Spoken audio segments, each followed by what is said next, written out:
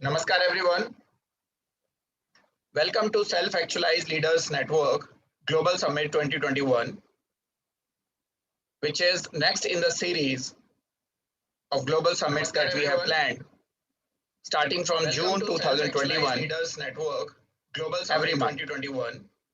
In June 2021, in the series, we did Project YugParivartan Global Summit 2021 from 4th June to 9th June. Now, Self-Actualized Leaders Global Summit 2021, or SALN Global Summit 2021 in short, spans across 4 months: July, August, September, October. Every month, 18th of the month to the 23rd of the month. We'll talk in detail about the schedule. And like always, we start our summit with a 15 minutes Project YugParivartan Synergy meditation.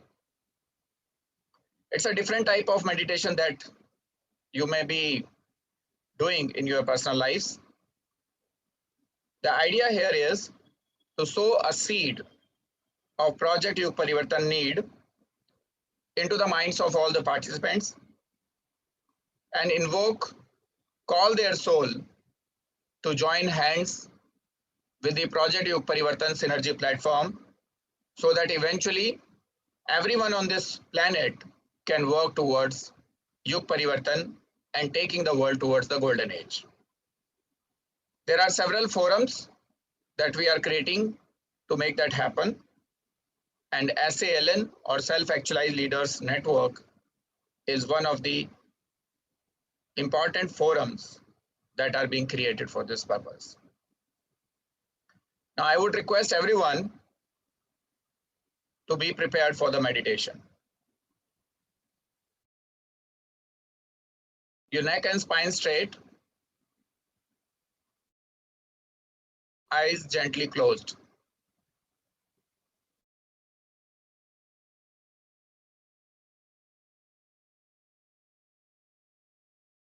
For a few seconds,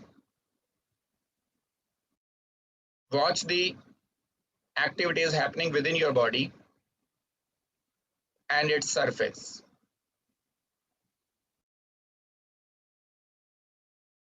If you feel any sensation or vibration, just observe that without getting involved.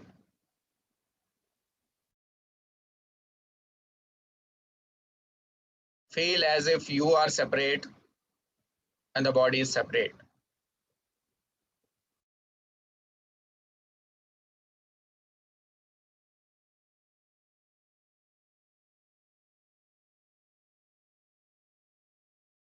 Your true identity is not the body,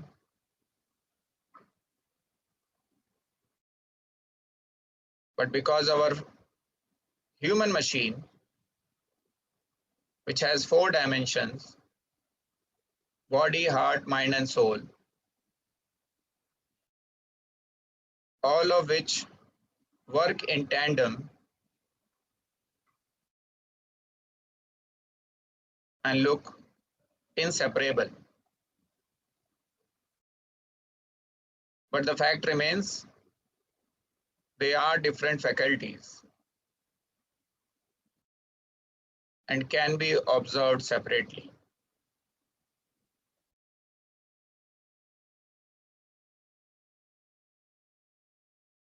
In the normal consciousness, we feel as if we are the body.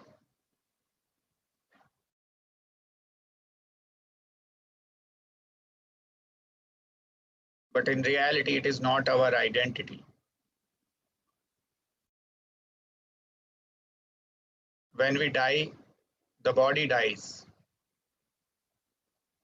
But that doesn't stop our existence.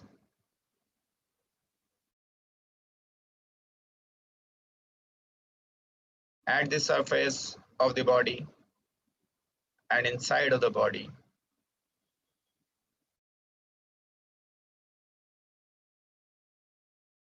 every organ is working as per the role assigned to it.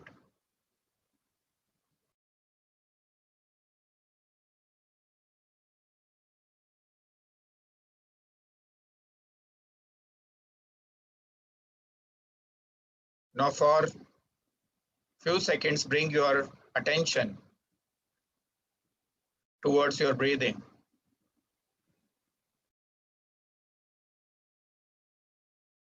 It's an activity which works 24/7 by 365.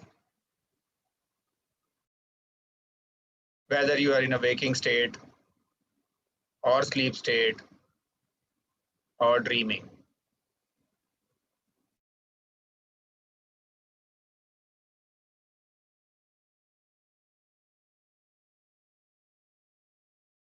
Body keeps working.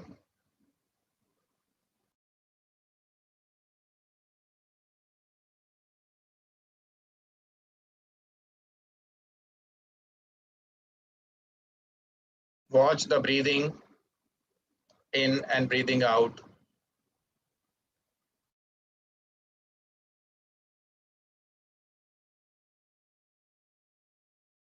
Deep, calm, rhythmic breathing is going on.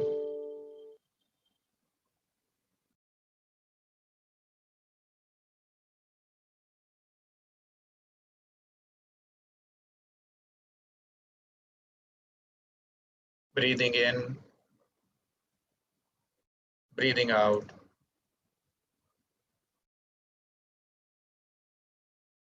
Breathing in, breathing out.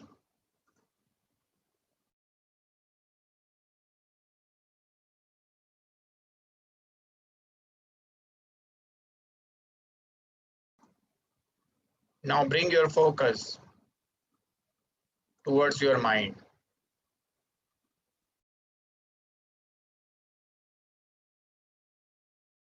Watch all its activities, all sankalp, vikalp, thinking, processing, feeling. Watch everything.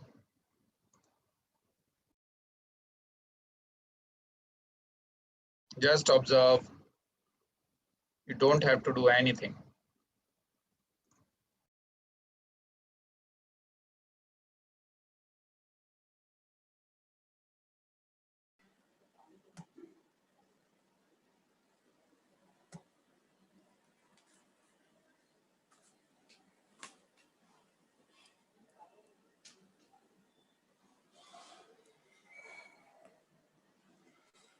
Everything within you is now at peace, calm, hello हाँ मैंने join किया है लेकिन वो background भी मैंने download किया है balanced. तो उसको इसमें लाना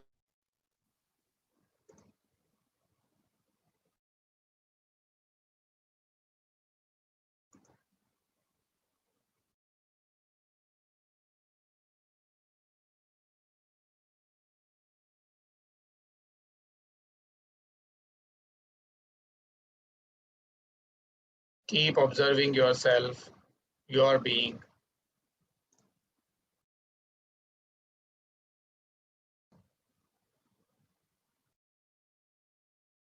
Now we will start the seeding. Seeding of the Project YugParivartan Beej Mantra.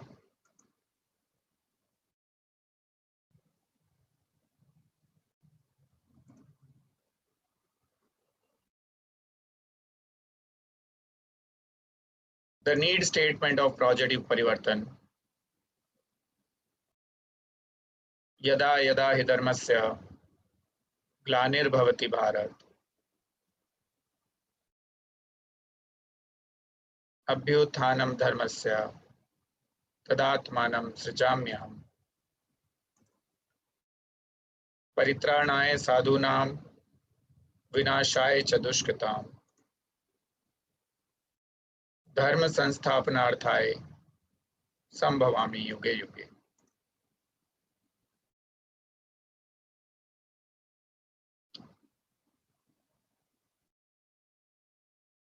Whenever and wherever there is a decline in the value system, it becomes imperative that all those people who are self-realized should take the ownership, accountability of fixing all the defects of collective human consciousness due to which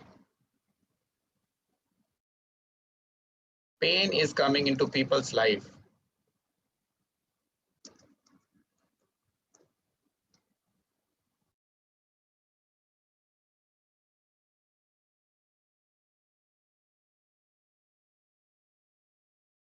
They don't wait for anyone else to ask them to do it. They take accountability of doing it themselves.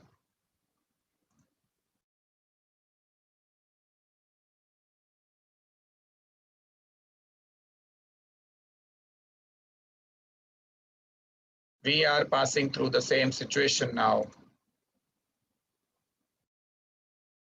wherein a grand change is urgently required.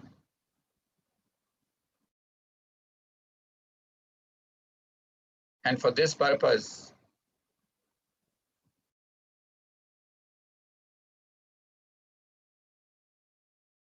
everyone has to come forward and do their bit by invoking their self-actualized consciousness. The consciousness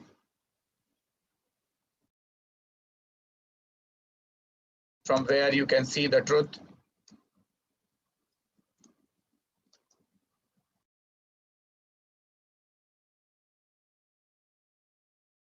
and from where you can take those decisions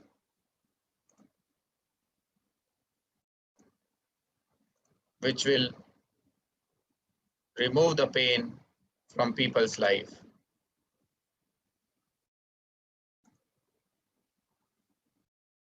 Ask yourself who you are, why you are, for what purpose you have incarnated on this planet Earth.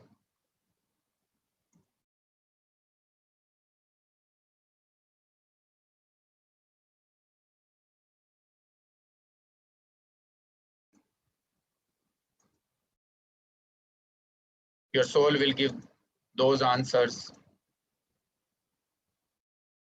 which will take you towards your maximum potential.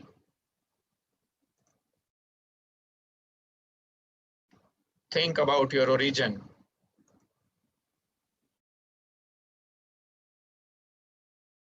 Relate it with your current life situation and ask few questions. Are you here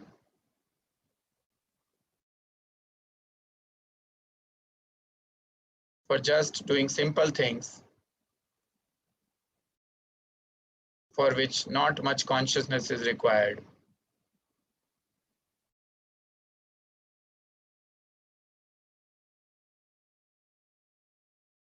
Or you are here for something substantial, something meaningful, something which can be mission of your life?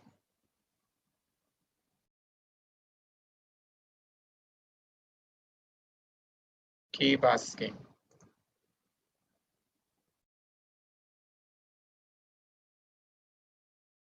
Your soul will give you the answer.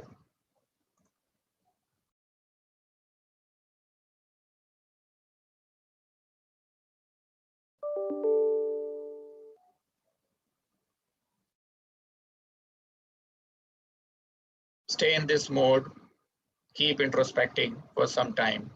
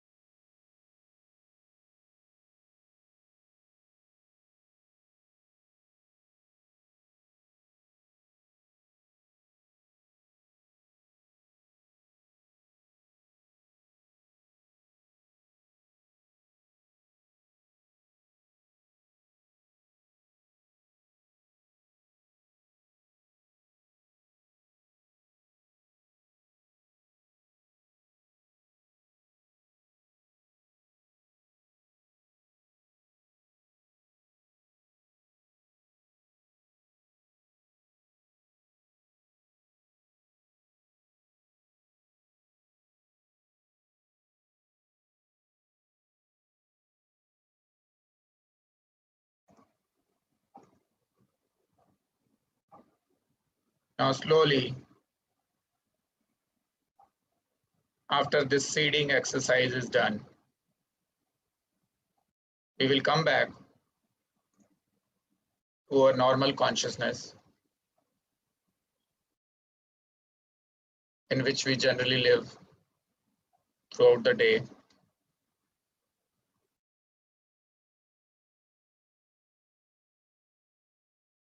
Bring your focus back to your mind,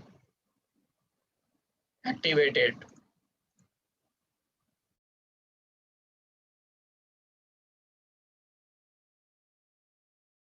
Now bring your focus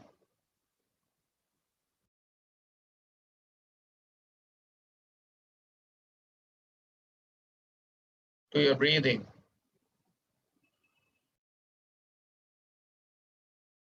Keep taking long, deep, calm breathing.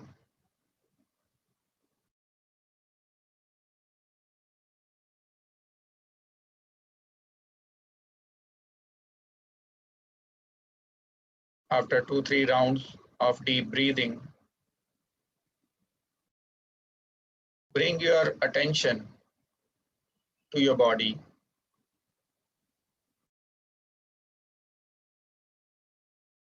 From top of the head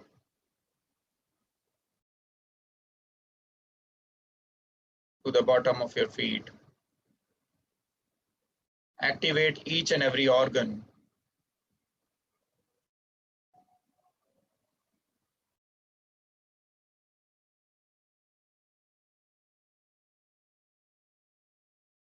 Now bring your focus to your palms, rub them together, and gently massage your eyes and your face and the whole body. And with 4-5 blinks, open your eyes.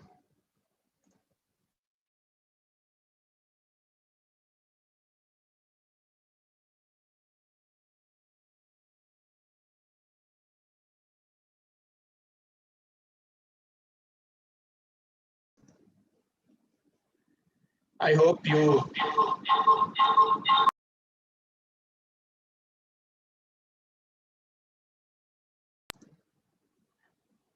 all have enjoyed the meditation. The seeding is being done, and on a daily basis, nourishment is also being done to help you recall the purpose of your life for which you have taken avatar in this life. It's a very opportune moment of this creation cycle, wherein large number of souls will be elevated to their avatar consciousness and will do a large scale reform in the world to take it towards a golden age. So with this, let me quickly set up the context of today.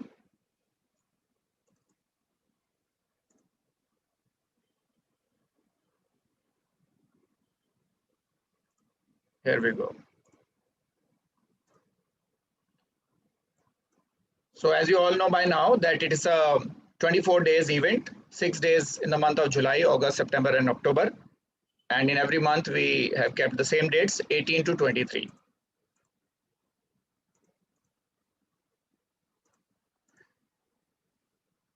This is all being done under the project codenamed as Project YugParivartan, which is world's largest project launched by defined values consultants for reforming the entire world towards the golden age. We have envisioned the transition of humanity, the world and the universe into the next yuga as per the eternal cosmic cycle described in the book Code of Citizens Conduct, Rashtradharma. Now something about Self-Actualized Leaders Network. Self-actualization is that state of self-awareness from where a person can take highly effective decisions and becomes a visionary thinker. And everyone on this planet is born with this latent talent. At a self-actualized state of mind, a person's observation reach very close to the root reason of the problem. And at this stage, the latent potential of the human being manifests into optimum performance. And as a matter of fact, very few people of the world achieve self-actualization of their potential, resulting in an acute leadership shortage in almost all institutions today. Self-Actualized Leaders Network is a collaboration platform for all those self-actualizing souls from all domains who are here to reform this planet towards the golden age in a collaborative system. Now, coming to the description of Self-Actualized Leaders Network Global Summit 2021. It is a spectacular event to bring several eminent speakers, thought leaders, visionaries, and luminaries together to integrate all 17 United Nations Sustainable Development Goals with the Project YugParivartan Synergy Platform, with an aim to unite the humanity as one family, one country, one workplace, and one philosophy. And for achieving this purpose, we are proposing a new goal to be added to the 17 UN SDGs. Goal number 0, self-actualization of all leaders. And we will do all it takes to get it certified and approved by the United Nations General Assembly. Now, about the organizers behind organizing this event. This event is organized by Defined Values Consultants, which aims to develop Bharat into a Vishwaguru country by decoding the ancient wisdom and deriving, developing, and propagating the contemporary formats and frameworks of human and organizational development to the world. The event partners are CRDG Foundation, Opulence Group, and the Research Foundation of India. All of them are already part of Project YugParivartan Synergy Platform. This is the event schedule, as I said, 18 July to 23rd July, same dates in August, September, and October, overall 24 days. Timing will remain same, 11 a.m. to 3 p.m. So please note that in your calendars and make maximum use of this platform for learning as well as for networking. Additionally, the 23rd of every month, that is the 6th day of every month, is specifically kept for audience and speakers to interact with me and ask any questions related to Project YugParivartan, Code of Citizens Conduct, Self-Actualized Leadership Network, and anything which is related to Project YugParivartan. The themes are divided like this. 18 July, it was Introduction to UN SDGs. For those who do not have any idea about UN SDG, and for others who know that, it was a good refresher. Then on day 2, 19 July, we talked about self-actualization of all leaders. And then from 20th July onwards, we are picking up the standard UN SDGs, starting with today, goal number 1, no poverty, then zero hunger, then good health and well-being. Then again, as I said, candid conversations. In the month of August, we will cover goal 4, quality education, gender equality, clean water and sanitation, affordable and clean energy, decent work and economic growth. And again, with candid conversation, we will end the August session. Then we will have in September, goal number 9, industry, innovation and infrastructure, goal 10, reduce inequalities, then sustainable cities and communities, responsible consumption and production, climate action, and again with candid conversations. Then finally, in October, we will have life below water, life on land, peace, justice, and strong institutions, partnerships for the goals. And on day 23, 22nd October, we will have the summit closing ceremony, and again, end with the candid conversation. From November onwards, we will start Self-Realized Mentorship Network Global Summit 2021 for 4 months, in which we will invite people or leaders and mentors of all faith systems in the world to come together to the Self-Realized Mentorship Network platform and do ideology networking. If the ideology of the world becomes one, we will have a common maximum program for everyone, for everyone's growth, every country's growth, and there will be a justifiable distribution of resources on this planet. Some notes for speaker. Every speaker has to talk about the UN SDGs allocated to them, and following points should ideally be covered by the speakers. In your opinion, do we need a grand change in the governance and constitutions of the world, or the world is just doing fine and big reforms are not required? What 3 things you think should change for the ecosystem to become a golden age ecosystem? What is your vision of golden age or an ideal world? Describe your mission of life and how United Nations Sustainable Development Goals relate to your mission. What is your understanding about the UN SDGs allocated to you? And what is your observations about shortcomings in design and implementations by the United Nations? Speakers should also cover What have you already contributed so far to accomplish your mission? What is your take on the role of business organizations in creating the golden age ecosystem? And what is your take on the role of a common man in creating the golden age? What are the SWOT, that is strength, weakness, opportunities, and threats that you feel for your mission? And how do you see your vision converging with Project YugParivartan vision? And what help do you seek from Project YugParivartan Synergy Platform to empower your vision? So as I said, we are here to empower everyone's mission. All 17 United Nations Sustainable Development Goals will be empowered by adding goal number 0, self-actualization of all leaders. And we are taking accountability to develop that. 1 million self-actualized leaders for India by 4 June 2025 and 10 million or 1 crore self-actualized change leaders by 2050 for the entire world. Now, some guidelines for speakers. This is kind of a disclaimer also. The PYP vision is inclusive, exclusive, and conclusive. Vision to unite the humanity into one family, one country, one workplace, and one philosophy. And hence take extra precautions not to offend anyone. We want to include everyone on this planet into the vision of Project YugParivartan, so we need to take care of that. Avoid degenerating words towards any caste, creed, language, political affiliations, religion, or any country. All the speakers that we invite are eminent, and hence we would like to invite a speaker at his or her scheduled time only and avoid any delay in start of the next speaker's speech. Hence, it is important that every speaker must end his or her session right in time as per the allocated time. We have allocated 30 minutes to 45 minutes to each invited speaker as per the case may be, which includes reading of their introduction by the anchor and comment and vote of thanks by the moderator and anchor. So coming to today's theme, it is day 3. Theme today is UN SDG 01, no poverty, and we have 4 speakers lined up. Our honorable chief guest, Dr. A.K. Merchant, then our eminent speakers, Mr. Vinay Agarwal, Mr. P. Jagdishwaran, and Mr. Devendra Kumar Gupta. So with this, I hand over the mic to my colleague Aishwarya. Today we will have Mr. Devesh Singh to introduce our chief guest of the day, Mr. A.K., Dr. A.K. Merchant. Over to you, Deveshji. Kindly open your camera. I've made you the co-host. Yes.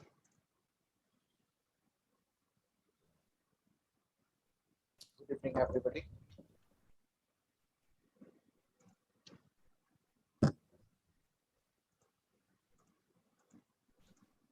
Dr.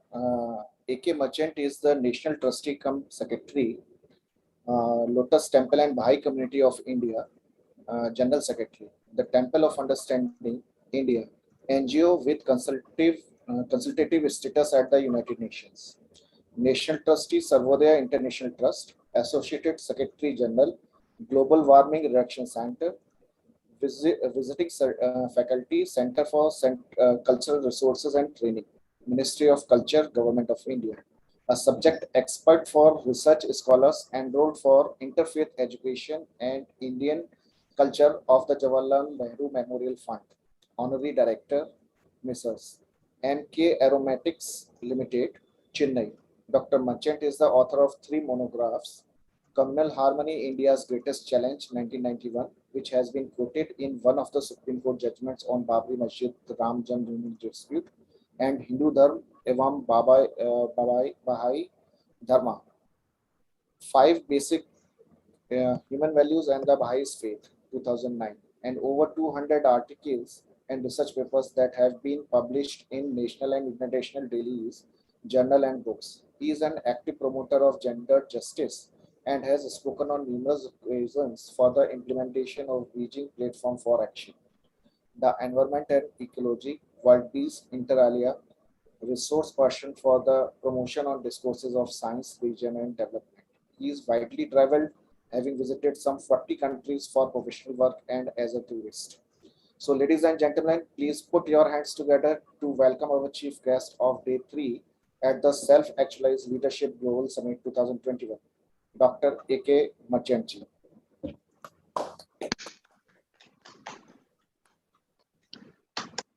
Over to you, Dr. Merchant. Yes. Namaskar, and a great pleasure and delight to be in this midst of Project YugParivartan, Shri Hitesh Chandel Sahab, Shri Devesh Singh Ji, Shri Sushil Jain, then even Mr. Shafiq Alam ji, who helped with the technical matters. I see the names of Mr. Arvind Tiwari, Mr. Vinay Agarwal. So all the dear distinguished friends who have today joined this virtual summit on Self-Actualized Leaders Network Global. I'm truly beholden to all the founders of this project, the YugParivartan. Indeed, as a member of the Baha'i community for the last 46 years and as one of its national trustees for more than 3.5 decades, it gives me indeed great pleasure and joy. For paucity of time, I'm going to be only speaking in English. Otherwise, of course, if you do the translation in Hindi, then it takes more time because the focus of the presentation, my presentation is on Sustainable Development Goals number 1, no poverty. It's a very big subject in itself.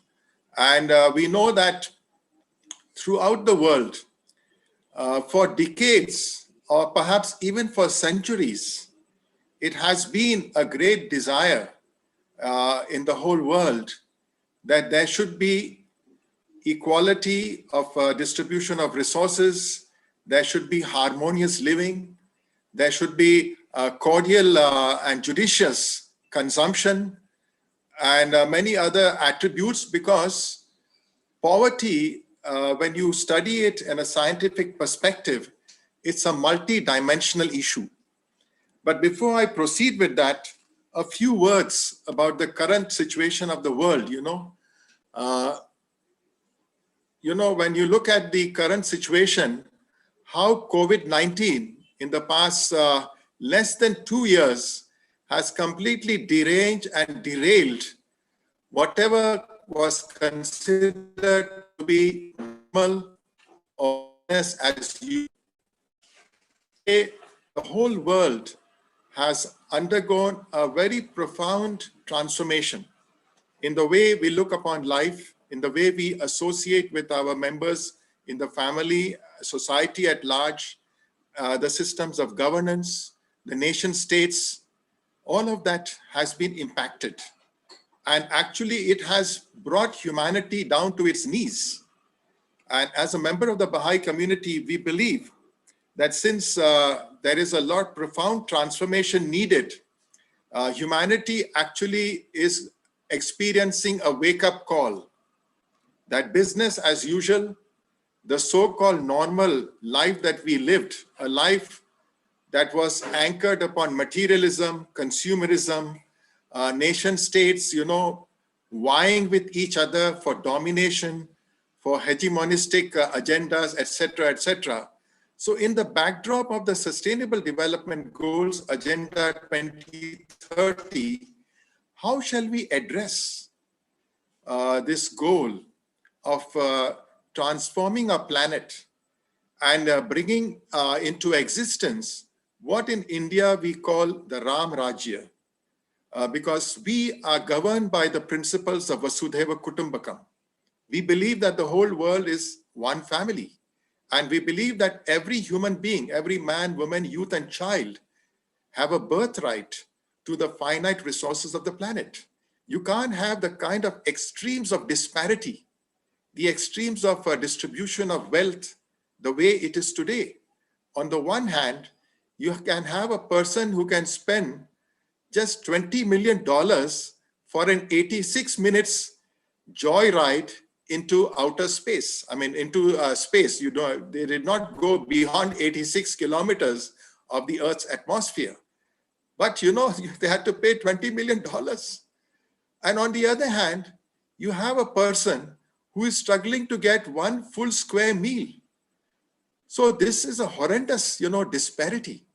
So as a member of the Baha'i community, we believe that the Sustainable Development Goals, the 17 goals, the 169 targets, and some 238 indicators, the way it has been formulated is one of the most laudable human projects in which every member of the planet has a stake, has a role to play.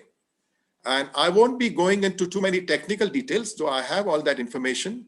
And we know that as far as India is concerned, We have the ministry under this Niti Aayog is there, and plus there is the department concerned with statistical information. They have been annually bringing out reports. And before this COVID, the situation was looking very favorable. Many countries were doing quite well in terms of eradication, in terms of eradicating of poverty, reducing the number of people who were going hungry, trying to generate more and more employment opportunities and all of that.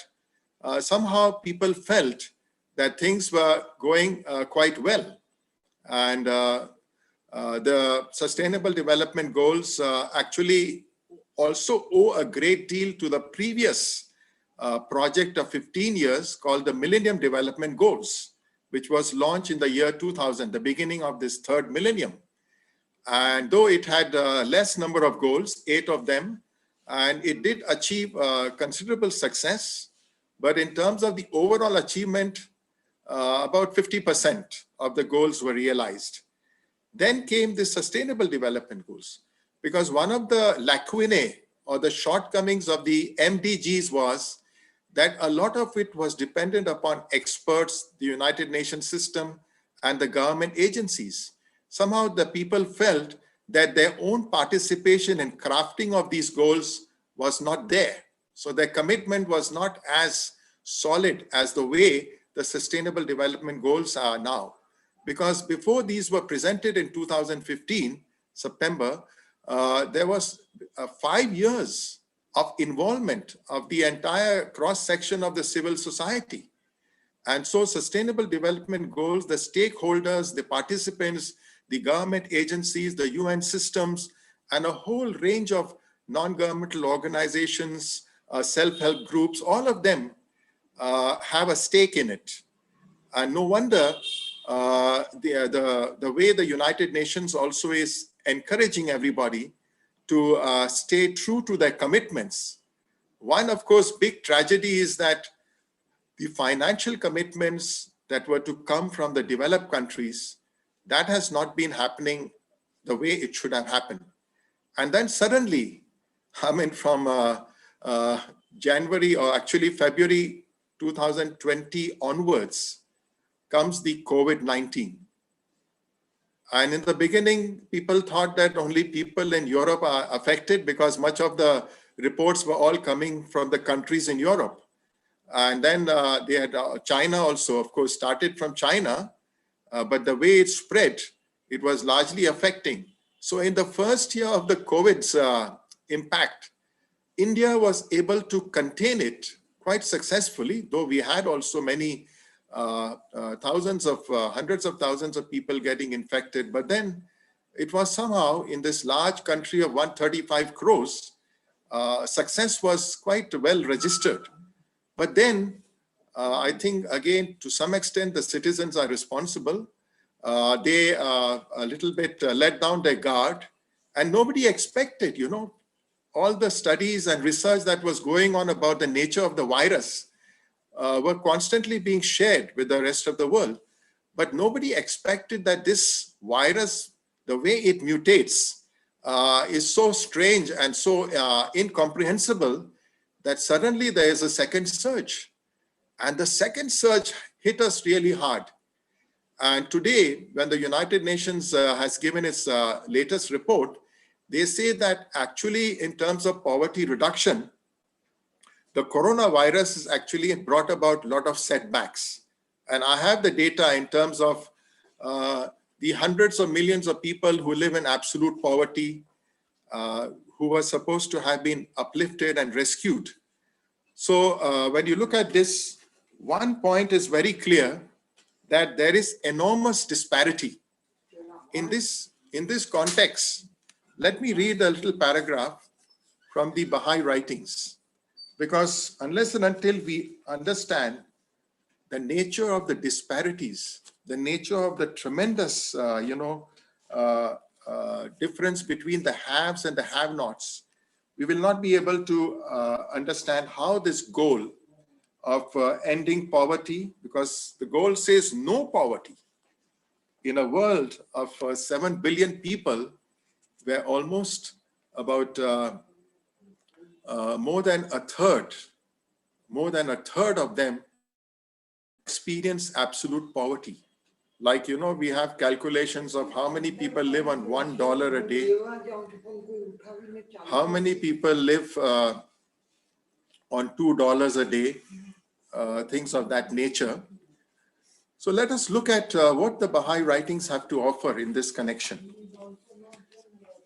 The inordinate disparity between rich and poor, a source of acute suffering, keeps the world in a state of instability, virtually on the brink of war. Few societies have dealt effectively with this situation. The solution calls for the combined application of spiritual, moral, and practical approaches. In fact, I was listening to the meditation section, although I could not join right from the beginning because of some technical problem. The way Mr. Hitesh Chandel was explaining to us that if you really want a YugParivartan, a transformation of the whole of society, then surely the major underpinnings are spiritual, moral, and practical approaches. So unless until that aspect, that dimension is understood well, and we know that the source of all moral, ethical, and spiritual principles, they come from dharma or religion. I don't want to get into semantics, but every human being knows what it means to be ethical, what it means to be moral, what it means to be spiritual. It is that non-material dimension of our existence where we turn to the cosmic divine force, and every spiritual person, every moral person will testify that yes, in his or her life, he or she has experienced that cosmic power when with all sincerity, purity of motive, we turn and we pray. That's the reason why we pray, we meditate. We go to places of worship to offer our expression of gratitude, of expressing our weakness and beseeching the divine sources of power to come to our aid and rescue. So to me, that is the definition. For me, religion or dharma is an outpouring of divine guidance. If this guidance, this divine guidance is properly utilized, then a lot of our problems are easily resolved. On the other hand, the other major source that provides a lot of transformation in the lives of humanity is the source called science, the power of science and technology. So as a member of the Baha'i community, I believe that if both these sources of knowledge and practical application have a healthy interface, have a mutual correlation, then civilization can be advanced. Because science, through science and technology, we discover the mysteries, the innermost mysteries of the physical universe.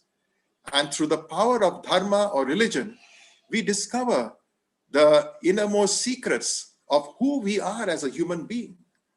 Because when you look at the whole of creation, everything lives according to the law of nature, except the human being, which is the Sarva Shresh Prani, the Ashraful Makhlukat, the best of creation. And yet, if our capacities are not spiritually developed, then they go towards the side of materialism, towards the side of physical pleasures, towards the side of committing acts that are not acceptable and becoming simply a worst of criminals. The same human being that can become an angel, the most wonderful of human beings, can also become the worst of devils. So no wonder when Swami Vivekananda also addressed the Chicago Parliament of World's Religions, he mentioned this point, that a human being can become a towering spiritual strength for the whole of humanity to learn from and watch the examples, or it can reduce itself to a brute.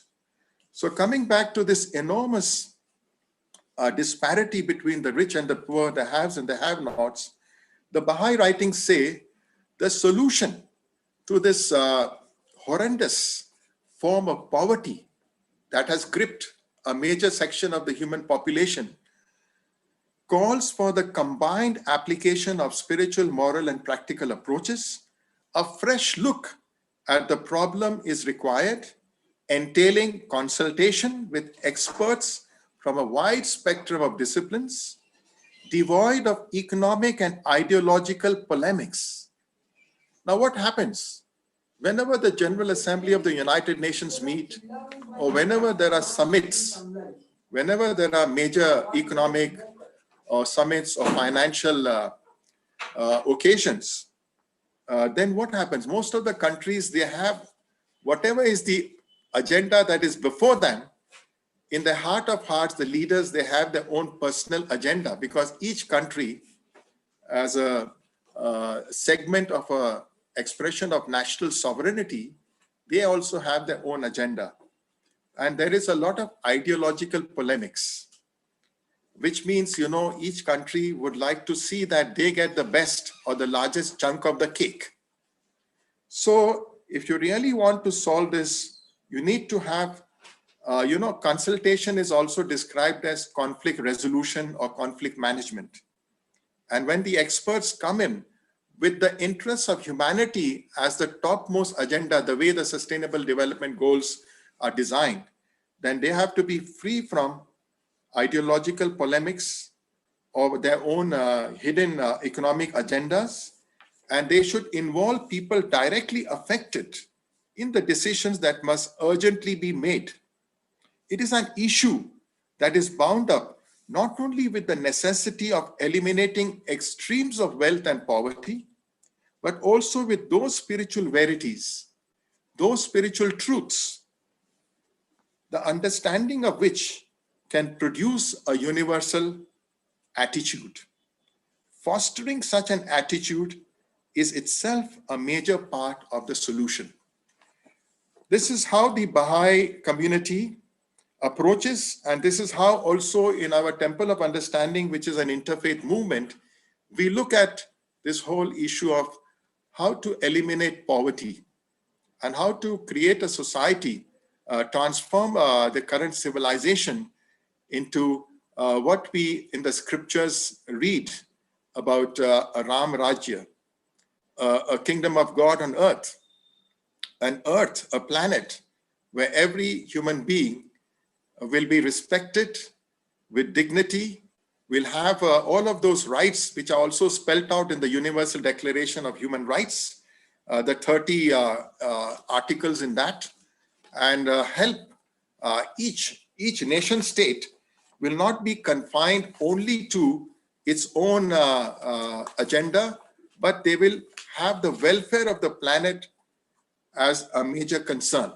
So to me, when Mr. Hitesh Chandel was talking about the unity of the human race or the oneness of humankind, the current COVID-19 crisis has forced very strongly the concept of interdependence of all the peoples of the world, the concept of the oneness. Just imagine if all the countries of the world had unitedly tried to get the vaccine. I'm sure we could have got it much more earlier than when we got it. Today also, the major portion of the globe, some 2 billion vaccines have been so far given.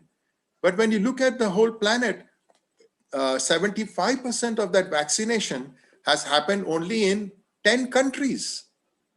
10 countries. While in the United Nations, there are 193 countries which are the member states. There are 3-4 countries which are not. They have adopted the state of neutrality. So I'd like to say that the Baha'i view of the oneness of humankind as a pivotal principle for addressing the problem of poverty is crucial.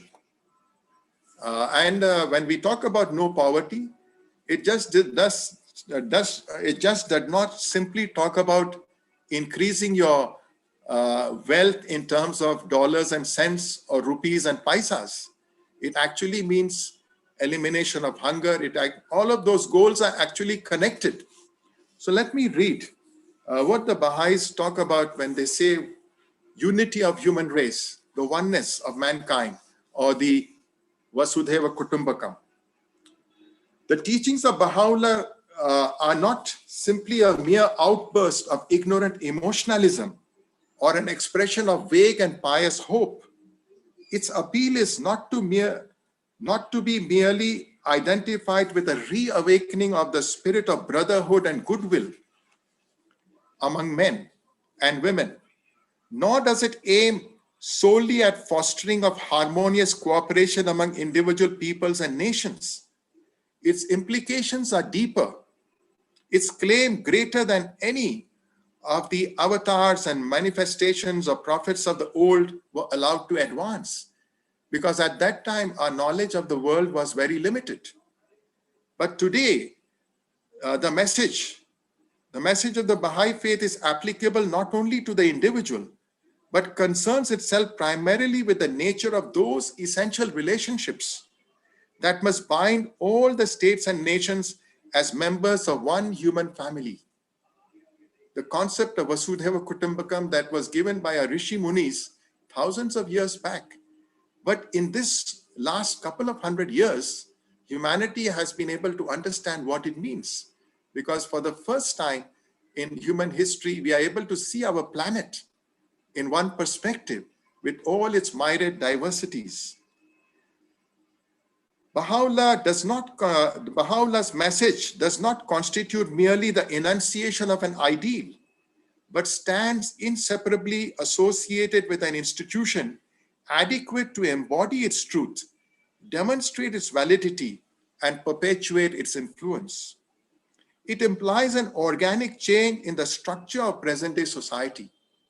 This is what this objective of Self-Actualized Leaders initiative of YugParivartan is all about, as far as I understand. A change, an organic change such as the world has not yet experienced, or perhaps we are beginning to experience.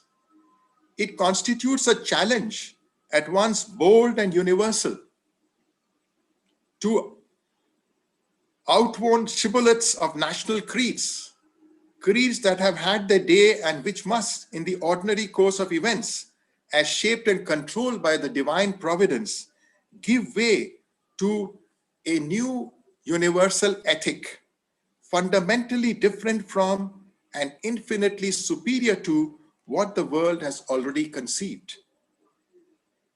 Baha'u'llah's message calls for no less than the reconstruction and demilitarization of the whole civilized world, a world organically unified in all the essential aspects of its life, its political machinery, its spiritual aspirations, its trade and finance, its script and language, and yet infinite in the diversity of the national characteristics of its federated units.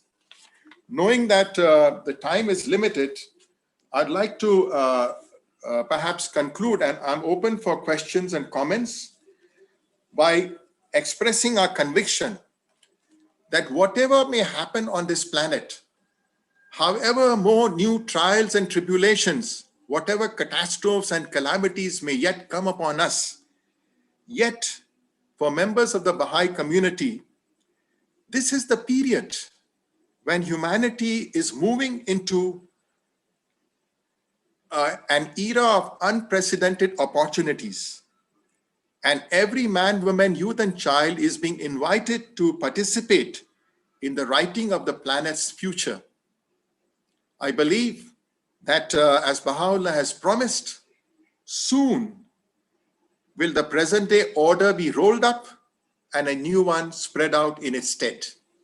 So this project of YugParivartan, in fact, the more I study and try to understand, it in fact is providing more and more inspiration, and I hope that this very ambitious task that has begun by our chief mentor, Mr. Hitesh Chandel, will find a very powerful and positive consummation, whereby truly the transformation of the planet as we intend and as we wish will happen.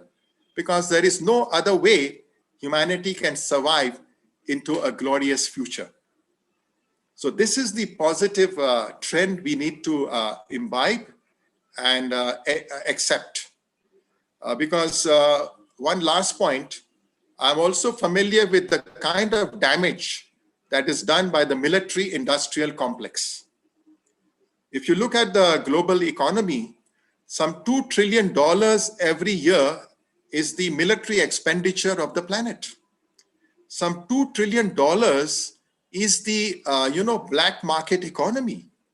Some $2 trillion are dished out in subsidies by developed countries so that food is not grown, crops are not grown in United States. I mean, most of the farmers are subsidized not to grow crops, because if they were to grow, the price of food commodity will come down very much. So like that, and then some $2 trillion are spent on wasteful, activities like, cosmetics, all kinds of amusement and entertainment, liquor. Just see the amount every time you pass an airport. I'm very amazed. I mean, I don't touch, I don't drink, but I'm very surprised to see how long is the queue at each of the liquor shops where the duty-free liquor is sold. Every day when you pass also in the evening, a liquor shop, you will find a lot of people. So finally, I'd like to say that to me, the vision of an entire planet is to be kept in mind. The earth is but one country and humankind is citizens. We are like the fruits of one tree and the leaves of one branch. So I'm once again beholden and thankful to you. And in keeping with my time of 11:30 to 12 noon, I have tried to do as much justice as possible. I have the technical information as well, but I will not go into it. And I will allow my participants, if they have any comments, queries, if they would like to critique, they are most welcome. I'll try my best, because though I'm a trustee of the Baha'i community of India, I'm actually a humble learner. In our Baha'i faith, we don't have anything like a one-person leader. We are just a trustee, which means people have reposed their confidence in us and given us a privilege to serve. So it is in that spirit of service that I was very grateful to learn from our Sushil Jainji, our Shri Arvinda Tiwariji, and our chief mentor, Shri Hitesh Chandelji. And also thankful to others who have made this possible. I look forward to participating in as much of your Global Leaders Summit as possible. Thank you very much. Once again, namaskar and thank you very much. Thank you, Dr. A.K. Merchant ji, for wonderful insights and guiding us and inspiring us from the Baha'is faith system and the commonality that it carries towards golden age vision that we are creating. So it is matching with that completely. There is no contradiction, and your humbleness towards being a constant learner is something which inspires us a lot, because we also believe that everyone is accountable to have a world vision, a world view, which is all encompassing, inclusive, exclusive, and also create an ideology which is ideal.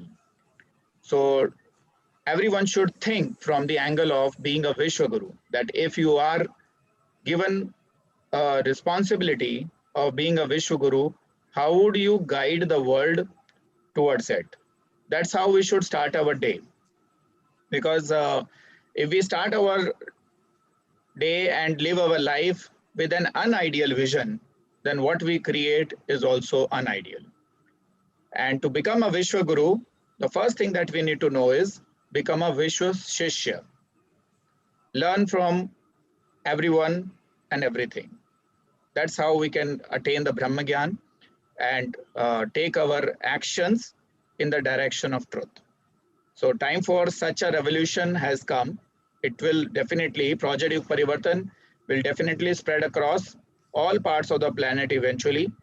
And everyone on this planet is part of the scope of the Project YugParivartan work. So we don't say anything to be out of scope of our work. And that's why we have adopted all the 17 United Nations Sustainable Development Goal and are also in the process to propose the 18th goal, which is goal number 0, self-actualization of all leaders. Because if the leaders of the world are on the path of self-actualization, then only they can take the world towards recovery and help us avert this imminent catastrophe that is coming our way. So thanks a lot, AK Merchant ji, and we wish you a very good success to take the Baha'i movement further, and also to integrate with the Project YugParivartan Synergy Platform, because together we are like 1 + 1 = 11. The whole is greater than the sum of its parts. So it is very important for high conscious people at least to come together first, and then take everyone else together and truly create a Vasudev Kutumbakam. Thanks a lot. We would love to see you more often in our future sessions also. In this event itself, we have 75 eminent speakers coming to share their thoughts. And in the next events also, we will invite a large number of speakers from all across the country to represent their communities, to represent their thoughts, their ideologies, and defragment this entire ideological thing. We need to have a common maximum program to cover every aspect of the human life. Thank you very much. Namaskar. Thank you. I'm grateful to all of you. Thank you. Thank you. Thank you. With this, I would invite my colleague, Mr. Devesh Singh, to invite our next speaker on the dais. Thank you, sir. Thank you. Our second speaker of the day is Mr. Vinay Agarwal. He is a graduate of IIT Kanpur and IIT Calcutta, who founded PGT Partners in 2011 with the aim to help company promoters to as much as double their profits in 1 year and triple their sales in 3 years. Vinay has consulted with promoter managed companies with turnover from 100 to 3,000 crores to help achieve breakthrough results in sales and profits. He has helped promoters achieve results by helping build all round capabilities in areas such as go-to-market strategies, sales management, on-time deliveries, improved capacity utilization, supply chain management to prevent stock outs while keeping inventories in control, distribution network management, and project management. He also works with promoters of companies in the 10 to 100 crores range who have the vision and drive to grow 10x. Vinay has developed the Hockey Curve Growth 2 protocol, HCG2, which is a set of proven methodologies for fast business growth. He is also the author of an upcoming book titled, Are You Getting the Growth You Truly Deserve? 7 fail-proof strategies that guarantee 2x revenue in 18 months. Prior to establishing PGT Partners, Vinay was MD or CEO for 18 years in MNCs and well-known Indian groups where he was able to deliver large breakthrough results like Shriram, BPL, Mobile, RPG, Sant Govind, TVS, and Dish TV. Vinay is an industry leader who has been president of the Ball and Roller Bearing Manufacturers Association, member of CII ESCON and National Council, and member of the Global Managing Committee of Sant Govind Abrasives. Vinay has also associated with Stockholm School of Economics Executive Education, IIM Calcutta, IIM Indore, and Symbiosis Group of Institutions as visiting faculty. He is a speaker on business growth and scaling, business turnaround, and marketing. So, ladies and gentlemen, please put your hands together to welcome our second speaker on the third day of the Self-Actualized Leadership Summit 2021, Mr. Vinay Agarwal ji. Welcome, Vinay ji. Welcome. Thank you, Devesh. Thank you very much for that very kind introduction. And thank you to Hitesh ji for inviting me to this forum to speak. Some of you may be wondering that what is this business guy, business growth fellow doing here? As we go through the presentation, you will discover what I have to say about it and how that relates to the overall goal. Thank you also to Dr. Merchant for giving us a wide vision and a global perspective on developing on what Hitesh had said, on what should guide us in this whole program. I'm also grateful to Project YugParivartan as the first of its kind global movement to bring people together. And there's nothing better than to start with the 17 UN SDGs to start the transformation of the world in the upcoming upward cosmic cycle, as Hitesh ji writes in his book. So without further ado, let me get on with the presentation. I'll be doing my talk through a PowerPoint, and so this is this PowerPoint. Now, the main thing here is that I would like this session to be an interactive session. I don't want to give a speech. I will say certain things, but I would request the audience, please get familiar with your chat box and please respond to me in that chat box. That will make this presentation more colorful and nicer. So here we go. Folks, first of all, can you just let me know your name and city, just to get to know who we are? Can you just type in the chat, yes, Amit, Delhi, yes, wonderful. And some more people give. We have more than 50 people. I want 50 responses on this. Come on, folks. In the chat box. Hitesh Delhi, yeah, Vinay Kumar. Devesh Singh, Greater Noida. Wonderful, Devesh. Some more, please. Give me a feel of the, yes, Alok, Gurgaon. Alok Sabarwal. Yes, we have 6 or 7 responses. Yeah, Narinder Kumbala, Hyderabad, wonderful. From Hyderabad, Delhi. Brijesh ji. Brijesh, responsible citizen, New Delhi, wonderful. This presentation is for responsible citizens. Pradeep from Assam. Wow, we have people from East, South, North, West. Wonderful. Come on, guys, let's have a few more and then I'll proceed. From Hyderabad, Vishnu from Hyderabad, Om Prakash ji from Jaipur. Wonderful, wonderful. Mr. Ghosh, who heads an NGO. Wow. Mr. Mukundan from Kerala, all the way from Kochi in Kerala. Wow, wow. Okay, folks. So we know a bit about the audience. We know each other a little bit. We are not just, black boxes on the screen with our names. These are the 17 UN SDGs all put together on one sheet. Okay, and this is the whole program of 4 months. Yes, Mr. Mahin from Rajkot. This is the program of 4 months which Mr. Hitesh and DVC have launched, and I'm privileged to be a speaker on the very first SDG, which is the No Poverty SDG.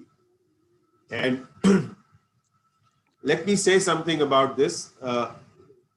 The goal of this No Poverty SDG is to eradicate extreme poverty by 2030.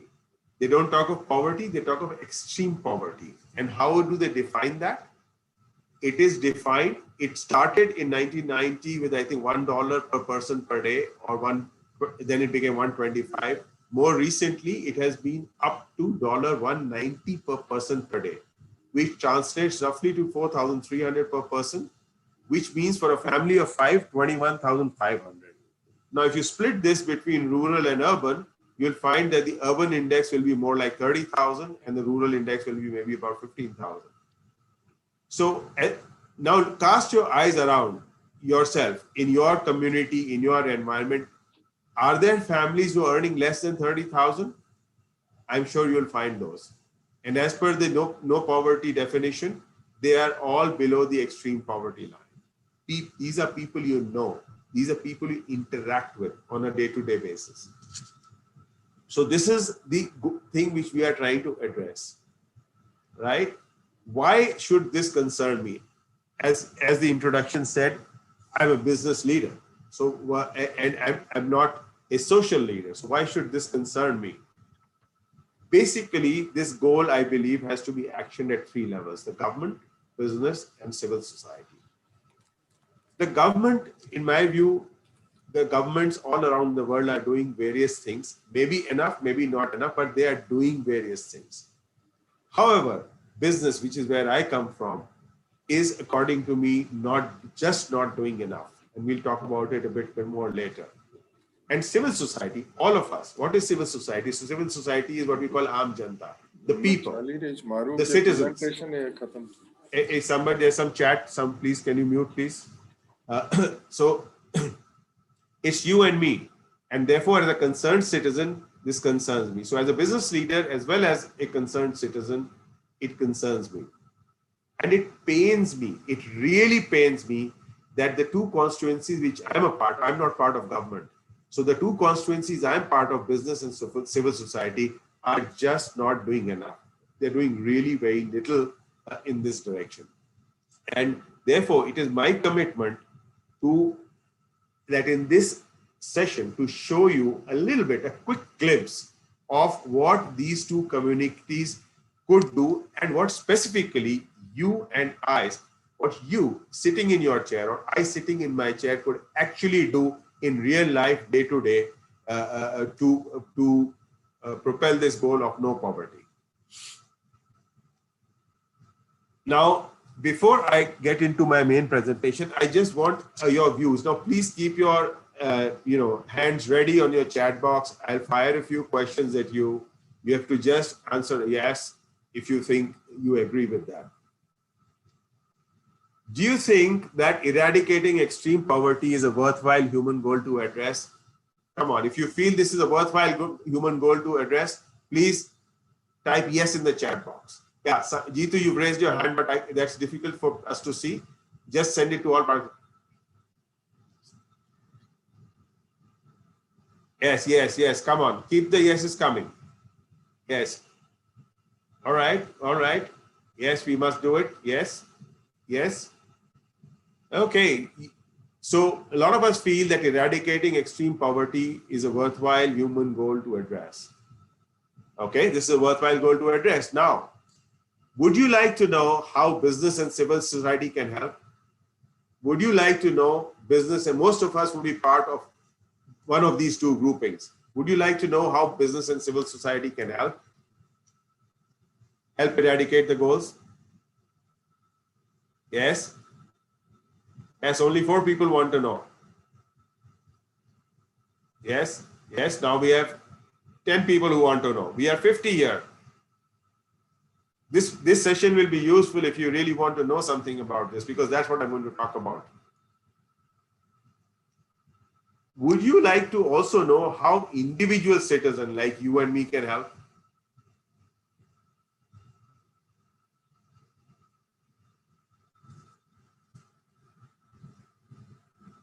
Of course, yes. Of course, yes. Yes, yes, yes. People are saying yes.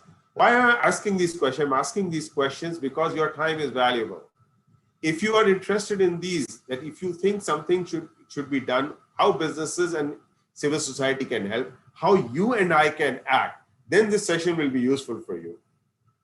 That's why I'm asking, because if any of the answers to any of these questions is no, then perhaps this is, you probably want to do something better with your time than waste it on listening to what I have to say.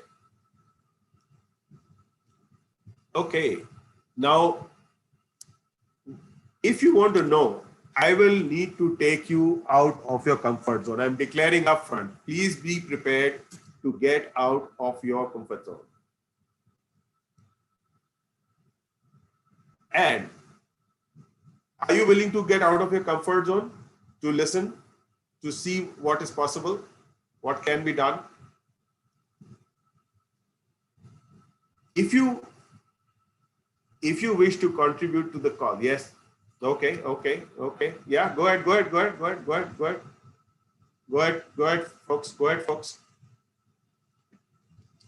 If you are willing to contribute to the cause, okay, please be comfortable in getting out of your comfort zone. How to solve this extreme poverty?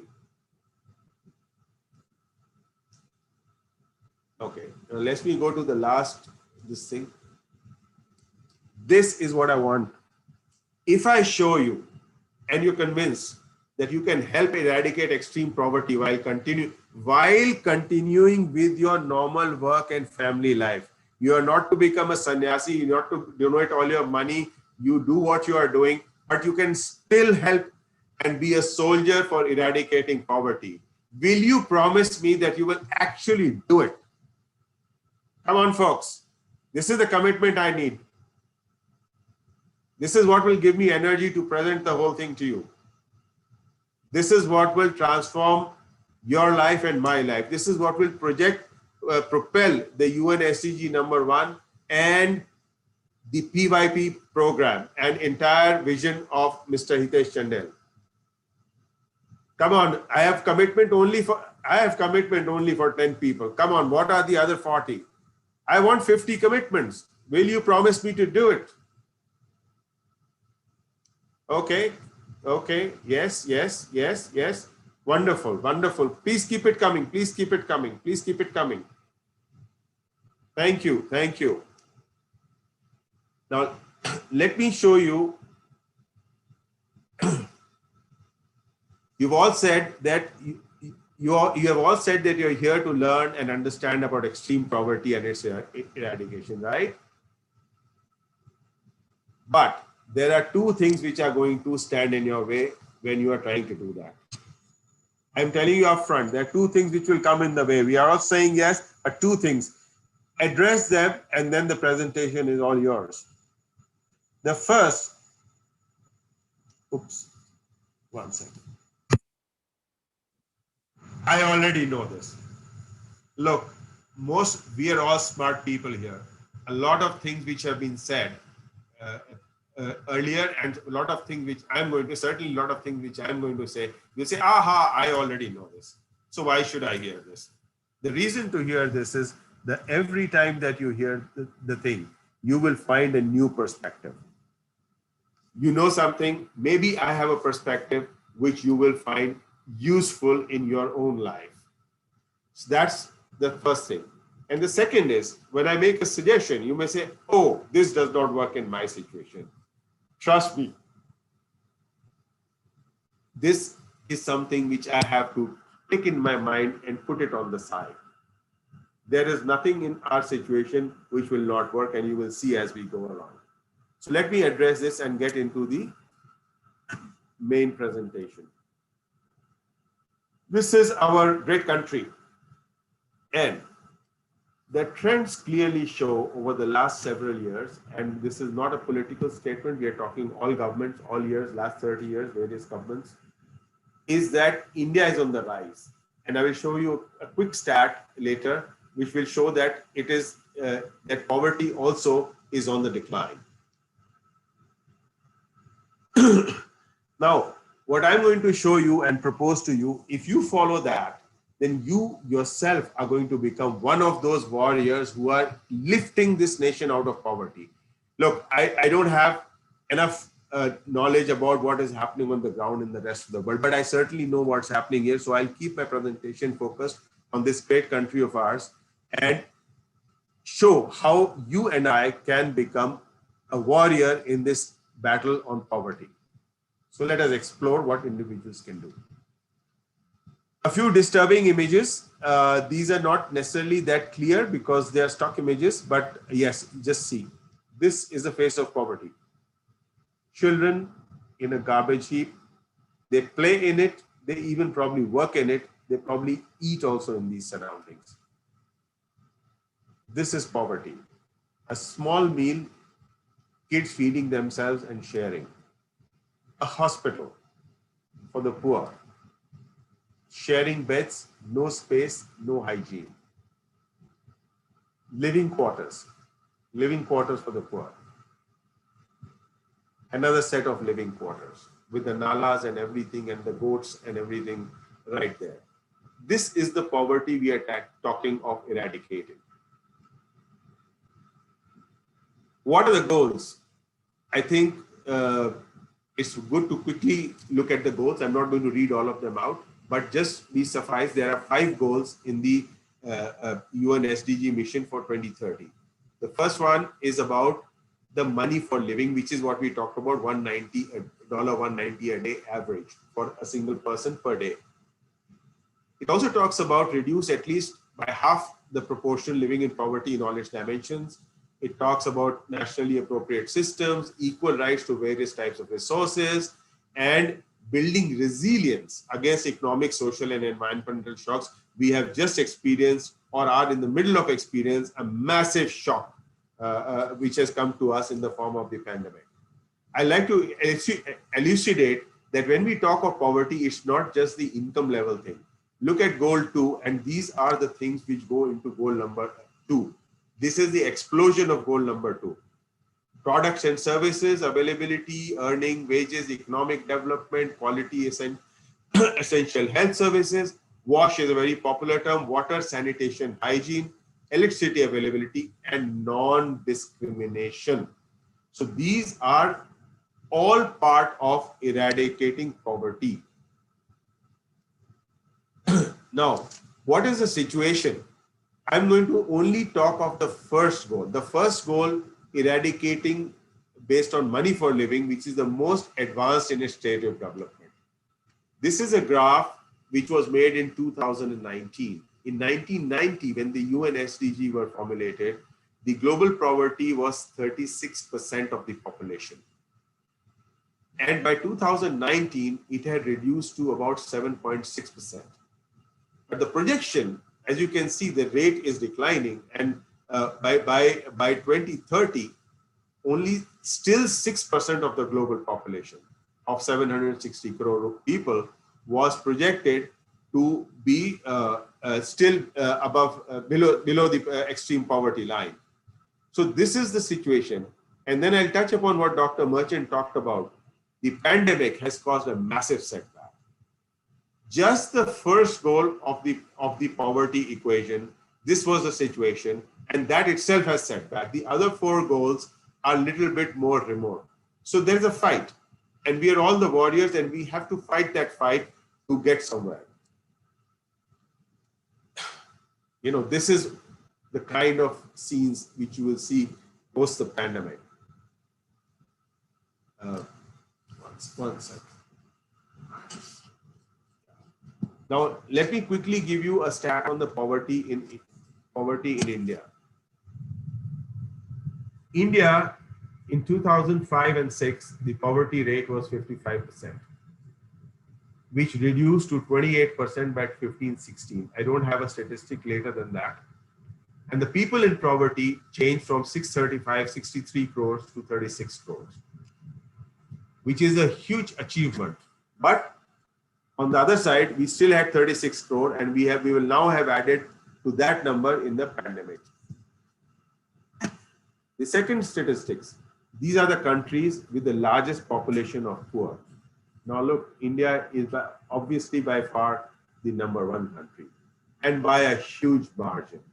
So eradicating global poverty is also significantly about eradicating poverty in this country. We are the people in the upper half of this picture, and we are talking of what we can do for the people in the lower half of this picture. What can we do? What can we do for them? As I had said earlier, this whole thing is about government, business, and society actions. Now look at government. We are talking across the last 3 decades. The various governments have launched various schemes. These are some of the current running schemes.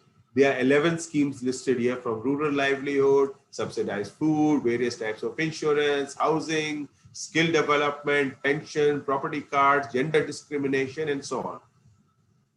There are at least another 15 to 20 such schemes of the government of India, plus each state has a large number of schemes. So as you can see, the governments, all the place are very active. They get some results, they don't get some results, but eventually they are a prime moving force in this journey. But what has business done? Business traditionally has always acted when forced to. I'm not saying all businesses, but a lot of businesses, they've been acting only when they have been forced to act. The old thing, long years back, there were some companies who introduced PF and an equivalent of ESI. Then the regulation came, and then all companies did it. Similarly, there were lots of companies who were doing some form of CSR spend, but only when the regulation has come, suddenly the corporate sector has exploded. But just these two, which are being forced by the government, is simply not enough. There are 4 approaches which the industry can adopt. One is they can say, oh, I have mainly an economic role, and therefore my only role is to be profitable. Yes, that is the primary role of business. That's its primary contribution to society. But from a point of view of the human condition, this is a somewhat of an obstruction exposed. I'll do my thing and let the world take care of themselves. The second is a defensive approach where we say, okay, I'll do my thing, but I'll also follow the law. So there's a CSR law, this law, that law, I'll follow that and contribute something. Then is the next higher level where we say, we'll follow the do, we'll also try to do whatever is right. And I'll give you a couple of examples just in a couple of slides. And then is the ultimate and proactive approach where I say, okay, I'll do what is economic, legal, ethical, and also look for opportunities. Where can I help? Where will it make sense? Where can my resources take me? It's entirely discretionary. And it is my belief that business can and should play a much larger role than what they are playing today. I'll give you a couple of examples. There's a famous example of Hindustan Unilever, where what they did was that they went to the villages and poor areas, and they trained local women on how to sell, and then they got them microfinance loans, and then trained them on how to sell door-to-door levers products. Now, this worked well for everybody. The income of those ladies, 65,000 ladies, their family incomes doubled. They had much better access to hygiene products, and their own hygiene improved through the hygiene training and so on and so forth. And this model became so successful that levers took it around the world to different countries. Similarly, Amul originally created, Nestle also in 1962 created an outreach to farmers who were just giving away their milk at a cheap rate, and they formed a cooperative. And then we all use Amul products, and they gave them all kinds of things, inputs on animal husbandry, on how to get better calves, how to have better feed, how to have better health for the milk, and so on and so forth. And this led to a dramatic transformation in both incomes and social equations in the rural areas. The program was later adopted by NDDP and spread out across the country. On a personal note, I was running a company where our factory was in Ranchi. The factories had been there for about 35 years, and we had never done anything. At that time, initially, when I took charge, we were a sick company. We had money for nothing. But the moment we started turning profitable, we went out to the villages around and asked them, what is it that you need? And then they came up. They said, look, we have this school where all our kids go from all the neighboring villages. And this school, A, does not have a girls' toilet, and B, it does not have simple water storage. So drinking water has to be brought from far and stored in ghadas. And we simply don't have a water tank to store water for either drinking or for the hygiene. So we worked with them and did. Now, it's a small step, but many of us are in a position to take such small steps in industry, and let us do it. Okay, let me move on from industry. Civil society, which is you and me. Civil society are clearly laggards. Most of us as individuals would rather just outsource activities to NGOs or social enterprises. Some of us, many of us, donate to these entities. This philanthropy is certainly good. It helps the cause. But is there something more? Is there something guys can do at an individual level? Those who are not familiar, there's something called the SEC system, which is called the socio-economic classification system, which is used widely for various purposes, including tracking people, tracking their incomes, including advertising. It has got vast use. It's a socio-economic. It's both social and economic, like the poverty UNSC goal. Now, 9% of the population, which is in the what I call consuming classes, which include all the people in this room, all the people on this seminar. Our own poverty rate is at 28%, as we saw earlier. Now, can we, each member in the consuming class, take up 3 families of the extremely poor, and where in our surroundings, not going out, just in our surroundings, in where we live, where we work, somewhere, some people we come across, that maybe the maid who comes to do work in our house, maybe the rickshaw wala who stands in the nearby rickshaw stand, anybody, and if you think they are extremely poor, then what can we do? What we can do, my suggestion, small suggestion in a token way, is engage with 3 extremely poor families from your day-to-day life and simply help them get the advantages of each government scheme they are eligible for. Are they eligible for a Jan Dhan account? Can we help them to open it? Are they eligible for the Ayushman Bharat medical benefit, for the pension benefit? Can I help them enroll? Become familiar with the schemes. It's all available on the internet, and and simply help these families avail the benefits. We use our education, we use our reach to help them. This activity does not require any money. It only requires your commitment. This activity does not require any innovation from you to launch any new project, to think anew. It only requires you to take some leadership in the matter. And finally, it does not require a huge amount of time. It just requires perseverance. The person who does not have that Jan Dhan account, it does not have to be opened tomorrow. It can be opened over the next 2 months. But we need to persevere and simply get it done for them. Help them to do it, actually. Having heard all this, in my view, you have 2 choices. The first choice is to launch your own project and conquer every roadblock and formulate, execute your own mission, which is wonderful, and then you'll make a massive change like what PYP is trying to do. On the other hand, simply look for those 3 extremely poor families in your natural environment and get them all the benefits they are eligible for. For those who want to make the second choice, here is the link. You can Google it, clear tax, government schemes, etc., etc. And maybe at the end of this, I'll put this in the chat box so that you can copy it from there. So you will have all the schemes listed. There are links to all the schemes. You can understand the schemes and figure out what you want to do. Let us end extreme poverty and let us do it together. Thank you very much for listening to me. Anybody wants to get in touch with me, these are my contacts, and I will put these in the chat box as well as a link to the other one.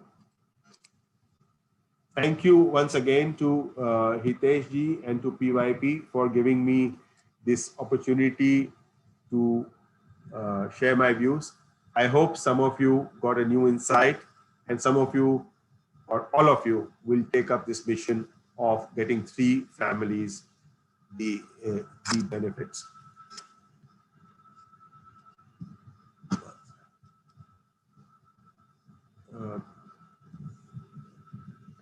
It was indeed very wonderful, Vinay ji. And there are a lot of action points that we can see from your presentation. And I will definitely compile it as soon as possible and publish it in the YouTube channel and promote this presentation to various groups so that people can start taking some actions on the ground as well.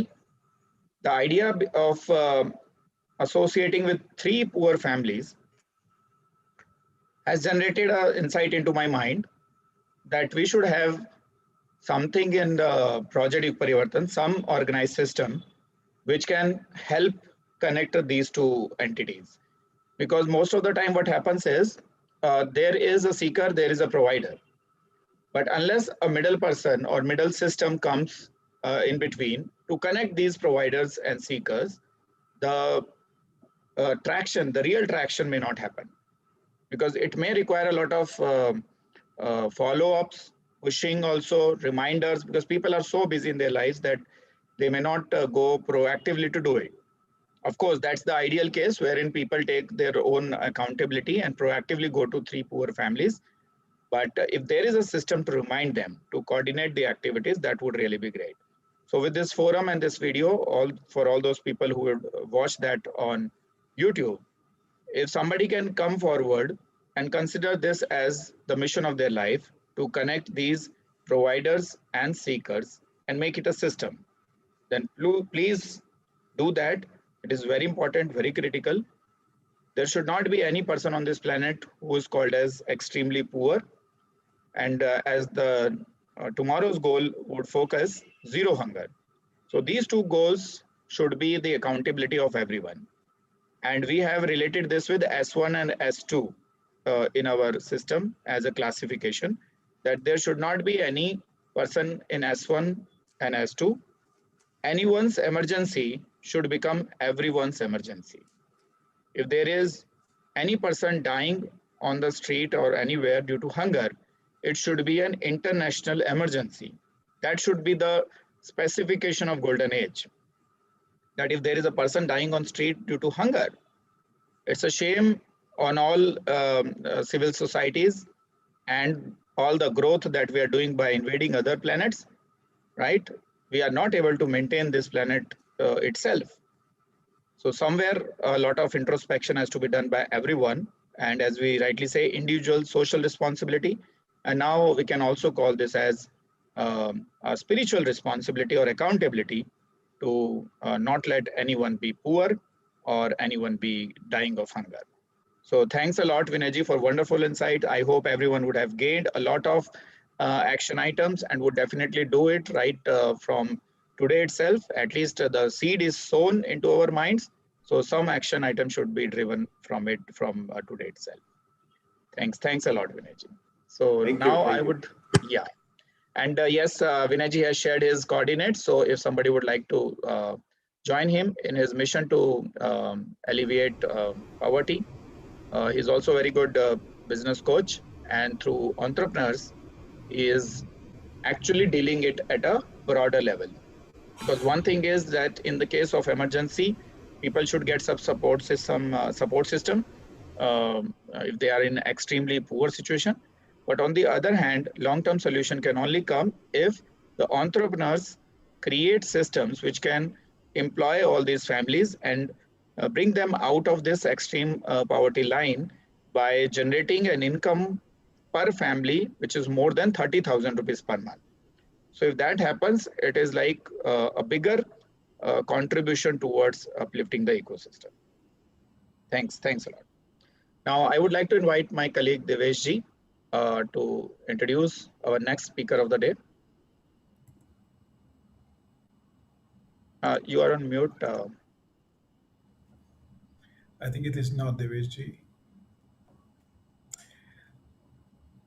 For the next speaker, I think so. I want to take the lead here, and thank you very much, Mr. Agarwal. And I think that was very impressive that which you started in the beginning, saying that it is very much possible for everybody. When you said that we think that, oops, can I actually make the difference? And I always speak in the forum that I run a company for about 15 years. It's a corporate services company with a global reach, and I can see that happening, and the things have happened to me. So I completely echo with you, Mr. Agarwal. Thank you very much, and we would like to see you more here on the dais of PYP. Okay, so I'll take this opportunity to bring our next speaker, Mr. P. Jagedeshwaran. Is he with us in the panelist room, Mr. Chandel? Yes, he was in the attendees. I have upgraded him to panelist. Great. So please welcome Mr. P. Jagedeshwaran. He is a PhD scholar in agriculture economics and dedicated to his life for the upliftment of rural economy. He's working day in and day out for the elevation of poverty and ways to increase the standard of living of rural households. As far as his education is concerned, he has done masters in the field of agriculture economics, is a well-trained predictive data analyst, and provides video tutorials on YouTube around forecasting and other econometric models. He has also published a book named Agricultural Production Economics for the aspiring students preparing for competitive exams. He has been working as a consultant for many not for profit organizations in the rural development, education, and property alleviation since 2014. He is a trustee of Stanford, an NGO, which is working on providing quality education and involved in the increasing the standard of living of rural households in the local areas. He has also worked for watershed program and water harvesting in the rural areas for recharging the rural water sources. So, ladies and gentlemen, please put your hands together to welcome our third speaker on the day three at PYP's Self-Actualized Leadership Summit 2021, Mr. P. Jagedeshwaran ji. Thank you so much, Welcome. Amit Agarwal sir. It was a very wonderful introduction, and I must thank Hitesh Chandel for making this opportunity and giving a platform for me to present. So I will start my presentation now. Sure. Whether my slide is visible now? Yeah. Okay. So, good afternoon to all present here, and today I'm going to take you to some the real stories which we are taking care in our areas. So, today I'm going to present you on the Sustainable Development Goal, which is the no poverty. So, as before my talk, the Vinay Agarwal sir has also spoke about the poverty. I don't want to brief on that. And as of poverty is concerned, it is just not about the income or access to the resources, but it involves three dimensions, which is the education, hunger and malnutrition, and the social discrimination. So these are the three dimensions which is also involved in the poverty. So in poverty, there are two concepts like absolute poverty and relative poverty. So the absolute poverty, which is nothing but the state of deprivation where the people is they cannot have an access to the primary needs like food, water, and sanitation facilities. And whereas the relative poverty, which is the discriminations or it is the measure of living standards in a society, so or in a location so this is the definition of the poverty. So I like to share here the world population which is under extreme poverty level. So here you can see that during 1820s the most of the peoples living in the world is under extreme poverty. So here you can see the 1 billion population in which most of the peoples are on extreme poverty. But after the years passes, there is a decline in the extreme poverty in worldwide. So the number of peoples not in extreme poverty has increased when compared to the 1950s and 1900s. So there are different various actions which has been taken by several governments and institutions, and these are all the factors which had influenced for reducing the poverty level. So another one concept I would like to introduce is that poverty trap, which is that most of the peoples are stuck in the deprivation over a long period of time. So if we want to reduce the poverty, then we have to take consideration of the poverty trap. So most of the peoples will be got stuck in that. So if we have a chance to remove them from the trap, then there will be a drastic reduction in the poverty level. And the poverty, the main cause for poverty, which I think so far is the poor nutrition. So if the people who are now, then they will be poor in future also. So the proper poor nutrition should be taken into consideration for elevating or to reduce the poverty in global level. So the poverty line, which is based on some of the reviews I've collected during 1979, if a person is earning $0.56 per day is considered, this is the level, base level for poverty. And during 1900s it was $1, and 2001 it is 1.08, followed by now it is around $1.90 per day. So as Vinay sir has already explained about those things, so I don't want to take more time on that. So this is the pattern, or this is how the standard, the income threshold level has been fixed for measuring the poverty level as in global level. So here you can see the share of population which sorry. So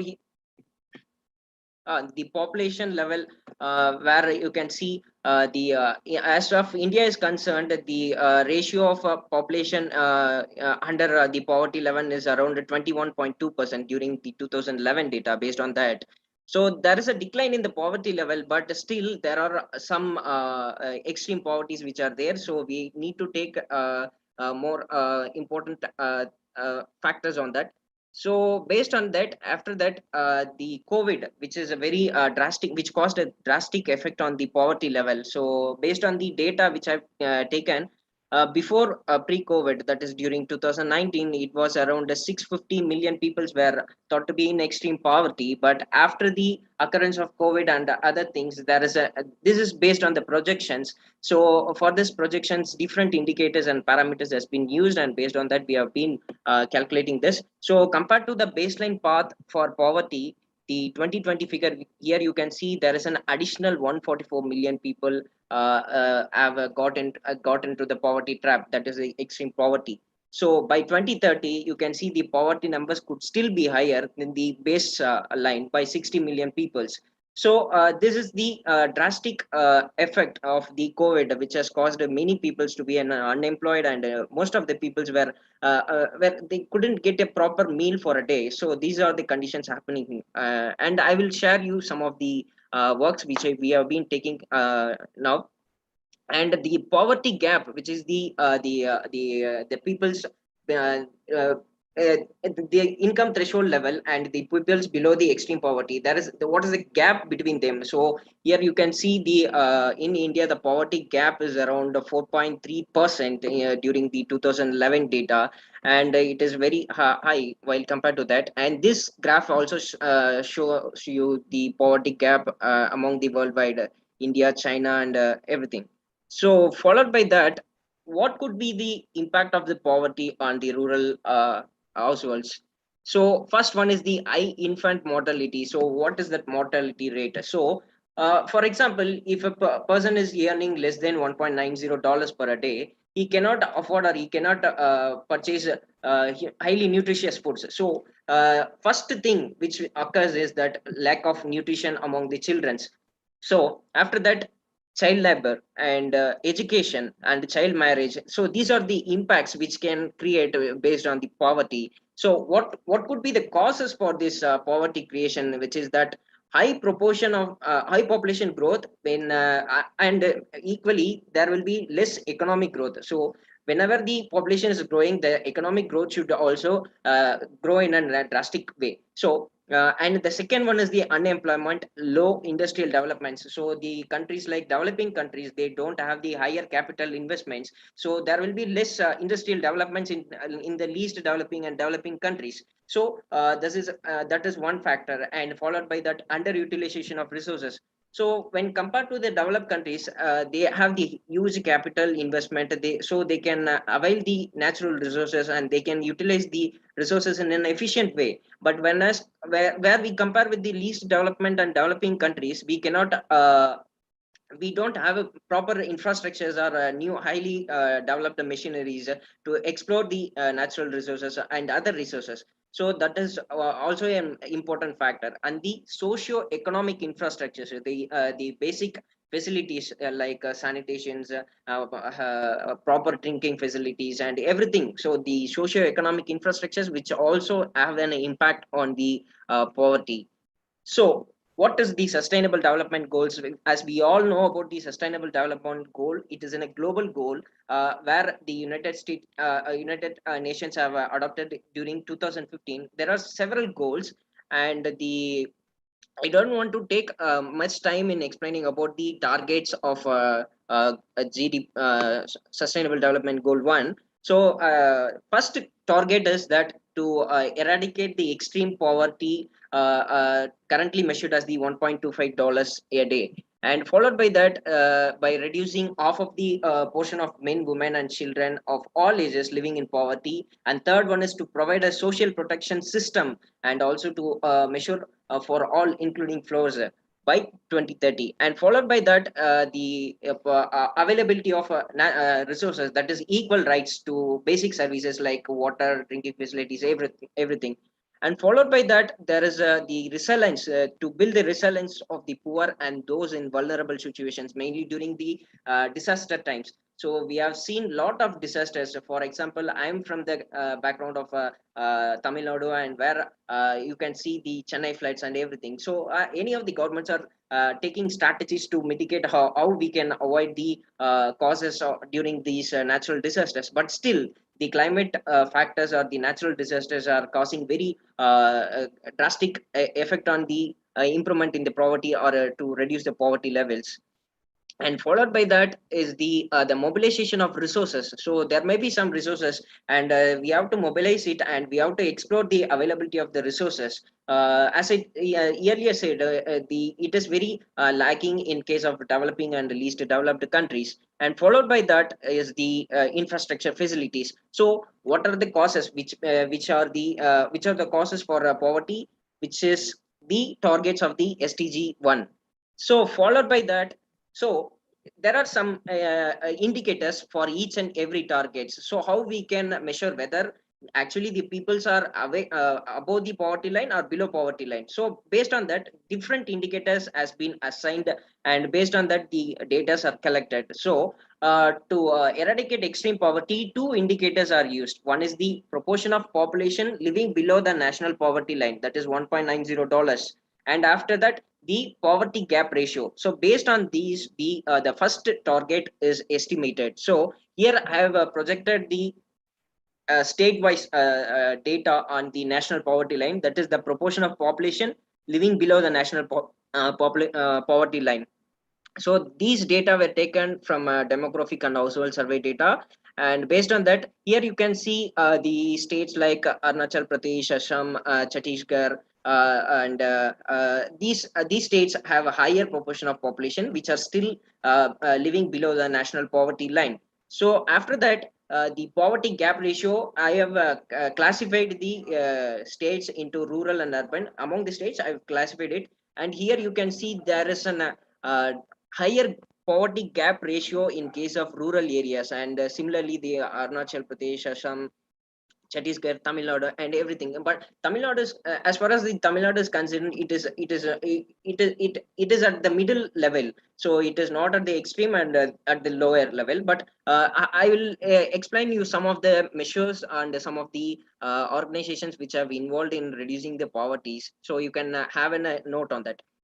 So the next indicator, which is that social protection measures are the social protection systems. So for that, there are different indicators which are used widely. One is the integrated child development scheme, and after that the self-help groups. So the self-help groups which have the greater impact on the developing or to reduce the poverties at the rural areas, because most of the women involved in self-help groups, and they do some kind of works like tailoring or some other works.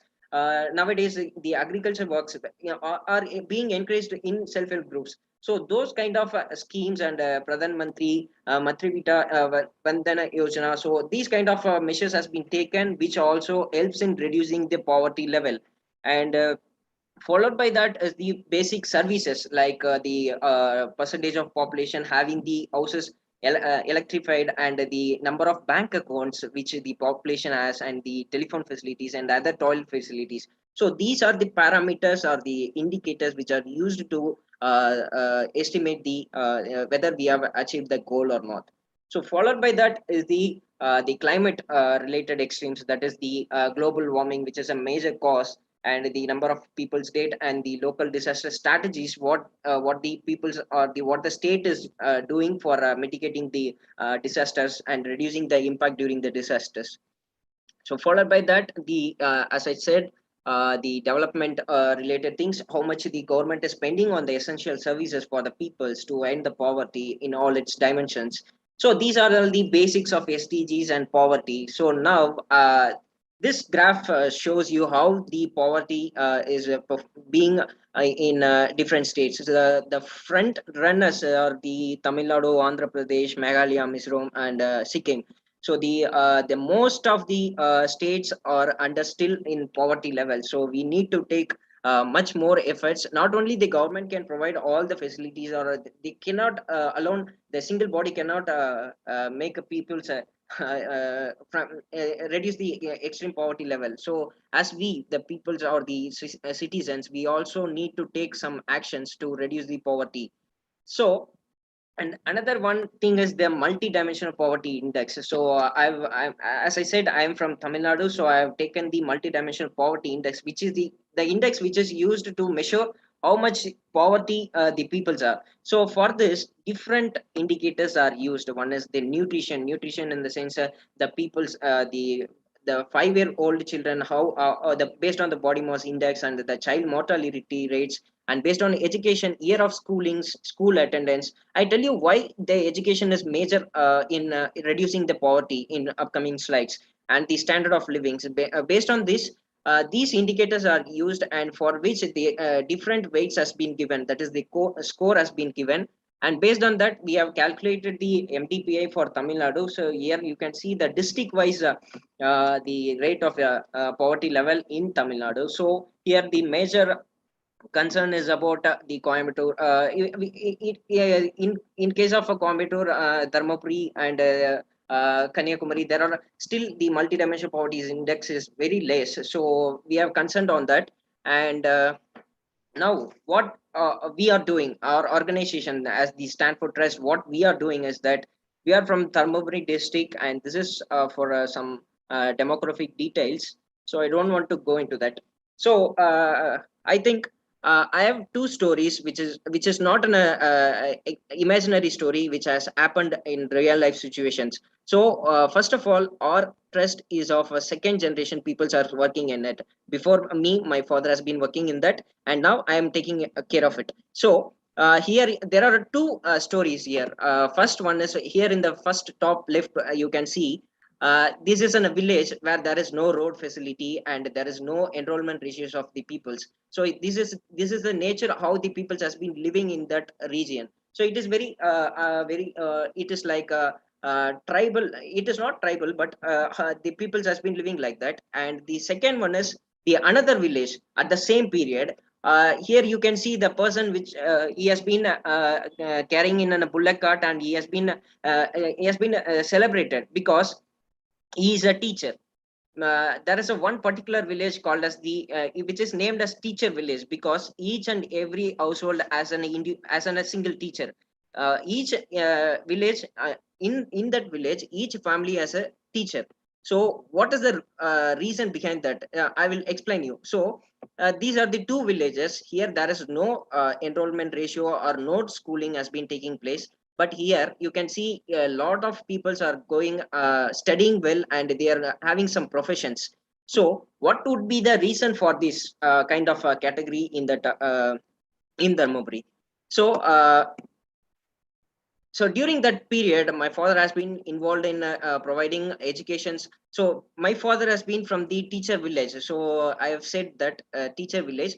From that village, my father was there, and he gave some awareness education awareness rallies, and he also took the childrens to the tourism places. So he made some difference to the children's. So he made some interest, or he created some curiosity for the peoples in the villages, so that the enrollment ratio can be increased. Of course, after 5 years, the enrollment ratios has been increased, and the standard of living of the peoples also has been increasing, because mainly because of that, the peoples get an awareness, or they got inspired by the peoples. So I said the teacher village. The reason behind the teacher village is that during that periods, what they would be doing is that if there isn't a teacher, each and every people in the village would respect them, and they used to give a more respect. So seeing all those things and seeing what we say, seeing that royalty, all the people started to study, and all the people started to learn. So during that times there were no slates or no papers and everything, so they used to write in their hands, their skins, using some of the thrones or something like that. So like that the peoples are studied during that period. So these are not an imaginary stories, these are the peoples who we have interviewed, and we got the so this photo we have taken from one particular person. He has made a frame in his house. So these are the two villages which are involved. And now currently during 2017 we have started in a school which is for mainly for the migrated workers and the widows and the below poverty peoples. Here you can see there is no proper road facilities. Of course it has improved nowadays, but still there are some regions and there are some peoples. What we have been doing is we have been providing the education to all the peoples, and we have been culturally we are making the students interested to participate in some of the culturals, so that the peoples around them, they get interested in making them schoolings. So why the education is important in case of reducing the poverty? Because if there is an education for a children, he can achieve whatever he needed. So the education the new education policy which I will discuss in upcoming slides. So and followed by that, during the COVID times we have also covered some of the areas where the actual poverty is there. So we taken some regulatory measures and some precautionary measures, and we provided some midday meals, as well as we have been providing some of the sanitary facilities for the peoples around the villages. We have covered, so for 10 to 15 villages we have been taking into actions. So these are the peoples. It is not for just showing, but what actually we can do. So the as Vinay Agarwal sir has said, each and every individual can take care of this. So if each and every person can take care of the three families, so you can think about it, how much of the poverty can be reduced. So these are some of the glimpses to you. And we have been so finally I would like to tell you one thing.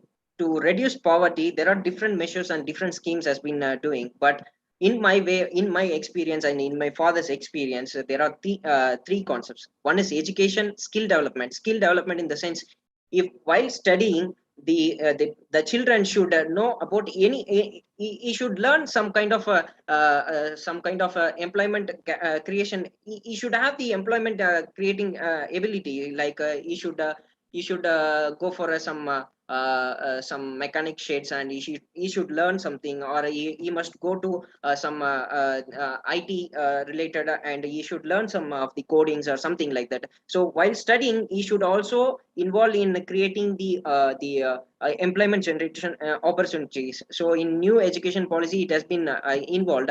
And followed, the third main is the spiritual in the sense, it is like it is not like devotion towards a god or like that. I am not saying about it. In the spiritual, what I need to say is that the proper discipline to learn something or to work on something. So you should have a proper discipline to work, so that the entire society will reach, and the poverty can be reduced.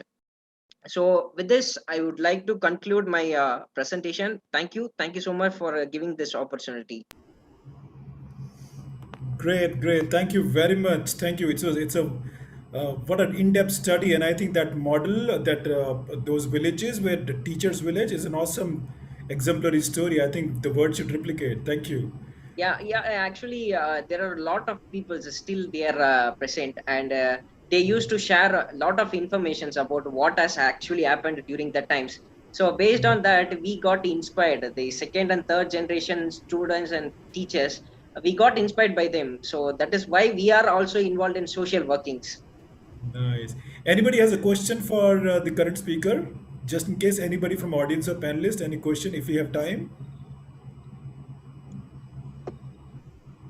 Great. If there is no question, or then I hand it over to Mr. Hitesh Chandel. Thanks, Amit ji, and thanks, Jagdish ji. It was really a wonderful presentation. and a lot of data, a lot of explanation about new concepts were there, which are really very meaningful. And I hope when we compile all these videos and launch the platforms, the 17 plus 1, 18 platforms at the culmination day of this 24 days summit in the month of October, by which time all the logic behind this platform would be documented and a framework be created. So at that time, this video will definitely come handy in creating the initial set of action items for all those people who are part of Project YugParivartan and would become part by then. So this is really insightful. We still have 22 minutes left uh, uh, for your what was allocated to you. So it was up to 1:30. So we still can take some questions in addition to the questions that we will take during the panel discussion. So let me see if an audience or a panelist want to ask some question to Jagdish ji directly. Anyone having question to Jagdish ji?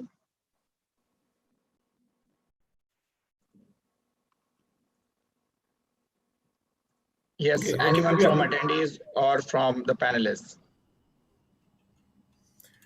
okay, if there is no question from the attendees, maybe I can ask you, Sure. is there any plan to replicate this outside the village or the town or even the state? I mean, is there a timeline that, or maybe there is some effort happening around that? It's a great initiative that you've taken. Actually, we have framed some of the goals which need to be achieved in the short term, long term, and medium term. So first and foremost thing is that we are focused on the children's. So we need to provide some proper education.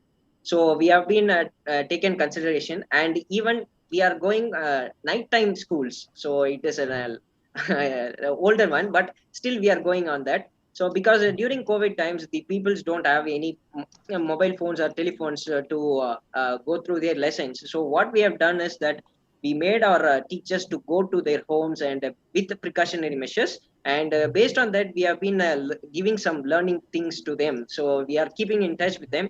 This is first thing. And the second one is for nutrition purposes, we are focused on the farmers localized within the circle.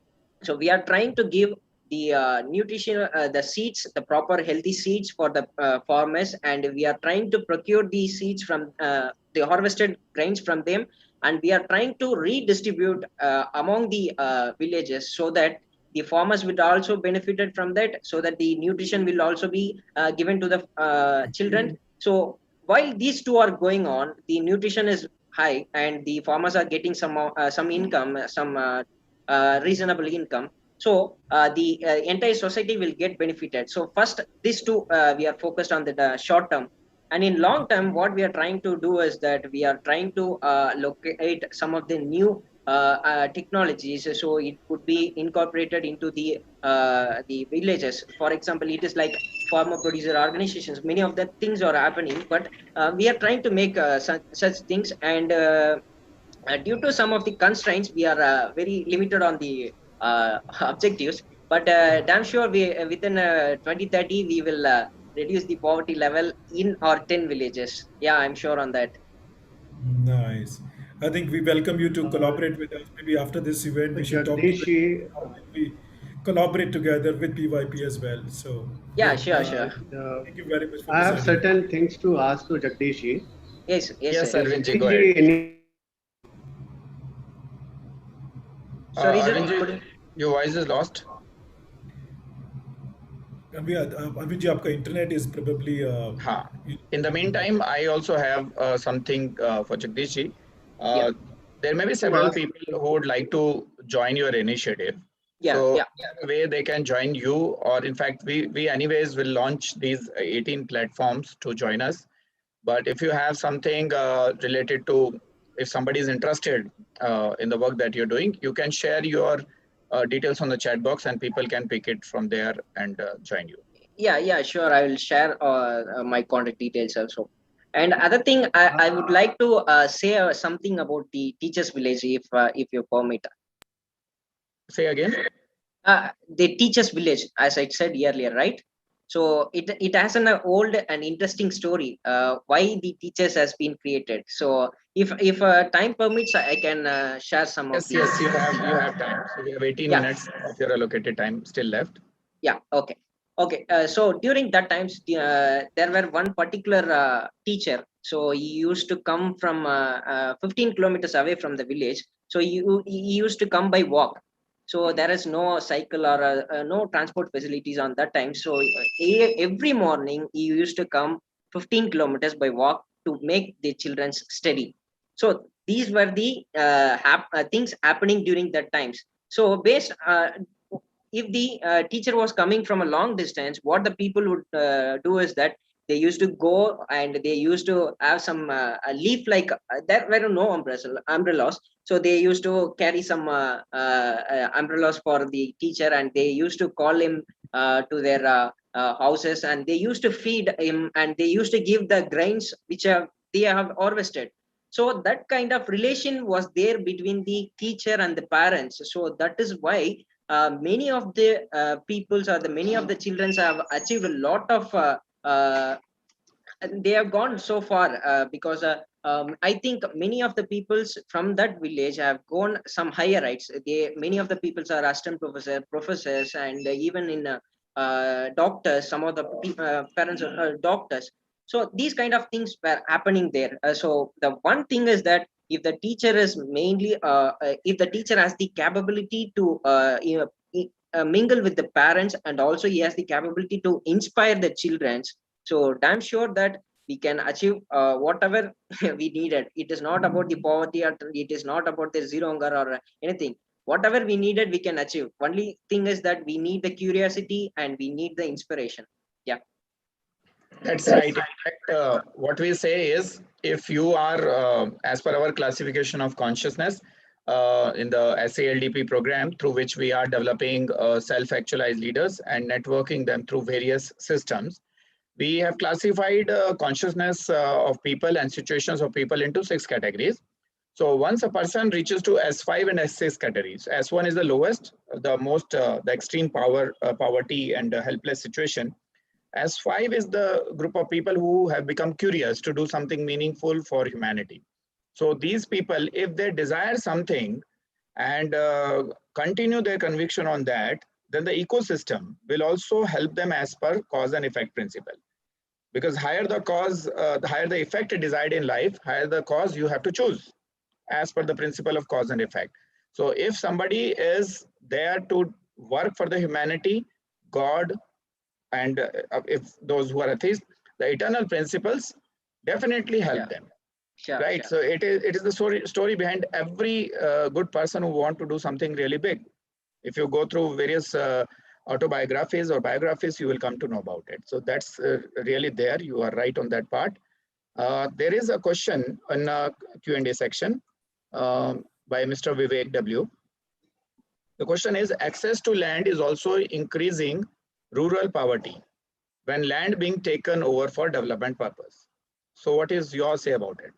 So with the increase in population, of course, there is a limited in land availability for the agriculture purposes. So we need to develop some hybrid. So there are a lot of hybrid seeds and everything. A lot of technologies has been involved in increasing the productivity.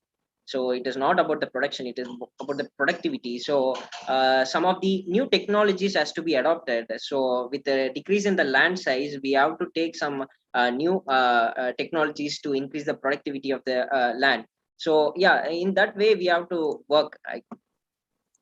Yeah, in fact, I would like to add to it that in Project YugParivartan Synergy Platform, we are setting up 10 task forces, one of which would calculate the entire inhabitable land in this country and the world, and the need for the forest land, and then arrive at the right amount of land that is available at our disposal for having human habitation, and part of it would be allocated to agriculture land. So maybe we may, as you have rightly said, with lesser land also we can come up with more productivity. If it is done with the wisdom, if S5, S6 people come together and put their thoughts on it, definitely we'll find a way, because somewhere we need to have a balance. We need land. There is no doubt about it. We need land. That's why we do deforestation. But at the same time, we need oxygen also. So maybe there can be some technologies who can come out as an alternative to forest to produce oxygen. So forest give us a lot of, forest is a great resource for us. It is a resource for future land. It is a resource for various wood related requirements and several other requirements. But at the same time, it is also a resource for oxygen. So if we get some technology through which we can produce oxygen, maybe our dependence on forest will reduce to some extent. So there are several such innovative ideas, out of the box ideas, which have to be discussed by this Project YugParivartan Synergy Platform. And I hope that will address this land related issue. Yes, any other question from anyone? I want to ask something from P. Jagdishan. Yes, Tiwari. Jagdish, you have stated in your presentation that you are developing on three major aspects: education, skill development, and spiritual. Yes, and sir. this education, skill development, and spiritual, how Yeah. you correlate it? Okay. So it is not that it is based on the theory, it is based on the experience which I got from my fathers and my actually in that particular village. So everything starts from that village. So from that village, what is really happening is that everyone is like they are like devoted. So they what they do is that they used to wear proper clean clothes, and they used to maintain some hygiene works. So every morning they used to pray, and some kind of belief was there for them. So with that belief, they maintained some disciplines. You should not do this means you should not do this. So most of the peoples were vegetarians. It is not that thing, I'm not saying that, but that kind of things has been carried out that times. And after that, so these kind of disciplines has been given to their childrens also. So though even I'm a vegetarian, still I'm a vegetarian, but as the period changes, it changes, the food habit changes. But anyhow, this is one thing. And another thing is every day they used to go to their temples for it, not because that we need to pray some lord or something like that. We need some willpower. So it is the hidden agenda is we need some willpower to do some things. So that is the thing I first observed from that. So that is why I included the spiritual. And second one is the employment. So from my childhood, I used to learn everything. So like from my childhood, I used to learn system related hardware, software, and everything. I don't learn from hiring people. So I learned by myself. And even motorcycles or cars, I have learned some kind of things. So if there is any problem, I can manage to solve it by myself. So these kind of problem solving is much needed. So if there is any plumbing work, we call for some other peoples, but it is not the fact that we can do that, because it is those kind of things are being done in foreign western countries. So so that is the second one. So during if there is no opportunity for you, and if your education is not supporting till a date, so if you have any different skills which you can do, then it is damn sure it is going to increase your standard of living in some way. Okay. So that is the second thing. And the third one is the education. Without education, nothing can be achieved, because if you learn something, you have some ideas, you create your ideas, and there will so these three can be the three dimensions which can involve in reducing poverty. Yeah. Very nice, Jagdish. I think the time for next speaker is coming up. Yeah. So we'll discuss in the question asked. There are certain more questions to be asked. Sure, because sure. it was very interesting a presentation, but the time possibly keeping everything under observance, we have to allow our next speaker and we have to listen to him. And I request you to please be available here. Yeah, sure. So that Yes, we please can be discuss there it. for panel Thank you. discussion. Yeah. Thank you. Okay, thank you. there is one more point which has come on the Q&A section by Mr. Vivek again. He is saying that maybe global master plan for land utilization for country level for each state of country can be a good idea. Keeping objectives of habitating entire population of state in maximum extent to 30% to 40% of land extent and leaving 60% of land untouched, leaving for forest, natural resources and vegetation. So I'll just like to comment something on it related to the Project YugParivartan vision. So as part of Project YugParivartan, we are setting up a very high level committee involving several eminent people of this country and the world. And this is the reason why we have taken the United Nations route as well. If we get this through the goal 0, self-actualization of all leaders, then we will propose some additional measures to United Nations to calculate the entire land of Earth and divide that based on certain parameters, how much forest is needed, how much should be left unutilized, and how much should be there for human beings. And the WISE city infrastructure that we are proposing, worldwide integrated services ecosystem, WISE, will have forest and urban population going hand in hand. We should not have forest and urban population aloof from each other, right? They should not be living in isolation. We are natural beings. We need a habitat which is close to nature, but at the same time, we have understood that there are certain urban needs for which some part of the world has to be concretized. So we will have that as well. These should go hand in hand. Secondly, there are several landscapes or the terrains which should be left untouched. Especially if you see the glaciers today, a lot of human activity over there is resulting into a lot of additional natural disasters in addition to what happens on a natural basis. So there are some certain natural disasters which happen on natural basis, and there are certain one which we are triggering. We are the cause of triggering those natural disasters. And these natural disasters are disasters for us. From the standpoint of natural laws, they are not disasters. These 5 elements are programmed in a way that they will continue to have certain activity of their own. So there will, even if there is no human population on this planet, there will definitely be several seismic activities which will continue. There will be several floods and tsunamis which will continue, right? So it is not only due to the human activities, but human activities are triggering it. So if United Nations can create a framework through which at least we should not have natural disasters due to human activity. So that part also has to be calculated. And as I keep saying, as per the United Nations Intergovernmental Panel on Climate Change report, there is a risk of complete submerging of 300 thriving cities of the world. If we do not tackle the global warming in time, the glaciers will continue to melt at a rapid pace, resulting into a rise in the sea level. So we would either need to have a concrete wall of say 50 feet or 100 feet at the entire coastal region, which seems to be impractical, but not only impractical, but also unadvisable as per the other needs of human beings. So there may be a need that these 300 cities have to be vacated and reallocated to some other place if we do not check the increase in the sea level rising. So somewhere we have to tackle that as well.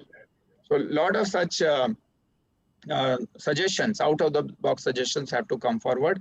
There was one more suggestion that if we can utilize the seawater in a certain way that can compensate for the rise in sea level. Right? If we can take the sea water away, process it, and bring it in the mainland, thereby continuously reducing the sea level on our with our own effort, that will compensate for a certain amount of melting of the sea level rise due to the melting of the glaciers. Right? So all these things will be discussed in these 17+1, 18 platforms, which we will launch in the month of October, post which all the ideas will start seeing the action on the ground as well. So it will be a multifaceted approach that we will follow. And people like you and all other eminent speakers who are joining us are a very good conduit in making that happen. So please don't go anywhere. Once you have come to the PYP vision through any of the doors, then stay in this synergy platform. Right? This is the request that I have. So with this, I would like to hand over the mic to my colleague, Mr. Amit Agarwal, to invite our next speaker of the day. Great, thank you, Hitesh. To further just add one more thing on what you said about the glaciers melting. I don't know how many people are aware that in Europe in the last 3 4 days there is a surprise flood which has come. People were driving on the road and without any rain there was sudden flush of the floods. And Germany, Belgium, Hungary, and few more countries, hundreds of people died, and nobody had an idea that where did this water come from. So it's a crazy thing. I think United Nations has to recalculate the date of the submerging of those coastal cities, as you rightly said. Great. So here it's my opportunity to invite my first ever Padma Shri and also on the dais of PYP. So I invite our fourth speaker of the day, three. He's Mr. Devendra Kumar. Ladli Foundation Trust was founded by Mr. Devendra Kumar in 2012, born in a highly crime-prone slum of Delhi called Dakshinpuri, where he embarked on his journey when he was left alone by his parents and an infant sister. At the age of 8, he started working as a child laborer by selling balloons and working as an aide at a doctor's clinic for just rupees 250 rupees per month for his living while continuing his schooling at the charitable school. During his balloon selling, he was snatched and brutally beaten by a group of drug addicts. All these miseries motivated him to uplift his fellow youths by involving them in sports and volunteering with Indian Red Cross. His struggle with dowry for sister's marriage motivated him to establish Ladli Foundation Trust. He was also titled as True Hero by our legend Mr. Amitabh Bachchan for his extraordinary commitments to crusade and save thousands of uneducated and unprivileged girls from social exploitation and sexual abuse. His effective reach and innovative ideas diverted thousands of youngsters from substance abuse and organized crime by involving them in sports and oriented them in motivational sessions, which brought about a transformational change in reducing crimes in the slums, for which he was appreciated by the Union Home Minister and was awarded the official Association of Delhi Police. His constant effort for upliftment of unprivileged people by making them self-reliant and financially independent were recognized by Government of India, and he was conferred with the National Youth Award by the Ministry of Youth Affairs and Sports in 2014. His extraordinary contribution for welfare of the lower section of the society was commended by Union Minister of Social Justice and Empowerment, and he was officially nominated for the prestigious Padma Shri Award 2020, which is the fourth highest civilian award in India. This was by the Ministry of Social Justice, Government of India. So, ladies and gentlemen, please put your hands together to welcome our fourth speaker of the day three at PYP's Self-Actualized Leadership Summit 2021, Mr. Devendra Gupta. Thank you so much, sir, for your lovely introduction. And first, I would like to say it is my honor to be here for such a prestigious panel, self-actualized global leaders. That this network of YugParivartan, this is such a, we can say, the beginning of a revolution. Because I always say that till the time we will not build a community of progressive mindset people, we cannot achieve SDGs, and even we cannot make our nation as a developed country. We will remain a developing country till next 30, 40 or 100 years, till the time we will not change the mindset of the society. So this is, I really would like to congratulate you first for this wonderful initiative where you are creating a society of progressive mindset people. And मैं आज तो नहीं कहता कि but आज इसका क्या है, बट ये जो आज शुरुआत हो रही है, जो ये पौधारोपण जो हो रहा है, ये बरगद बनेगा, और ये ऐसा बरगद बनेगा जो इंडिया को एक ग्लोबल प्लेटफॉर्म पर छांव देगा. और छांव वो किस चीज़ की होगी? वो एक सस्टेनेबल छांव होगी, जहाँ पर जिसमें कि सारे के सारे जो ग्लोबल गोल्स हैं, 17 ग्लोबल गोल्स हैं, वो और प्लस जो आपने शुरुआत की है 0 गोल, 18th गोल की, वो इसको शील्ड करेगा. ऑल्दो 17th जो गोल है वो इसी बात को लेकर है कि बाकी 16 गोल को कैटर किया जाए, बट जो 0 गोल 0 का ये जो प्लान आपने किया है, this is something extraordinary effort, and this effort gonna change the pattern of UN working. This can create what I can say, an alignment among the developed nations and developing nations. You know, we always say, even in my last conversation with the UN Secretary General in the month of June only, I got opportunity to interact with him in CSW 65, Commission for Status of Women. So we were around 8 people selected from across the globe to interact with him. I raised this point that everybody is working, to achieve SDGs, SDGs, SDGs. Yes, it is true that we need to work on that, but we need to categorize also, because for achieving SDGs in developed country, it is completely different. For achieving SDGs in developing country is completely different. So I raised this point that till the time, because I really work on women's issues. I worked on a malnutrition. I work on a anemia. I closely monitored the what is the health condition of women in marginalized section of the society. I clearly saw that how they are struggling, how they are surviving. In COVID, we saw that there are a number of organizations are distributing food and everything to the laborers and everyone. But there were mothers who were not able to feed their newborns. They don't get milk because they are anemic. They are malnutritious. So they are not able to feed even their children. So I raise this point that till the time you will not prioritize the agenda of health in developing countries, women's health, you cannot achieve gender equality in developing nations. Because whenever we say about that in developed countries, you don't need to think about a woman's education. You don't need to think about her health. If a girl is born in US, so there is even a legal procedure that you can do the sonography. You can understand that it is boy or girl. But in India, we see that a struggle of a woman starts before her birth. Once we get to know that she's a girl, so that is her struggle start from that day. When she come in this world, then she struggle for food. She struggle for equal food among the even in the same family. Then she struggle for health issues. She struggle for education. She struggle for rights and everything. So this is the perspective that I raised there. So now I come to the point that is the today's my topic, which is SDG 1, the goal 1.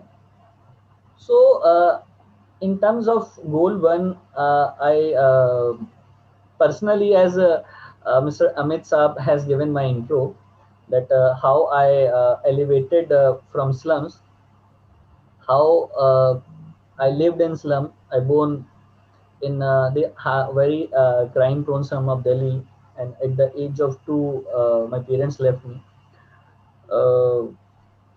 It was huge, struggle. I don't want to say struggle. It was given fact that the nature has selected me for something, so that nature has made me realize a practical experience that what is the poverty. तो उस ईश्वर ने मुझे चुना था शायद, इसलिए उसने मुझे स्लम में पैदा किया. स्लम में इसलिए नहीं पैदा किया कि मुझे कष्ट देने थे. स्लम में मुझे उन सारे एक्सपीरियंस से अभिभूत इसलिए कराया कि उन चीजों को मैं पर्सनली देख लूं, पर्सनली जी लूं, पर्सनली जान लूं कि गरीबी क्या होती है, मार पिटाई क्या होती है, क्राइम क्या होता है, स्ट्रगल क्या होता है. एक marginalise section of the society में जब एक लड़का, एक लड़की, कोई भी बच्चा जब पैदा होता है, या कोई उसके बड़े होने तक का जीवन, उसका संघर्ष क्या होता है, वो मैं ठीक से जान लूं. शायद मैं उस पर आगे चल करके काम कर पाऊं, इसलिए उस नेचर ने मुझे वो एनर्जी दी.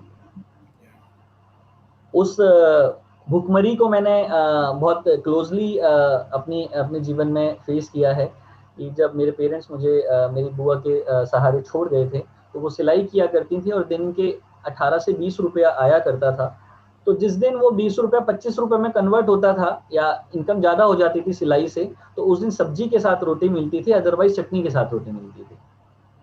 तो घी क्या होता था रोटी पर, ये तो उस दौर में नहीं जाना, बट हाँ, ईश्वर ने कुछ इस तरीके के काम कराए कि जो पड़ोसियों का प्यार इतना मिलता था कि वो पड़ोसियों के घर से मेरे लिए खाना आता था, क्योंकि मैं उस कम्युनिटी में एक अकेला छोटा बच्चा था. तो 12-15 फैमिली में एक ही बच्चा था, तो नेचर ने वो भी इंतजाम किया हुआ था कि इसको अपने घर पे खाना नहीं मिलेगा तो दूसरे घर पे मिल जाएगा। तो सब लोग बहुत प्यार किया करते थे, और किस तरीके से सोसाइटी ने गोद में लेकर के नर्चर किया, नेचर ने नर्चर किया, ये उनकी महानता थी, ये उन लोगों का वो था कि उससे उसको एक्सपीरियंस करते हुए उससे ओवरकम कर पाया, और ओवरकम करते करते जब सोसाइटी ने ही मुझे गोद ले लिया और सोसाइटी के लिए जब मैंने अपने आप को डिवोट कर दिया, तो उसी सोसाइटी ने मुझे उस स्लम से निकाल करके एक रिस्पेक्टेबल पोजीशन तक भी पहुंचाया। तो शायद जब 10वीं क्लास मेरी लास्ट क्लास थी, 10th was my last class, उसके बाद से आज तक स्कूल नहीं गया, but I am doctorate, honorary doctorate मुझे मिल चुकी है। I have completed my MBA also, I have done bachelor in social work also. तो वो सब चीज़ें करने का भी मौका मिला, हालांकि स्कूल का 10th क्लास ही लास्ट था, लेकिन ऊपर से अपना कंटिन्यू कर पाया। तो एसडीजी 1 पर मैं जब मुझे बोलना था तो मैं थोड़ा पढ़ रहा था, तो मैंने कुछ नोट्स बनाए थे, और उस बात पर मैं आते हुए फिर अपनी बात को उस वे में ले जाना चाहूँगा, क्योंकि मुझे पता है मेरे पास लिमिटेड टाइम है और मैं विद इन टाइमली मैनर अपनी बात को ख़त्म करूँगा। That along with being one of the fastest developing economic in the world, India has played a tremendous role in the formulation of UN SDGs and basically agenda of 2030. We all know that SDG consists of 17 goals, 169 targets, and 306 national indicators.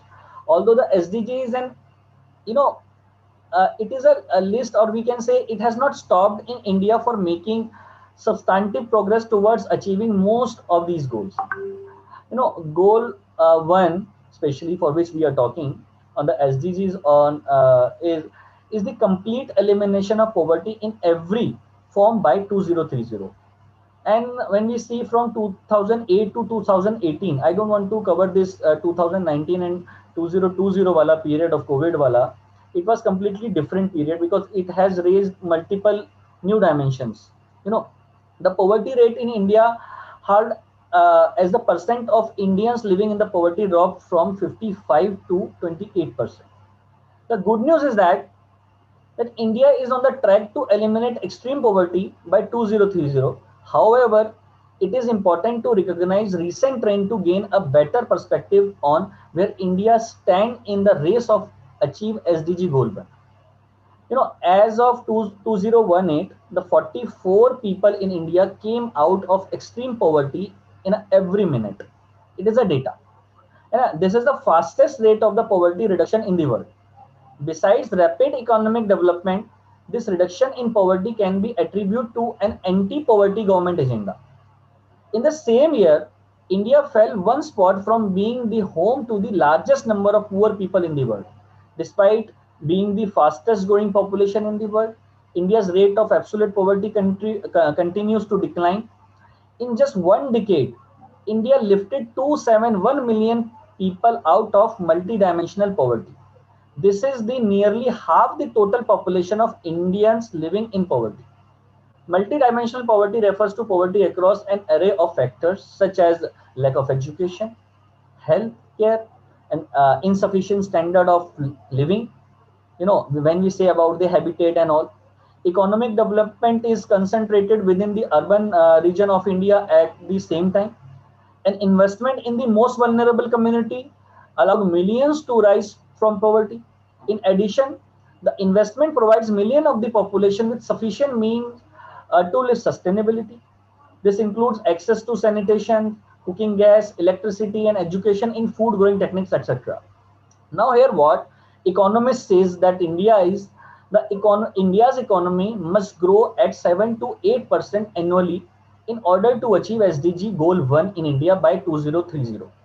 And the last 15 years, we have maintained an average growth rate of 7.4%. Much of this growth is the result of the government program that invested directly in the lives of their citizens. By providing basic necessities to poor populations, India is able to bring people out of poverty and make them more productive and self-sustainable. As we aim to achieve its goal on time, at a glance, a recent trend give an optimistic view of the future of India. The evidences suggest that government can effectively tackle poverty when they have the mean to do so. The past decade in India is a prime example. However, India is only halfway through in achieving SDG Goal 1, and even in order to continue its progress, it is imperative to recognize the benefit of coordinated government initiatives that are supported by our own. For the country's thriving economy and progress toward SDGs Goal 1 in India can only sustain. It's through the support of the economic government, or we can say the governance. So here is what a golden age and YugParivartan is doing. It is a collective effort. They are making a team of global leaders where everyone will be having the same mindset, especially when a YugParivartan golden age says that spirituality. While listening this word spirituality, it has different meanings. Some people connect this with religious things, some connect with this in a faltu ka funda and all. But what is the importance? For that, we need to understand the importance of traditional practices for achieving UN SDGs India. We had multiple initiatives in past where we tried to showcase the scientific significance of Indian traditions for achieving UN SDGs. And I clearly, I proudly can say that we have those kind of sustainable traditional practices. अगर हम उनका पालन करना शुरू कर दें, अगर वो जिस तरीके से हैं, अगर उनका हम सही तरीके से प्रयोग करना शुरू कर दें, तो हम यूएन एसडीजीज जितने भी हैं ना, ये सारे 2030 से पहले इंडिया में अचीव कर सकते हैं. लोग इसको नहीं मानेंगे क्योंकि मैंने वही कहा ना कि एसडीजीज को डिफरेंट पर्सपेक्टिव में देखने की जरूरत है. जब हम एसडीजीज को डेवलप्ड नेशन में बात करते हैं तो वहां पर डिफरेंट पर्सपेक्टिव पर मैं बात करना चाहूंगा, लेकिन जब हम एसडीजीज को डेवलपिंग नेशंस में अचीव करने की बात करते हैं, खासकर जब इंडिया में बात करने की करते हैं, तो मैंने ग्लोबली इतना ज्यादा मुझे पढ़ने का मौका नहीं मिला, लेकिन जितना मैंने पढ़ा है और जितना मैंने जाना है, हम लोगों की कुछ ऐसी ट्रेडिशनल प्रैक्टिसेस हैं जिनका दुनिया में डंका बजता है. मैं 2-3 चीजों का जरूर मैं अपने सेशन में जिक्र करूंगा, अच्छे से करूंगा. जब हम हंगर पॉवर्टी पर आते हैं, अब देखिए पूरे साल भर में डिफरेंट काइंड ऑफ फेस्टिवल्स हैं, and every festival has fast, जिसे हम व्रत कहते हैं. तो सबसे बड़ी चीज क्या है? रिसोर्सेज. कि इंडिया का हमारा जो ट्रेडिशंस है, हमारा जो कल्चर है, वो रिसोर्सेज को वेस्ट होने से बचाता है. आप वीकली फास्ट रखिए, तो जब एक व्यक्ति खाना कम खाता है तो वो रिसोर्सेज किसी के लिए तो जनरेट होते हैं. आप 9 दिन फास्ट रखिए नवरात्रे का, तो जब पूरा का पूरा कम्युनिटी फास्ट रखता है तो वो रिसोर्सेज किसी के लिए बचते हैं. हाँ, हम जब जाते हैं, आप देखिए कि गुरुद्वारा हुआ, मंदिर हुआ, लंगर हुआ, यहाँ पर वो ट्रेडिशनल प्रैक्टिसेस अडॉप्ट की गई, जहां पर इनकलकेट किया गया आदमी के अंदर कि भैया आपको अपने से ऐसे जो लोग जिनके पास खाना नहीं है, जो पॉवर्टी का शिकार हैं, जो गरीब लोग हैं, और गरीब जरूरी नहीं है कि पैसे से गरीब है, कई लोग सिर्फ इसलिए गरीब हैं क्योंकि वो बहुत सारी एट्रोसिटीज से विक्टिमाइज्ड हैं, उस वजह से उनको गरीबी का रास्ता देखना पड़ा. बहुत से लोग डिफरेंट ऐसे रीजन से आते हैं जहां पर खाना पैदा ही नहीं होता, पानी नहीं होता, वो इसलिए गरीब है. लेकिन एसडीजीज तो अब आए हैं, यूनाइटेड नेशन तो अब बना है. हम लोगों की जो प्रैक्टिसेस हैं वो तो हजारों सैकड़ों साल पुरानी है. गुरु नानक के टाइम पर चीज थी कि उनको जो पैसे मिला करते थे वो पैसे ले जा करके जो वो गरीबों को खिला दिया करते थे, और घर पर जाते थे कि मेरे पास कुछ नहीं, तो पूछा जाता था कि कहाँ गए वो पैसे, तो बताते कि मैं तो खाना खिला करके आ गया उन लोगों को. तो एसडीजी 1 इंडिया में आज से नहीं है. एसडीजी 1 की जो प्रैक्टिस है वो इंडिया में बहुत पुरानी है. आज जो हम लोगों के मंदिर हैं, जो हमारे लंगर हैं, वो क्या करते हैं? वो व्यक्ति को मरने से बचाते हैं. जब हम कहते हैं कि हंगर से व्यक्ति मरता है, जब हम कहते हैं कि पॉवर्टी से व्यक्ति मरता है, तो ये गुरुद्वारे और मंदिर ही तो हैं. आप हिंदुस्तान के किसी स्टेट में चले जाइए, आपको कहीं रहने को नहीं मिलेगा तो गुरुद्वारा आपके पास है, मंदिर आपके पास है, वहां लंगर आपको चलता मिलता है, और श्रद्धा भाव से मिलता है, आपको कोई पे नहीं करना पड़ता. और सबसे बड़ी बात यह कि किसी मैंडेट में नहीं आते. ये गुरुद्वारे के लिए कोई मैंडेट नहीं है कि उनको करना ही करना है, कोई सीएसआर कंप्लायंस नहीं है उनका. They are not funded with the any international grant और the government grant. That is the culture. That is a traditional practice. So see how this traditional practice is powerful. मैं इसको strongest मैं practice कहता हूं कि जो एक traditionally develop की गई, ऑल्दो ये भी मैं ये नहीं कहूंगा कि ये नेचुरल प्रैक्टिस है, it has also been made by human, but for what? To save the humanity, to experience the humanity.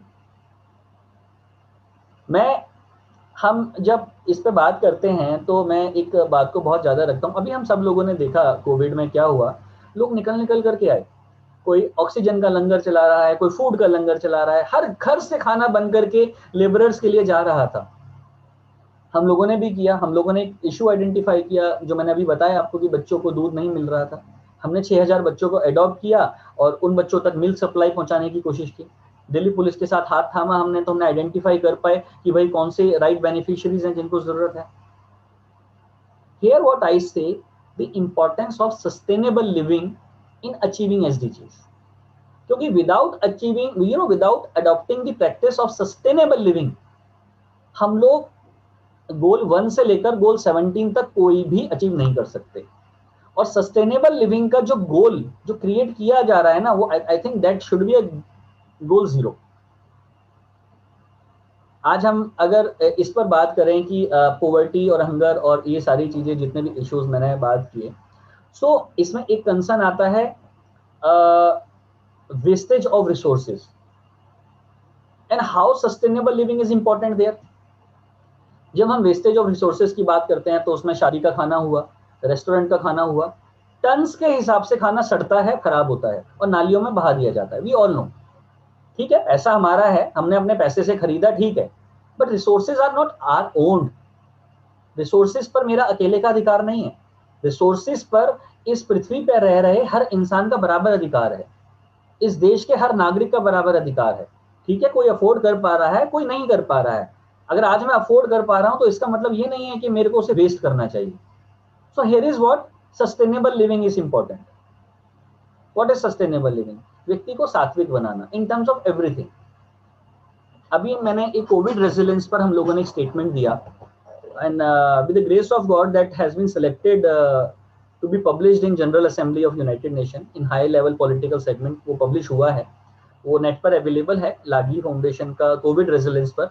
उसमें मैंने सस्टेनेबल लिविंग की ही बात की है कि इस देश की 700 करोड़, इस दुनिया की 700 करोड़ जो पॉपुलेशन है, उसके लिए आप इतना बड़ा इंफ्रास्ट्रक्चर क्रिएट नहीं कर सकते कि आप 700 के 700 करोड़ को कैटर कर लेंगे। हमने देखा हिंदुस्तान में किस तरीके से सिस्टम कोलैप्स हुआ, हम सब जानते हैं, हमने अपनों को खोया है, बट लोग निकल करके आए। अब जब बात आती है कोविड रेजिलियंस पर भी, और इस बात पर कि हम अगर पॉवर्टी एलिवेशन की अगर बात करते हैं, तो अगर एक एक व्यक्ति सात्विक होता चला जाएगा, स्पिरिचुअल होता चला जाएगा, जो एजेंडा गोल्डन एज एंड युग परिवर्तन ने लिया है, इन एजेंडास को अगर फॉलो करता चला जाएगा, तो उसके कितने बेटर परिणाम आने हैं। मैं उसका एक एग्जांपल देता हूं आपको। खाने का वेस्टेज कम होगा, हम लोग सात्विक खाना खाएंगे।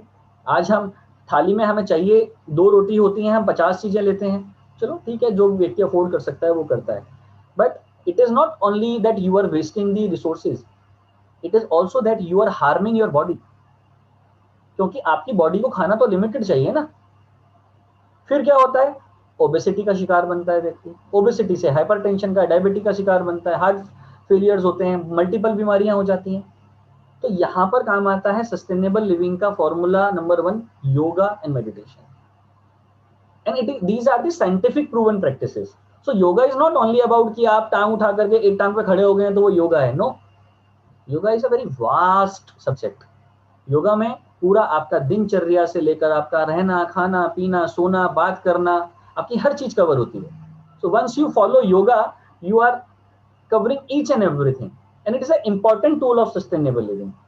तो उसमें आप देखिए, आप रेगुलर जब इसको फॉलो करते हैं तो आपके ब्रेन में गुड हार्मोन्स रिलीज होते हैं, आपके ब्रेन में सेरोटोनिन रिलीज होता है, आपके ब्रेन में डोपामिन रिलीज होता है, ऑक्सीटोसिन रिलीज होता है, एंड्रोफिन रिलीज होता है। What these good hormones do, ये तो मैं नहीं कह रहा ना कि मैं गीता से पढ़ करके बोल रहा हूँ, ये तो जो साइंस कहती है मैं वो बात कर रहा हूँ, जो एक ग्लोबल पर्सपेक्टिव है, जो आपकी आज की जो मेडिकल साइंस है जिसको हम लेकर के चलते हैं, मैं उसकी बात कर रहा हूँ।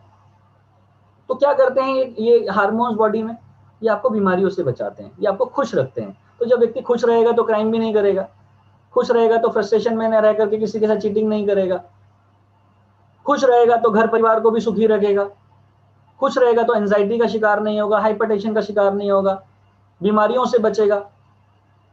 So sustainable living is very, very, very important to give sustainable solution, and especially to help sustainable development goals. So एक प्रैक्टिस है, इस प्रैक्टिस को अभी तक उस लेवल पर प्रमोट नहीं किया गया। ठीक है, कई आश्रम्स हैं, कई यूनिट्स हैं, मैं किसी का नाम नहीं लेना चाहूंगा। There are number of foundations जो कोई ना कोई स्पिरिचुअल गुरु जो हैं, इन्फ्लुएंसर्स हैं, वो चला रहे हैं इसको, but what actually they are doing, that is the permanent solution. ठीक है, उस एज में कोई अपने आप को ब्रांड बना रहा है, मैं नहीं मानता कि वो भी गलत है, कोई अपने आप को ब्रांड बना रहा है तो ठीक है, क्योंकि जब ब्रांड बनेगा तभी लोग मानेंगे। जब आप किसी को इन्फ्लुएंस करने की सिचुएशन में होते हैं तो आप इन्फ्लुएंस करते हैं। आज there are number of Beas in India, जो सत्संग ब्यास हैं बहुत सारे, जो डेराज हैं, वो कितने लोगों को कंट्रोल करके रखते हैं, उनके सात्विक रहने पर कंट्रोल करते हैं, उनको क्राइम में पार्टिसिपेट ना करने के लिए कंट्रीब्यूट करते हैं, उनको जो हम कहते हैं कि नॉन वेजिटेरियन नहीं खाना, एल्कोहल नहीं कंज्यूम करना। तो ये जो एल्कोहल्स वगैरह का कंजम्पशन है, सबका अपना अपना रूटीन है, वो सही है या गलत है वो एक डिफरेंट इशू है, बट एक्सेसिव किसी भी चीज का होना तो गलत है ना। वो जो एक्सेसिव जो नेचर होता है वो तो बर्बाद करता है ना सोसाइटी को, नॉट ओनली फैमिली को, ओवरऑल सोसाइटी को बर्बाद करता है। तो स्पिरिचुअलिटी का सहारा लेकर के जितने भी ये ऑर्गेनाइजेशंस चल रही हैं और जो एक लार्ज नंबर ऑफ पॉपुलेशन को कंट्रोल किए हुए हैं, very large number of population को कंट्रोल किए हुए हैं, वो एक बहुत बड़ा स्ट्रक्चर है। सर जब ये लोग जाते हैं ना, एक व्यक्ति जो किसी उस पर्टिकुलर डेरा को, ब्यास को, ऑर्गेनाइजेशन को फॉलो करता है, उसकी वैल्यूज को फॉलो करता है, तो वो उसको स्प्रेड करता है मंदी कम्युनिटीज, लोगों को खाना खिलाना, कोई गरीब व्यक्ति आ जाए तो उसका ख्याल रखना, हाँ, बड़ों से ढंग से बात करना, बदतमीजी नहीं करना। तो ओवरऑल सोसाइटी की डेवलपमेंट में बहुत बड़ा रोल है। मैं वापस से गोल 1 पे आता हूं, उधर को हमें एग्जांपल्स देखने चाहिए। We need to think about Bundelkhand, the issue of child marriage, for what? Just because of poverty and water. वहां पानी नहीं है, खाना नहीं है, माँ को लगता है कि ये लड़की तो निकले कम से कम यहाँ से, 14 साल की उम्र में उसकी शादी कर देनी है। क्यों? क्योंकि एक व्यक्ति का खाना बचेगा, एक व्यक्ति का पानी बचेगा। So poverty is not only related to poverty, poverty is creating a issue, that is child marriage. It is a big cause जिसको कि एलिमिनेट करने की जरूरत है। इधर हम पॉवर्टी एलिमिनेशन की बात कर रहे हैं, हमें चाइल्ड मैरिज की एलिमिनेशन पे भी बात करनी है, क्योंकि that is ultimately leading to destroy womanhood. तो खाना ना होने की वजह से चाइल्ड मैरिज हो रही है, इसको कनेक्ट करने की जरूरत है। अगर एक परिवार संपन्न होगा, उसको खाना पानी मिलेगा, तो वहां पर बुंदेलखंड जैसी जगहों पर ये इशू भी, मैं ये नहीं कहता कि 100% एलिमिनेट हो जाएंगे, but it is a cause, ये एक रीजन है, वहां पर ये कारण है, इसको हमें सोचना पड़ेगा। जब हम बात करते हैं रिमोट विलेजेस की, बंगाल की बात करें, if we talk about Orissa, if we talk about Jharkhand, poverty और हंगर की वजह से they are the big reason of trafficking. There are organised trafficking group, वो वहां से लड़कियों को लेते हैं और उनको फोर्स प्रोस्टिट्यूशन में लेकर के जाते हैं। Poverty and hunger, goal 1 is not only a reason that कि सिर्फ भूखा है बंदा, वो क्राइम की तरफ लीड करता है। वो जो छोटे छोटे बच्चे होते हैं जिनको एजुकेशन नहीं मिला, वो सिर्फ खाना है, उस हंगर के चक्कर में ही तो क्राइम करते हैं। तो जो ऑर्गेनाइज्ड जो ये क्रिमिनल रैकेट्स होते हैं, वो उनकी भूख को शांत करने के लिए उनको नशा कराते हैं। जितनी देर ये नशा करेगा तो वो नशे के नशे में रहता है, सब्सटेंस अब्यूज करता है, उतनी देर खाना नहीं खाता, लेकिन उस नशे में वो क्या क्या करवाते हैं उससे, स्नैचिंग करवाते हैं उससे, क्योंकि उनको पता है कि छोटा बच्चा अगर सजा किसी को मार के आ जाएगा, ब्लेड मार के आ जाएगा, तो बड़ी सजा नहीं है, वो उनको ट्रेन करते हैं। सिर्फ और सिर्फ ये पेट है ना साहब, मैंने एक कोट है मेरा यहाँ पर कि भूख और रसूख व्यक्ति से कुछ भी करा सकते हैं।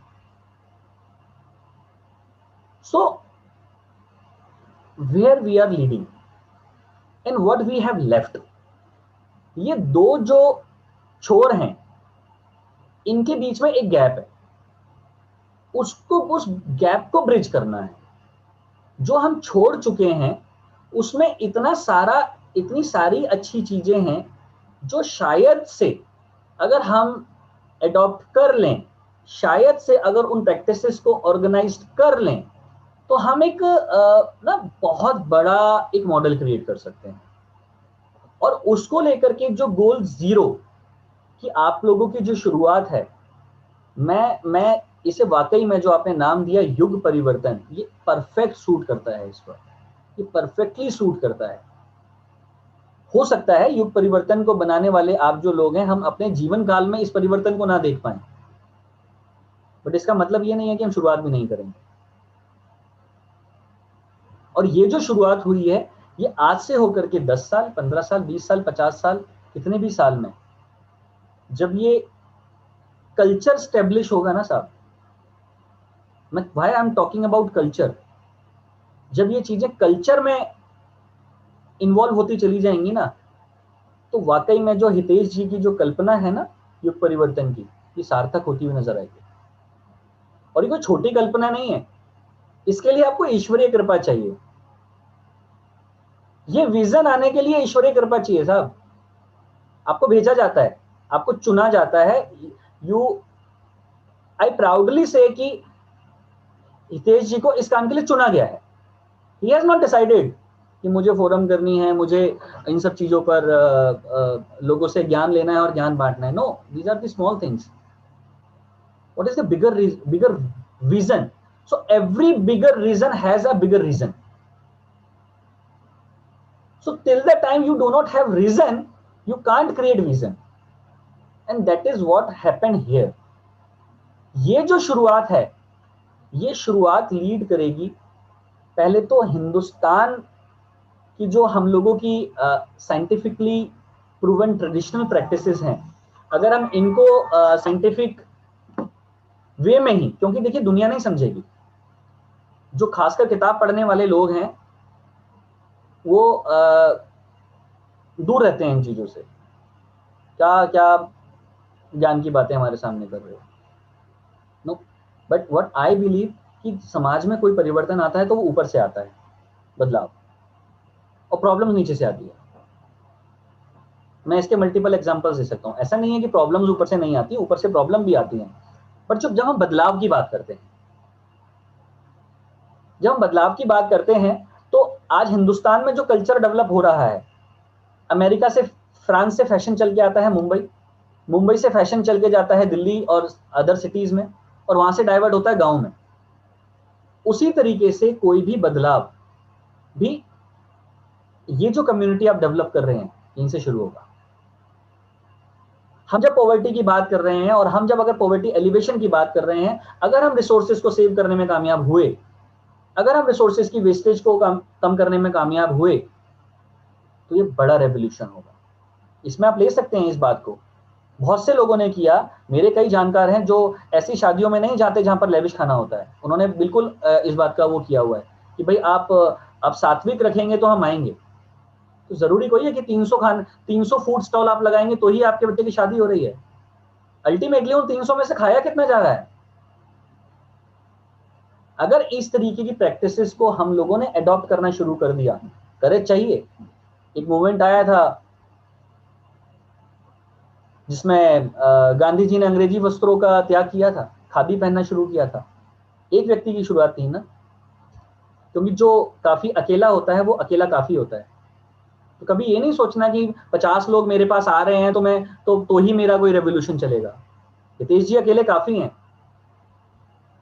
उनको नहीं है मेरी जरूरत। मैं यहाँ आकर के बोल रहा हूँ, ठीक है, अगर मैं नहीं भी बोलूंगा तो भी उनका काम चलेगा, क्योंकि it is his passion, he is working for passion. And पैसे से ज्यादा जब व्यक्ति पैशन के लिए काम करता है ना, तो उसको सक्सेस होने से नहीं रोक सकता, क्योंकि पैशन आप नहीं क्रिएट करते हैं, पैशन नेचर आपको देता है। वो जो गुड सिनर्जीज होती हैं, वो गुड सिनर्जीज आपके अंदर इनकलकेट करती हैं पैशन को। And you can't be passionate, you can't be emotional. अपने आप से आप इमोशनल नहीं हो सकते कि जो मैं चाहूं तो मैं इमोशनल हो जाऊं। सर कभी आजमा करके देखिएगा, आप चाह करके इमोशनल नहीं हो सकते, आपकी मर्जी से आप इमोशनल नहीं हो सकते। इमोशनल होने के लिए कुछ अलग चीज होती है, वो अलग ही केमिकल होता है, वो ब्रेन में कहां से आता है वी डोंट नो, वो नेचुरल है। वो होता है जब आप अपनी एंगर को होल्ड करते हैं, कंट्रोल करते हैं, जब अपने आप को नियंत्रित करते हैं, और जब आपका कनेक्शन उन गुड एनर्जीज के साथ स्टेब्लिश होता है, उस नेचर के साथ स्टेब्लिश होता है, तब आप इमोशनल बनते हैं। तब आप अपने साथ साथ दुनिया के बारे में सोचना शुरू करते हैं। That is the moment. और वो मोमेंट जब क्रिएट होगी तो बस दुनिया की जरूरत नहीं है। इस शर्ट को सिलने के लिए धागा इतना सारा चाहिए, बट सुई एक ही चाहिए साहब। तो वो सुई जो है वो, this platform can be I can say a good word कि आप वो सुई हैं साहब, आप सिलते चलिए, धागा अपने आप जुड़ता चला जाएगा। और ये जो मूवमेंट आप लेकर के चल रहे हैं, इस मूवमेंट को मैं अपने शब्दों में तो नहीं बयान कर सकता कि ये कितना बड़ा चेंज है। This change that gonna transform the society, this step gonna transform the mentality, this change gonna build a peaceful, what do you know, the peaceful world. And this step, this initiative can make this world a place for living, not surviving. 99% of people on this earth are surviving, only 1% of people are living. So first we need to think about, when we talk about sustainable living, then we have to be warrior, not survivor. We all have thought that we are survivor. ठीक है, काम चल रहा है, पैसे आ रहे हैं, नहीं आएगा तो क्या होगा, इतनी बड़ी सबमिट कर रहे हैं, कहाँ से फंड आएगा, ये होगा वो होगा, बहुत सारे इश्यूज आते हैं। इसको और ग्लोबल पर्सपेक्टिव पे लेके जाना है, अच्छा कंटेंट होना चाहिए, अच्छी प्रेजेंटेशन होना चाहिए, अच्छे लोग होने चाहिए, बहुत सारे सवाल आते हैं। बट ये सारे के सारे कनेक्टेड हैं। एंड हितेश जी, आई तो पर्सनली सल्यूट यू कि आपको and would like to congratulate you कि आपको इस चीज के लिए चुना गया। एंड मुझे साहब 16 साल की उम्र में पता चल गया था कि मैं किस चीज के लिए बना हूं, तो ये मेरा सौभाग्य है। तो मैंने 10 साल अपना बिजनेस रन किया और बहुत अच्छे से रन किया, और इतना कमा लिया कि अब मैंने सब कुछ छोड़ दिया, क्योंकि मैंने अपना दायरा बना लिया कि मुझे इतने पैसे चाहिए, इतनी इनकम चाहिए मेरी सस्टेनेबिलिटी के लिए, मेरे परिवार के लिए, मेरे रहने खाने के लिए। वो करने के बाद मैंने टोटली एक ट्रैक पर आ गया। Now I am 24 hour available for my passion, for what I am doing. मैं चाहूं तो मैं इनकम के लिए उधर कंटिन्यू कर सकता था, बहुत अच्छा इनकम था, बट व्हाट्स लिमिट, क्या लिमिट है उस बात की? मैं कितना कमा लूंगा? 100 करोड़, 50 करोड़, 200 करोड़, 500 करोड़, क्योंकि जिस दिन 100 करोड़ अचीव करूंगा उस दिन 200 करोड़ की इच्छा मन में पैदा हो जाएगी, जिस दिन 200 करोड़ करूंगा उस दिन 500 करोड़ की इच्छा पैदा हो जाएगी। तो इच्छा का तो दमन नहीं हो सकता ना। सो अपने आप को सेटिस्फाई आप तभी कर सकते हैं जब आप ये जान लें कि आप इस दुनिया में आए किस लिए। That is goal zero. अगर आपको ये पता चल जाए कि आपके जीवन का उद्देश्य क्या है, तभी आप रेवोल्यूशन ला सकते हैं। And I must congratulate Hitesh ji, आपको ये पता चला, and by grace of God you have been chosen for this. और ये मूवमेंट बहुत ज्यादा आगे जाने वाला है, इतना तो मुझे अश्योरिटी है ही है। खासकर आप वो गलती मत करिएगा जो यूनाइटेड नेशन ने की हुई है। मैं बड़ा ब्लंटली इस बात को बोलता हूं, क्योंकि मैं यूएन के साथ काम कर रहा हूं, तो हालांकि हाई रिस्क जोन में हूं कि मैं ऐसी स्टेटमेंट दे रहा हूं, बट इट इज ट्रू कि आप वो गलती मत करिएगा कि एक ही हंटर से आप सबको हाँक दें। We have to segregate. अगर हम पंजाब में जाकर के काम करना चाहते हैं तो हमारा फॉर्मूला एक हो सकता है, बट उसकी एग्जीक्यूशन डिफरेंट होनी चाहिए। अगर हम हरियाणा में काम करना चाहते हैं तो हमारे को वहां के कल्चरल वैल्यूज को कंसीडर करना पड़ेगा। और आप देखिएगा जब जब आप जिस जिस रीजन में, क्योंकि इंडिया बहुत डाइवर्स है, पूरा वर्ल्ड, डाइवर्सिटी तो पूरे वर्ल्ड में है, आप जहां भी जाते हैं ऐसा कोई कि खाली इंडिया में डाइवर्सिटी है, पूरे वर्ल्ड में डाइवर्सिटी है। बट अगर मैं ये कहूं कि मैं हिंदुस्तान की प्रैक्टिसेस को यूएस में डायरेक्टली इंप्लीमेंट कर दूंगा, तो मैं तब तक नहीं कर सकता कि जब तक मैं वहां पे उन लोगों को कन्विंस नहीं कर लूंगा। बट एटलीस्ट जो लोग ऑलरेडी कन्विंस हैं उनको तो मैं दूर ना करूं ना। मैं एक छोटा सा एग्जांपल देता हूं, यूनिसेफ के फंक्शन में मैं था, तो वहां पर बहुत बड़ी बड़ी बातें चल रही थी चाइल्ड मैरिजेस को लेकर के, कि हम लोगों ने सिग्नेचर कैंपेन चलाया, ये चलाया, वो चलाया, हमारे पास 10 लाख लोगों के सिग्नेचर हैं। तो मैंने एक छोटी सी बात बोली, मैंने, आप सिग्नेचर कैंपेन चला करके चाइल्ड मैरिजेस कैसे रोक सकते हैं? मैंने, एक माँ जो साल में 3 बार अपनी बच्ची का अबॉर्शन कराती हो, वो आपके सिग्नेचर कैंपेन से मान जाएगी कि उसे अपनी बच्ची की मैरिज नहीं करानी है, चाइल्ड मैरिज नहीं करनी है? What constructive you are giving to her. मैंने, आप यहाँ हिंदुस्तान में प्रोग्राम कर रहे हो, आपने यहाँ लैंप लाइटनिंग जलवाया मुझसे, अगर ये प्रोग्राम न्यूयॉर्क में हुआ होता तो क्या आप लैंप लाइटनिंग करते? नहीं करते आप लैंप लाइटनिंग। आप न्यूयॉर्क में लैंप लाइटनिंग नहीं करते हो, वहां रिबन काटते हो, वो आपका कल्चर है। यहाँ आप लैंप लाइटनिंग करते हो क्योंकि आपको पता है कि हिंदुस्तान में लैंप लाइटनिंग का मतलब है प्रोस्पेरिटी आती है। This is prosperity. सो जब आप हिंदुस्तान में काम कर रहे हो तो हिंदुस्तान के ट्रेडिशनल प्रैक्टिसेस के अकॉर्डिंग काम करो ना। एक आदमी जो भूखा होता है वो वैष्णो देवी जाता है पैदल नवरात्रों में, भले उसके पास कुछ हो या ना हो, वो अपनी कुल देवी के यहाँ जाकर के कहीं से भी पैसे लाता है, वो मंदिर में थोड़ा बहुत कुछ चढ़ाता है। ये ट्रेडिशनल वैल्यूज हैं हम लोगों की, आप उनका सहारा क्यों नहीं लेते? हमारी जो स्पिरिचुअलिटी है, जो वर्ड स्पिरिचुअल है, ठीक है, ग्लोबल लेवल पर इसको डिफरेंट वेज में देखा जा सकता है, कहीं कुछ प्रैक्टिसेस हैं, कहीं, मैं किसी पर्टिकुलर रिलीजन के ऊपर कमेंट नहीं कर रहा हूं, मैं तो सबको इज्जत दे रहा हूं। जब हम इस्लाम में बात करते हैं तो रोजा है ना, 40 दिन का रोजा रखा जाता है, वो एक ट्रेडिशनल प्रैक्टिस है। 5 टाइम की नमाज होती है, वो सस्टेनेबल लिविंग की ट्रेडिशनल प्रैक्टिस है। 5 टाइम अगर व्यक्ति नमाज पढ़ता है तो 5 टाइम वो योगा कर रहा है, वो हेल्दी रहेगा। अगर वो सही मैनर में 5 टाइम अगर नमाज पढ़ता है तो वो उसकी हेल्थ को देखिए वो कितना इंप्रूव कर रहा है। तो हर रिलीजन में इस तरीके की ट्रेडिशनल प्रैक्टिसेस हैं। अगर हम उन ट्रेडिशनल प्रैक्टिसेस को सही मायने में समाज के सामने ला पाए, स्पिरिचुअलिटी के वर्ड को करेक्टली अगर लोगों तक पहुंचा पाए, क्योंकि जैसे ही आप वर्ड स्पिरिचुअल कहते हैं ना तो आधी जनता तो के दिमाग से ऊपर से निकल जाती है वो बात, अरे ये तो हमें किसी धर्म में फंसाने आ गए।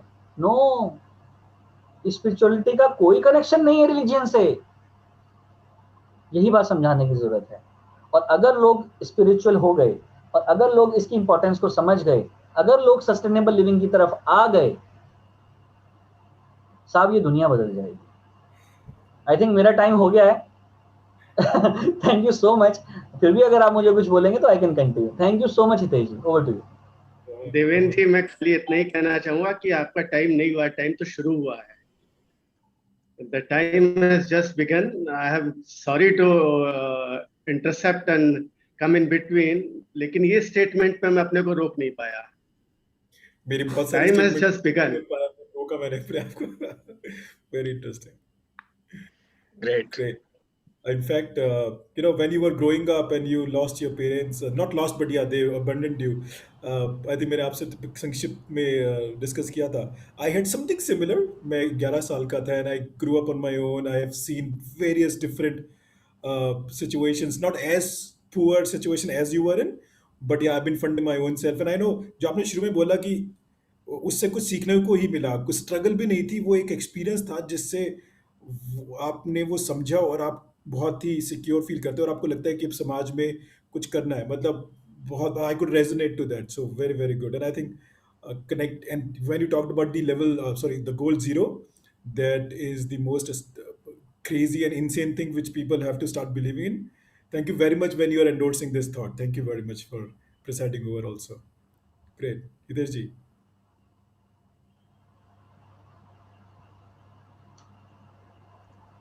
बहुत बहुत धन्यवाद देवेंद्र जी, अपनी लाइफ स्टोरी से हम सबको इंस्पायर करने के लिए। और मेरे को एक नया वर्ड कॉइन करना पड़ा, एक वर्ड है रैग्स टू रिचेस स्टोरी। तो रैग्स टू रिफॉर्मर स्टोरी। कई बार क्या होता है, जीवन की कठिन परिस्थितियां हमें कुछ ऐसा पर्पस दिखा देती है जो शायद बहुत साधन संपन्न होने के बावजूद भी दिखाई ना दे।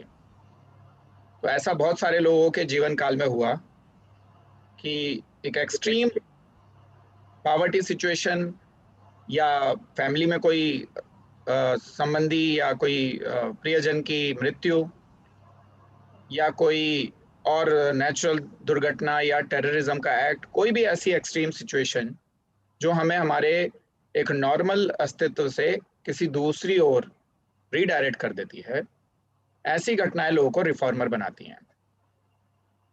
अक्सर केसेस में यही होता है। मेरे केस में थोड़ा सा डिफरेंट हुआ, इसलिए मैं बहुत सरप्राइज भी रहा जब मुझे इस तरह का ये कॉस्मिक पुश जो मुझे मिला युग परिवर्तन, प्रोजेक्ट युग परिवर्तन की तरफ, कि actually I had no complaints from my life, and even though I was in a born in a lower middle class family, all the general needs of life were fulfilled.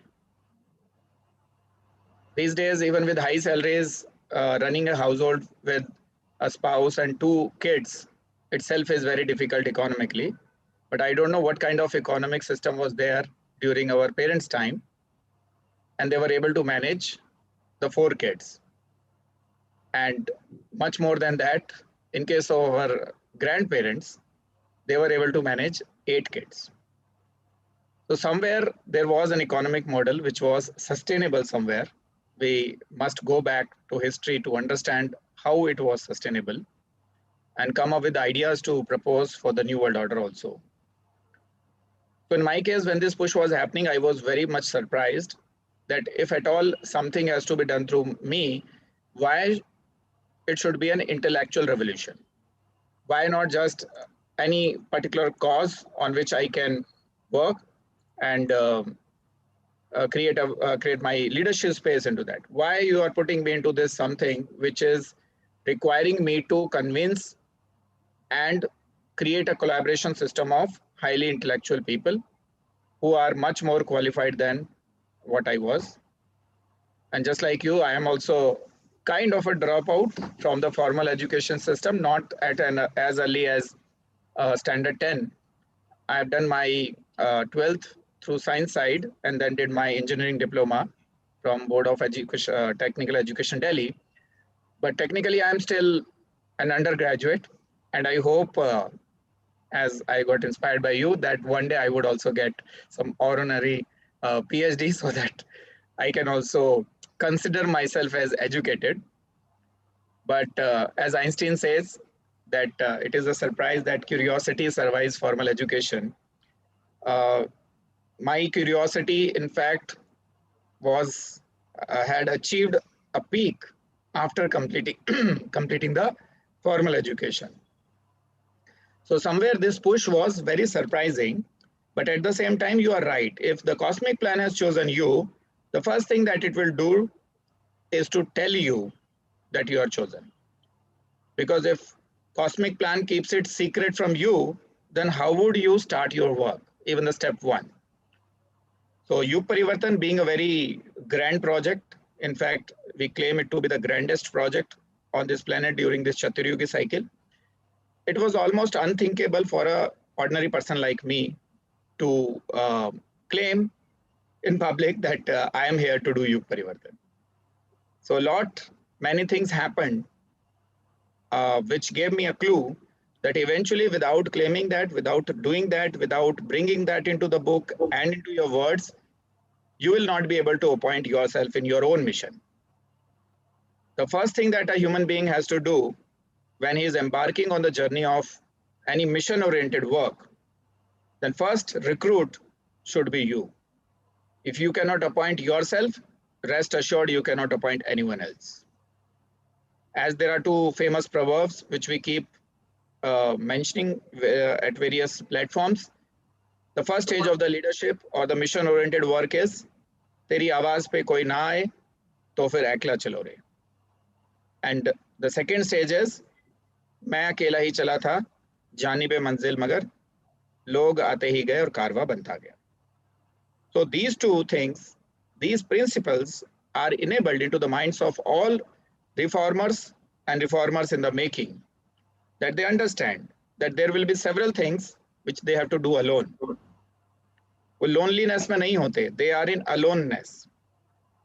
और जैसा आपने बोला, जो बिल्कुल कुछ ऐसे वर्ड्स थे, बिल्कुल अकेला हो जाता है, वो अकेला जो काफी अकेला होता है वो अकेला काफी होता है. हाँ, तो बहुत बढ़िया शब्द हैं ये, जो काफी अकेला होता है वो अकेला काफी होता है. A person is alone on the top. When you start any leadership journey, you are alone. कारवां बाद में जुड़ता है, तो बहुत से ऐसे कार्य हैं जो आपको अकेले ही करने पड़ते हैं. You have to start alone and you have to be there, be ready to continue doing alone, because you are creating something which is new every moment. And when it is new every moment, you have to be creating something new every moment alone, right? People will come to repeat the things that you have done, but what you are doing on the top is something that you need to keep doing alone, even if you have traveled your mission journey, leadership journey for several days, months, or years, or even lives. Even if, suppose if I relate my previous lives, and if I consider that this seed is not a surprise that is coming to my life, it is not a divine grace by overriding the principles of cause and effect. Because earlier also I was thinking that why me?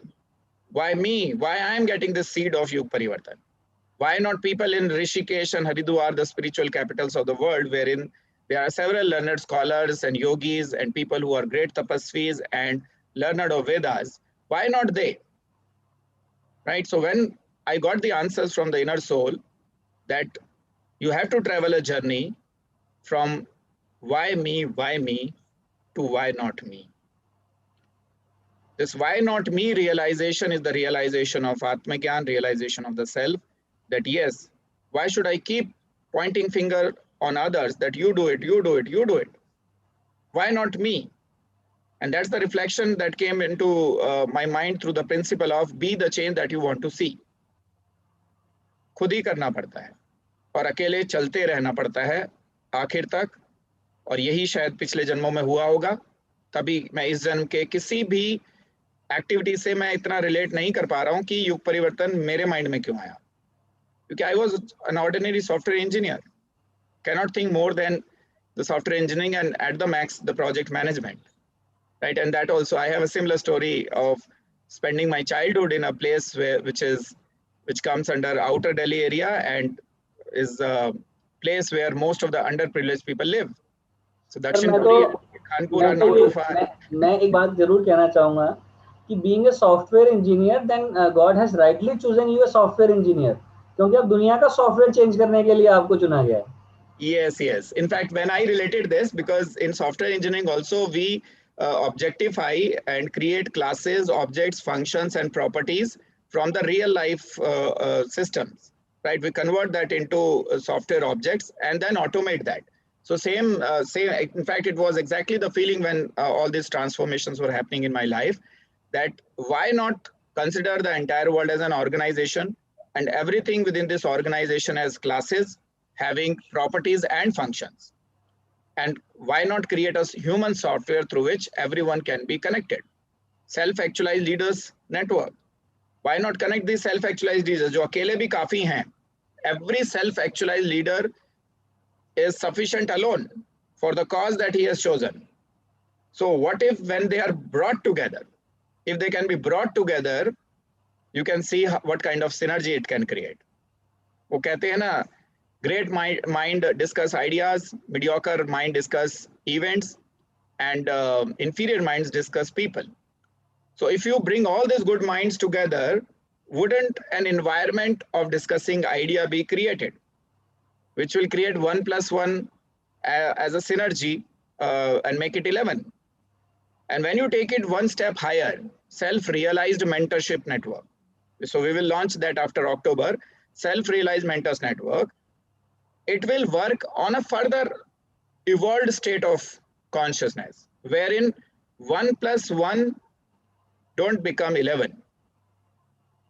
At self-realized state, 1 + 1 become 1.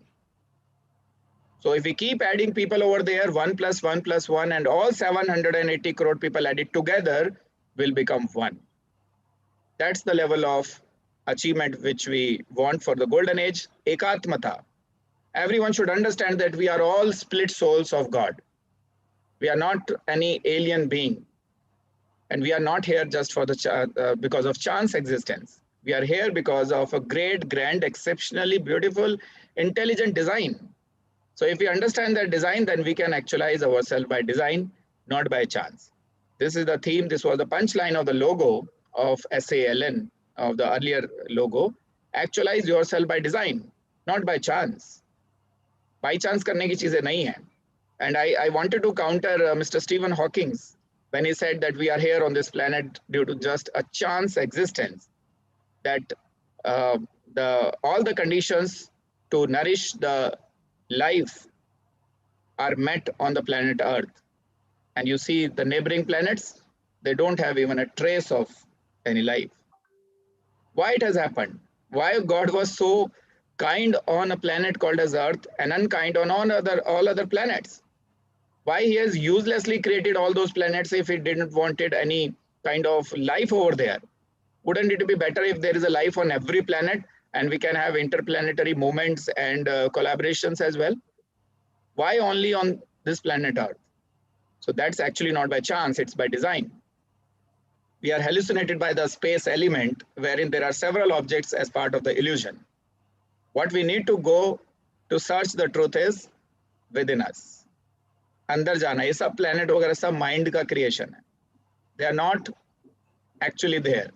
They are just the projection created by the projector within. And every human being is carrying a projector through which we are projecting this universe. So I hope within this projection, we will create a better projection wherein we have no poverty on this planet, zero hunger, and all the 17 United Nations Sustainable Goals are met, and this planet will become a golden age.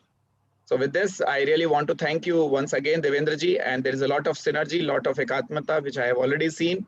And I hope this is just the beginning, as Arvindji has said.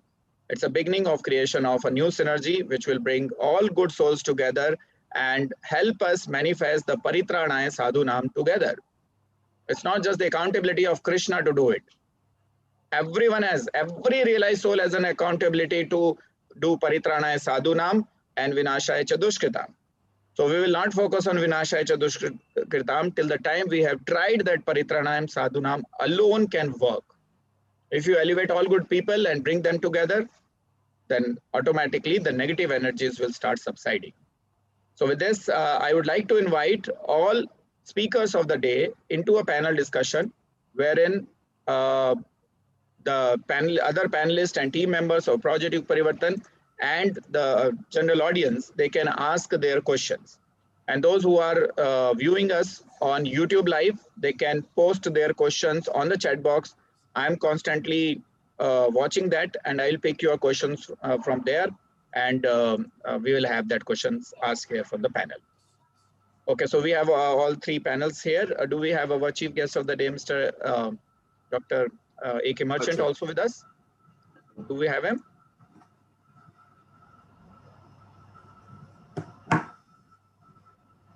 Okay, we don't have him here. Just in case, I would request all the team members. He'll be back by 2:30.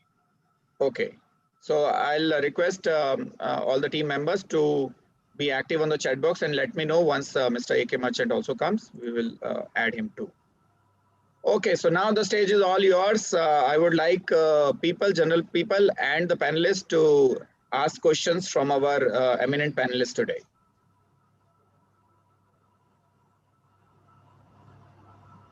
I have one question from Devendra Kumarji. He talked about developed countries, underdeveloped countries, and developing countries. My question to Devendra ji is, if any country या कोई भी देश अपने देश में सभी के भोजन की व्यवस्था कर पा रहा है और सभी शिक्षित हैं, साक्षर नहीं है, देयर इज अ डिफरेंस, शिक्षित हैं, साक्षर नहीं है, और अपने दैनिक जीवन का निर्वाह एक उचित तरीके से कर पा रहे हैं, ऐसे देश को उनके पास बहुत बड़े बड़े संसाधन नहीं है और बहुत बड़ी बड़ी सुविधाएं नहीं है। तो ऐसे देश को हम डेवलपिंग कहेंगे, डेवलप्ड कहेंगे या अंडर डेवलप्ड कहेंगे? सर आपका जो क्वेश्चन है ना सर, मैं उसको एक थोड़ा सा बेस में लेके जाना चाहूँगा। सर जब हम ये कहते हैं ना कि साधन नहीं है, तो सर मैं यहीं पर आके रुक जाता हूँ। जब हम ये कहते हैं ना कि जिसने चोंच दी है तो उसने चून भी दिया है, हमारी इच्छाएं बढ़ती जा रही हैं सर। उसने हमें रोटी खाने के लिए पैदा किया है तो हम पिज्जा मांग रहे हैं। तो ऐसा तो नहीं है सर कि नेचर ने, चाहे वो अंडर डेवलप्ड कंट्री हो सर, वहां पर भी है। जितना वहां की पॉपुलेशन के लिए चाहिए उतना वहां है, बट इच्छाओं की जो वृत्ति है ना सर, उसके चक्कर में वो अंडर डेवलप्ड हो गए हैं। उनका जो ऑर्गेनाइज स्ट्रक्चर है वो उससे बाहर आ गए हैं। आज अगर हम ये बात करें कि जो ट्राइबल बेल्ट है हम लोगों की, बस्तर की, तो क्या वो लोग भूखे मर रहे हैं क्या सर? नहीं, वो सब लोग खा पा रहे हैं सर। वो एक्चुअल में सस्टेनेबल लिविंग वही जी रहे हैं सर। ये तो आप और हम लोग हैं जो कंक्रीट के जंगल में आकर के सब कुछ खराब कर रहे हैं। सो कोई नेशन सर अंडर डेवलप्ड नहीं है सर। ये सिर्फ एक सोच का दायरा है कि हम उसको डेवलपिंग बना रहे हैं, और एक अमेरिका जैसा देश जो डेवलप्ड अपने आप को कह रहा है, ये संज्ञा दी गई है साहब। इस संज्ञा को मैं समर्थन नहीं करता, बट चूंकि ये संज्ञा एक ग्लोबल पर्सपेक्टिव है, तो उस पर्सपेक्टिव को लेकर के चलना तो पड़ेगा आपको। कि जब आप यूनाइटेड नेशन के साथ काम कर रहे हैं या आप यूनाइटेड नेशन की बात कर रहे हैं और एक ग्लोबल पर्सपेक्टिव उसका डेवलप हो चुका है, तो वो सस्टेनेबल लिविंग से बहुत परे है सर। और underdeveloped than developing and developed, sir ये स्टेट ऑफ माइंड है सर। अगर मैं एक्चुअल में इसको कहूं, जो व्यक्ति सर आज जो साधु संत हमारे उत्तराखंड के जंगलों में रह रहे हैं ना सर, वो असल में सर वो 100 साल से ज्यादा जी रहे हैं सर। और हम जो डेवलप्ड कंट्री में जो लोग हैं ना, वो इंसुलिन ले लेके सिर्फ 55 साल खींच पाते हैं sir. So this is what I wanted to say sir. आप ही से दूसरा एक प्रश्न और है सर कि आपने एक बात और रखी थी उपवास के ऊपर, कि हम उपवास रखते हैं, फास्टिंग रखते हैं, तो हमारे को एक नेचर से एक एक्स्ट्रा अनाज का या संसाधनों के संचय करने का अवसर प्राप्त होता है और एक तरीका भी है। लेकिन अगर हम इसको ठीक से देखें, जो जितने भी त्योहार हैं अलग अलग ऋतुओं में अलग अलग समय पे आते हैं, और उनमें उपवास रखने का जो बड़ा ही वैज्ञानिक कारण, अगर आप वेदों में जाएंगे तो उसके वैज्ञानिक कारण है।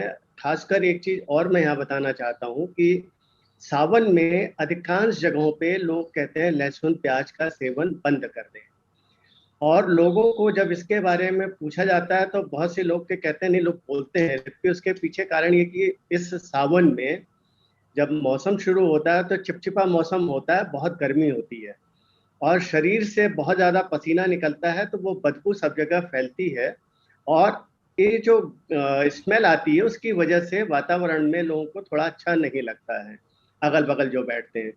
तो उसका वैज्ञानिक कारण वो था, लेकिन हर एक को वैज्ञानिक कारण नहीं बता सकते, तो उन्होंने ये कहा कि लहसुन प्याज मत खाइए। इसी तरीके से उपवास का कारण जो है, शरीर के जो आपकी इंजन है, सिस्टम है, उसकी सफाई के लिए हर मौसम से पहले तैयार करने के लिए ये आवश्यक होता है। तो अगर हम इसके मूल कारणों पे ध्यान देंगे, आपने उसको भूख से लिया, तो भूख पे हम ये कहना चाहते हैं कि हर व्यक्ति के लिए इस धरती पे उसकी भूख के लिए, आवश्यकता के लिए तो उपलब्ध है, लेकिन उसकी इच्छाओं के लिए, पूर्ति के लिए उपलब्ध नहीं है। आवश्यकताओं की तो पूर्ति हो सकती है। अब अगला प्रश्न अगर अनुमति हो तो मैं जगदीश्वरन जी से करना चाहता हूँ। जगदीश्वरन जी ने 3 बातें रखी थी, हम लोग वहाँ रुक गए थे। जगदीश्वरन जी, जो आपने शिक्षा और स्पिरिचुअलिटी इन सब को लेकर के किया था, शिक्षा और साक्षरता की बात अभी मैंने, I think you need to ask a question. I think I have to speak in English. Yeah. Okay, I'll speak in English. We were talking about education, spirituality, and all these 3 aspects. Yeah. And I was just talking to Devenji also on this. What exactly the difference is between education and literacy? That we have to understand. The reason is you talked about education, but you are somewhere having the at the back of your mind that literacy is also coming down heavily, for which you are trying to work. So my question is, how you correlate this education and literacy, and how you view it? So, literacy. Sorry, can you come again shortly? The question of that. My question is uh, uh, that what exactly you are talking about your school culture and teachers village and all those things, and then you had given a caption as education. When this education comes, then this education and literacy teachers are for education or for literating. My question is how you correlate it.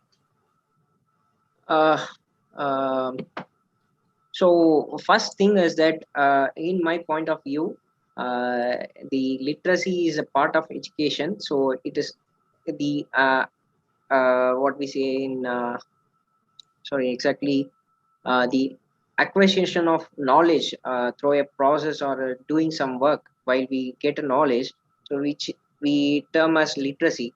So in case of in case of education, the it comes from the teacher side. So the education and literacy must go in a parallel way. It is 100% correlated with each other, because without having literacy level, we can't say he is an educated one. uh, yeah, from my view it is. Yeah.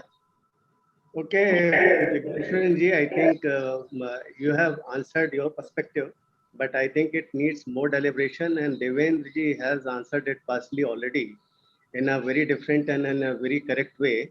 Yeah, And the same actually, I would question like to is, say something on this, Arvindji.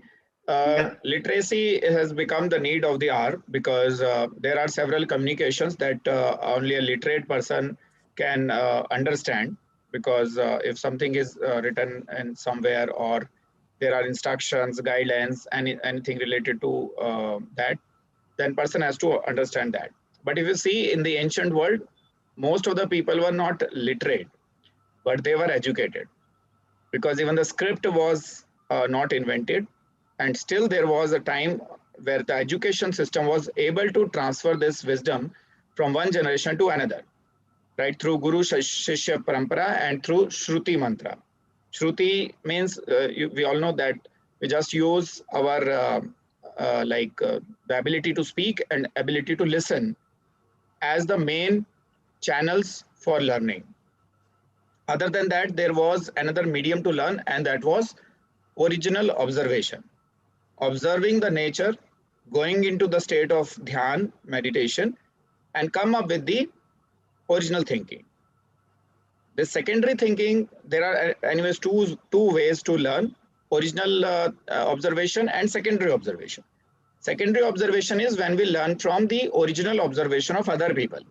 The entire gyan in this universe, entire thing in this universe is nothing but gyan, right? So now this gyan can be studied through original observation or through the observation of other people. So if Newton has observed something, I will learn about Newton, and I will learn about his thesis. I will learn about his documentation, and I will also learn that. Even if I have not seen the principle of every object in the state of motion will remain in that state of motion unless you apply an external force. Similarly, E is equal to mc square from Einstein, then Bohr's model, Pythagoras theorem, all these things we can also observe. What Pythagoras has given as a theorem, we can also originally observe, experiment, testify it, and then learn it. But that will be a long process. For every small piece of gyan, if we do that through original observation, it will take a hell lot of time. And that's the point that we were making yesterday, the importance of guide and mentor. If somebody has seen something, somebody is a seer of something, then he can take us faster there. As a principle, every soul can become self-realized even on its own, right? Even if the person is left in isolation in a jungle, right, with no community around, he can still become self-realized by original observation. But if there is a guide, if self-realized people are there to guide us, we will reach there faster. So it's like, why to reinvent the wheel every time? if it is available. So literacy helps us in not reinventing the wheel every time. We can learn directly by being literate. But there are several highly literate people who are not educated. And there are several highly educated people who may not be that literate. So literacy also has like 0% to 100% type of span. So I may be 20% literate, but maybe 60% educated. Sir मैं Or एक छोटा maybe, सा इसमें दूंगा yeah, आपके Devendra बाद ji, I would like आपके to बाद hear दूंगा from you also. Yes. Yeah sir as per me education is a very broader aspect और लिटरेसी उसका एक बहुत छोटा सा पार्ट है. मैं उसको डिफाइन करता हूं महाभारत से. Arjuna was educated with literate.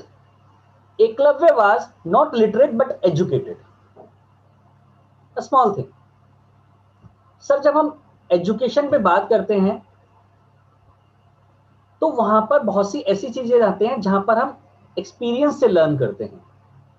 Then we can be educated through learning from experiences. But जब हम बुक्स से लर्न करने की कोशिश करते हैं और बुक्स से लर्निंग को एस्टेब्लिश करने की कोशिश करते हैं, that is literacy. Where I said one quote of mind कि जब विरासत में कुछ ना मिले तो कृतज्ञ बन, और जब समाज के द्रोण तुझे कुछ ना दें तो एकलव्य बन. So wherever the society has Drona teachers, so they teach you in form of material. That is literacy. Writing, reading, now video learning, this is literacy. Education is something very very broader aspect. मैं पूरी जिंदगी जो साधु महात्मा जो होते हैं sir, they are well educated. जो ज्ञान sir, किताबें कैसे लिखी गई हैं? Educated people wrote the books through their words of wisdom. वो बोलते चले गए और लिटरेट लोग लिखते चले गए. तो किताब उस लिटरेट आदमी ने नहीं लिखी है सर, बोल उस व्यक्ति के हैं जो एजुकेटेड था. So education comes from with in. Education comes from the experiences. मैं इसको सस्पेंड कर दूं देवेंद्र जी, विद योर परमिशन. हम लोग इस पैनल में बैठे हुए हैं और हमारे पास इसी पैनल में इसी स्क्रीन पे दो ऐसे व्यक्ति बैठे हुए हैं जिन्होंने अभी थोड़ी देर पहले कहा कि मैं 10th पास हूँ और मैं एक आईटी वाला हूँ और आईटी से डिप्लोमा होल्डर हूँ. अगर हम इसी चीज को लेकर के चलें, if you go with only these two examples, why I wanted to say is education, you have changed the world and trying to change from your own personal educational learning. And Hitesh Chandel is also doing the same thing with his own personal experiential learning. And both of them, if we talk, they are not literate that to level. But what I wanted to say is, if we put focus on education, literacy will follow it automatically, because literacy, as you rightly said, Devendra, is just a part of it. And that's why my NGO's mission is education. We don't consider literacy or school teaching. So we work on education. So it is my very favorite. I probe this thing to Hitesh ji many a times, and we enter into this discussion. The reason is we have to tell the world that education, what our NGO perceives is that the person, if for an example is a farmer, if I give him a book to study, rather than if I tell him these are the seeds, these are the your soil conditions, water conditions, and these are the things, and if you grow these crops, and to know more, if you read these books, then that person, that farmer, will be more eager to read, because it is directly concerned with him. That exactly is the education, what you talk and what exactly Hitesh also talked. But we are focusing on the parameter which is not to be focused. So my concern was yes, in fact, Devenji, my point, I got this point at the YouTube live also. Sagarika Bhattacharya ji has said this. I'll just read it verbatim so that everyone can understand this point. She's saying that the way India tackled COVID, the so-called developed countries could not. There could be many such parameters. So we should even evaluate the parameters itself to address any countries as developed, underdeveloped, or uh, uh, the states which are totally undeveloped. So yes, this is somewhere where defined values consultants also has to play its role by being uh, kind of a mentor of the world or Vishwaguru, because visionary thinkers work in this way. They live the future state of reality in present. This is how vision works, that whatever you want to do, start doing right away. So we don't say that we will become Vishwaguru one day. We consider as if we are already Vishwaguru. So now what is our accountability? So our accountability as a Vishwaguru is also to define those parameters on the basis of which indexing is done. Maybe there are certain parameters which are anyways in the wrong direction of measurement, right? And people and countries have become developed by fulfilling the needs of those parameters. On the other hand, there may be some developing countries who have a better way of sustainable living, but they are not considered as the parameters for judgment by the United Nations. So somewhere redefining the parameters itself is also important, which we would do. And we have certain people who want to even reevaluate whether GDP is the right way of evaluating the growth of an economy, or there are other ways through which it has to be calculated, right? GDP is not a correct way to calculate the Yes, so economy, that because will be especially in discussed, India, debated, and we will identify. I we would like don't have any means and ways to calculate and account for the woman's yes, contribution yes, at home and in that the also should be society. included in GDP. And I would also like Mr. Vinay Agarwal to comment on this part, education versus literacy, because both have their own importance. I'm not saying that education is better than literacy and being literate is bad, right? Both have their own importance. Vinay Agarwal ji, being the most literate person on the panel today, and maybe in the including the audience also, uh, he has a dream combination, a combination that everyone dreams. Every parents dream for their kids for their professional success. Engineering degree from IIT and a management degree from IIM. This is what Indian parents think for their kids to achieve if they are not sending them outside to study. So how do you see, Vinayji, this whole literacy versus education thing? See, I think all the panelists have commented on this, and I think very rightly so, that education is fundamental. That is what will move society ahead. It is about being conscious. It is about all the issues of the world, and it is about your place and what you can do about it, and so on and so forth. That's education. We also talked about it in the various presentations. And literacy is a specific skill, and as you Hitesh rightly pointed out, that it gives you access to what has gone before. Okay, because there are it is the efficient way. The earlier way, as you said, was Pale Guru Shish Parampara, which is to elite, then became Shruti, which is the verbal communication. Now it is in the form of written, this form literacy vocal, right? And today, from that, we are even talking of now digital literacy, right? That so the issue which is being talked about under COVID, the poorer people are having problems because their kids have lower digital literacy rates or lower access to those devices. So literacy is just a tool, but it makes the process of education vastly faster and superior. But as you said, there are, I mean, I will repeat what you said, that there are so many educated people who are not literate, and there's so many literate people who are not educated. So the thing is that education is the key, which is to me a consciousness about living, about other people, about world, about etc. Yeah, perfectly said, Vinayji, and you have added a very good dimension to it, digital literacy. So literacy is a tool. Those who are digitally literate these days, they have more access to the mediums to exercise their potential and to work on their mission. So somewhere we have to be aware that whatever tools are required to do our mission, if required, learn it. Right? It may not take too much time. Once a person becomes curious, an S5 as we say, then he can start grasping things faster. So if suppose Devendraji and me today would try to do something in formal education system, BTech or some MB or something, we would be able to grasp faster because we have broken that code from where this content was written. If the content was written from an S5 level and we have reached to S5, we can understand what this the author wants to say, right?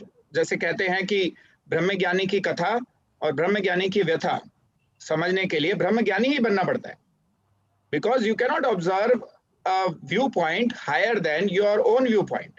So if you have to observe the viewpoint higher than you, then you have to elevate your viewpoint to that level to understand it.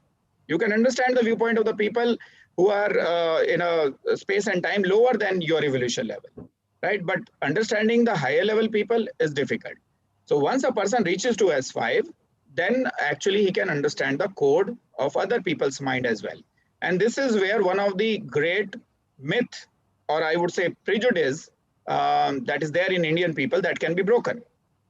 People keep kind of commenting on the Rajas or the politicians of the day of India and say that they are not literate people. How could they be governing the country and all?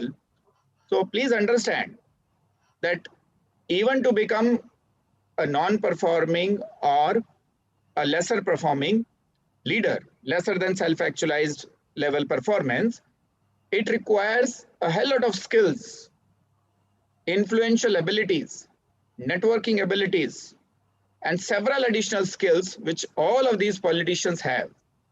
We cannot deny that. It's not easy. First of all, winning the election itself is not easy, even by hook or crook, because there is a competition in hook or crook also, right? So all those who pass on that hook and crook competition, they reach there. Now, once they reach there, it is not possible to even spend one day in office if you are a totally idiot. It requires a lot of wisdom to even be an MLA or an MP or Prime Minister, whatever. So what we need to learn as ordinary citizens of this country is, instead of just blaming on the regimes and the opposition parties, we should also start understanding that as a pain of being ignorant, right? And this is where the gurus of the world or the gurus of the country have their accountability. They need to understand the pain of ignorance into the minds of leaders and bring them close to the self-actualization state. This exactly is the full-time profession of any spiritual guru. And if they are not doing it, they are underutilizing their own potential. I don't know why the big spiritual gurus are not bringing forward the Gyan Yoga. Only through the Gyan Yoga, people can be made self-actualized, not just by meditation alone. Because as I keep quoting, that even Ravan was a great meditator. So meditation alone is not sufficient. What you are meditating upon is also important. It's similar to like if you want to learn how to like fire a bullet from a gun, right?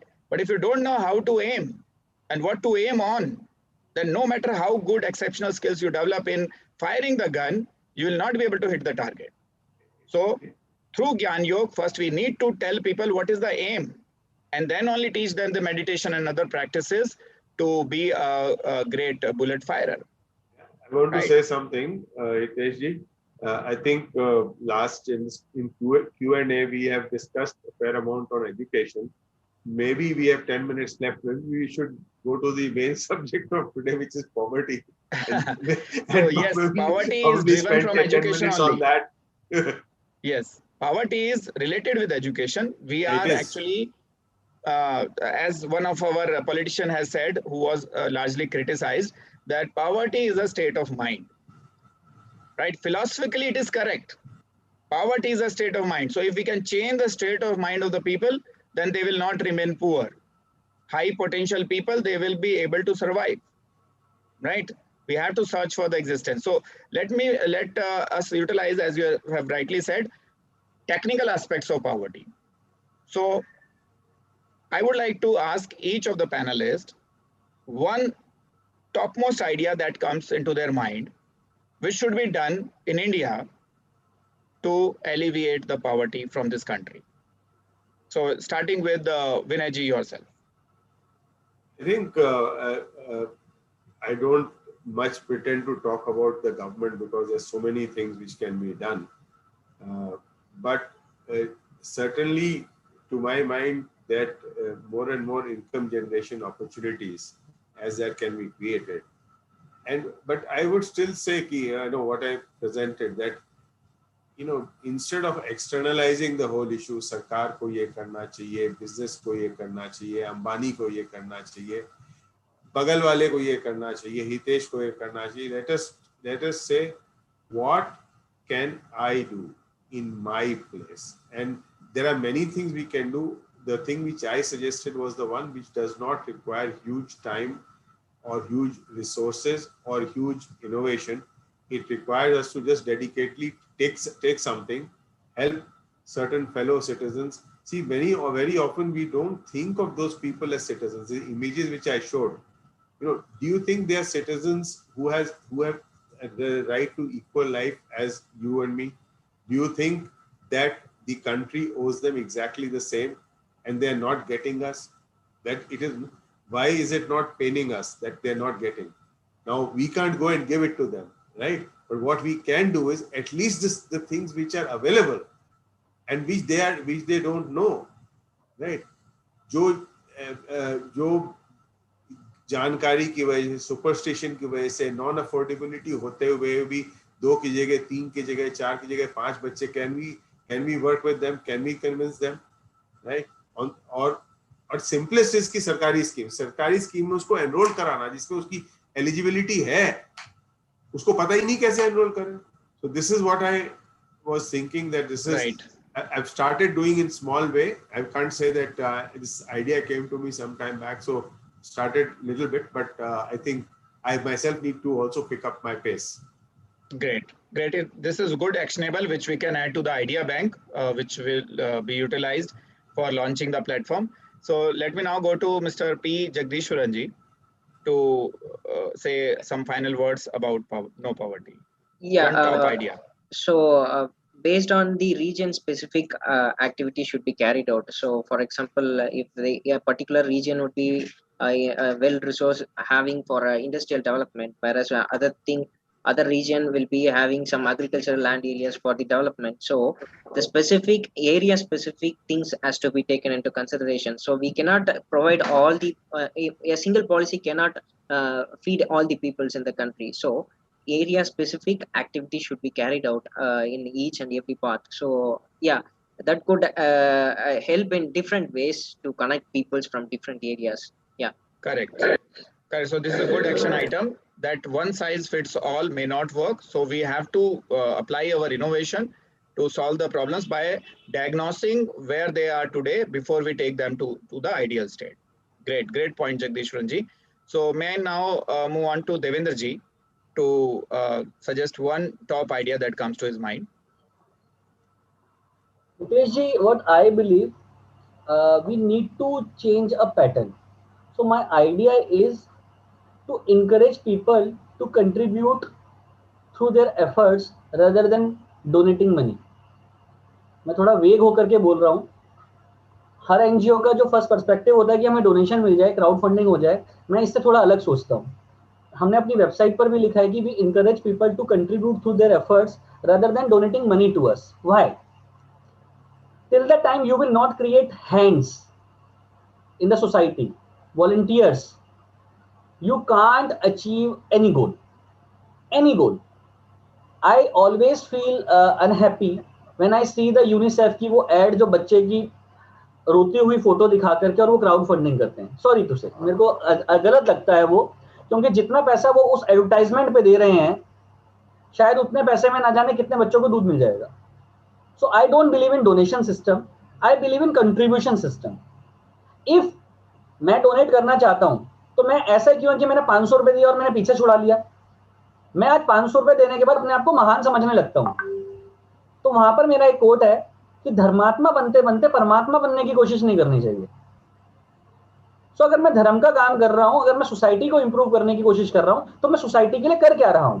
खाली मेरे पैसा देने से society change कोई ना हो जाएगी, but हमें वो भी चाहिए। सो हम लोगों को एक कम्युनिटी बिल्ड करनी है जहां पर एक तरफ हाथ होंगे और दूसरी तरफ रिसोर्सेज होंगे। एंड रिसोर्सेज डजंट मीन पैसा, रिसोर्सेज कैन बी मटेरियल। सो आत्मीयता, जो आपने एकात्मता का जो आपने शब्द यूज किया, वहां पर एक आत्मीयता का भी वर्ड आता है, humanity. We need to give chance to experience humanity, and the people who are just donating, they are getting satisfaction but they can't experience humanity. Humanity आएगी जब मैं अपने नियर बाय में जाकर के किसी जरूरतमंद व्यक्ति को अपने हाथों से मदद करूंगा, मैं उसकी जिम्मेदारी लूंगा, तब मेरे अंदर ह्यूमैनिटी आएगी। मैं इसमें छोटा सा कहना चाहूंगा कि सीएसआर पर हर व्यक्ति काम करता है। Now we need to work on individual social responsibility plus domestic social responsibility. अगर आज मैं अंडर प्रिविलेज सेक्शन को ढूंढने के लिए जाना चाह रहा हूं तो हिंदुस्तान में स्लम्स की कमी नहीं है, लेकिन एक और एस्पेक्ट है कि मेरे घर में जो व्यक्ति काम करने आ रहा है वो भी तो मार्जिनलाइज सोसाइटी से काम करने आ रहा है, जो मेरा डोमेस्टिक हेल्प है।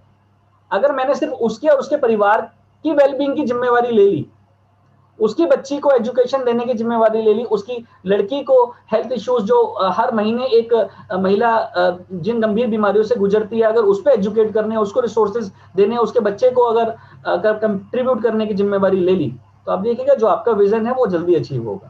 तो पॉवर्टी भी इसी से रिलेटेड है। तो मेरा आइडिया है कि we need more hands than donations. We need to build a society where people should come forward to contribute through their presence, not their what we can say the बिल्कुल सही बात है, बहुत अच्छा की पॉइंट है। And we use in SLDP level 2 whose target is to learn how to influence resources towards your mission। कि बड़े मिशन करने के लिए आपको, अगर आपको 500 करोड़ रुपए का मिशन करना है तो 500 करोड़ रुपए आपके बैंक अकाउंट में नहीं होने चाहिए, उससे फर्क नहीं पड़ता, आप फिर भी मिशन कर सकते हैं। तो उसमें एक पॉइंट आता है, एक सेल्फ एक्चुअलाइज्ड व्यक्ति की कोटेशन हम यूज करते हैं, वो ये है, I would rather have smart people with me instead of having a huge budget, because smart people will take me there faster.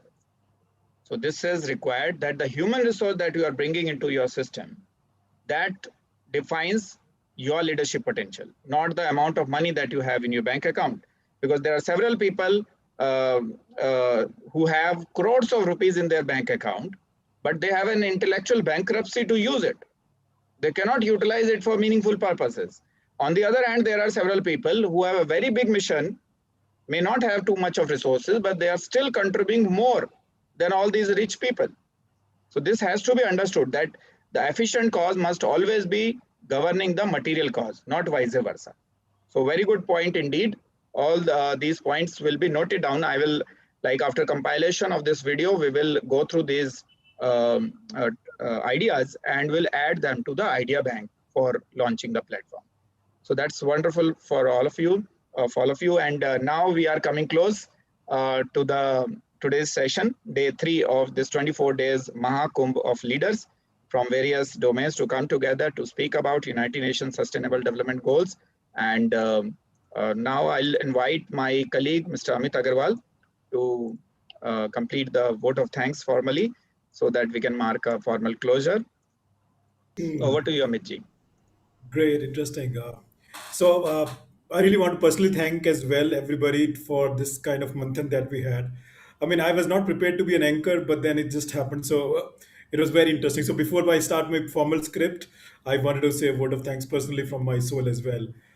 Okay, so in my mentor in true sense, and I was not really reading the script, my mentor in true sense, Mr. Hitesh Chandelji, the chief guest, the guest speakers, dear team members, and our most valued participants. A pleasant good afternoon towards the end of this wonderful gathering. I, Amit Agarwal, an SALDP graduate, is privileged to propose a vote of thanks. We express our gratitude to our honorable chief mentor, Mr. Hitesh Chandel, to conceptualize and organize such a wonderful event in this virtual platform as a part of Project YugParivartan. His incredible leadership has provided us with the opportunity to conduct this summit covering all the 17 United Nations Sustainable Development Goals and a proposal to add 18th goal, the goal 0, self-actualization of all leaders. We have been fortunate enough to have eminent persons from the different region to share their views on Goal 1 of United Nations Sustainable Development, No Poverty. We are sure that the participants must have benefited by attending the third day of this 24 days Self-Actualized Leaders Network Global Summit 21. I must mention a deep sense of appreciation for our chief guest, Mr. A.K. Merchant Ji, for his thoughts on alleviating the poverty from across the planet. Further, we are grateful to Mr. Vinay Agarwal, an SALDP graduate, who has enlightened us on the role of businesses and entrepreneurs to address the issue of poverty. I would also like to express our sincere thanks to Mr. P. Jagedeshwaran, who has shared his views on the theme of today's discussion.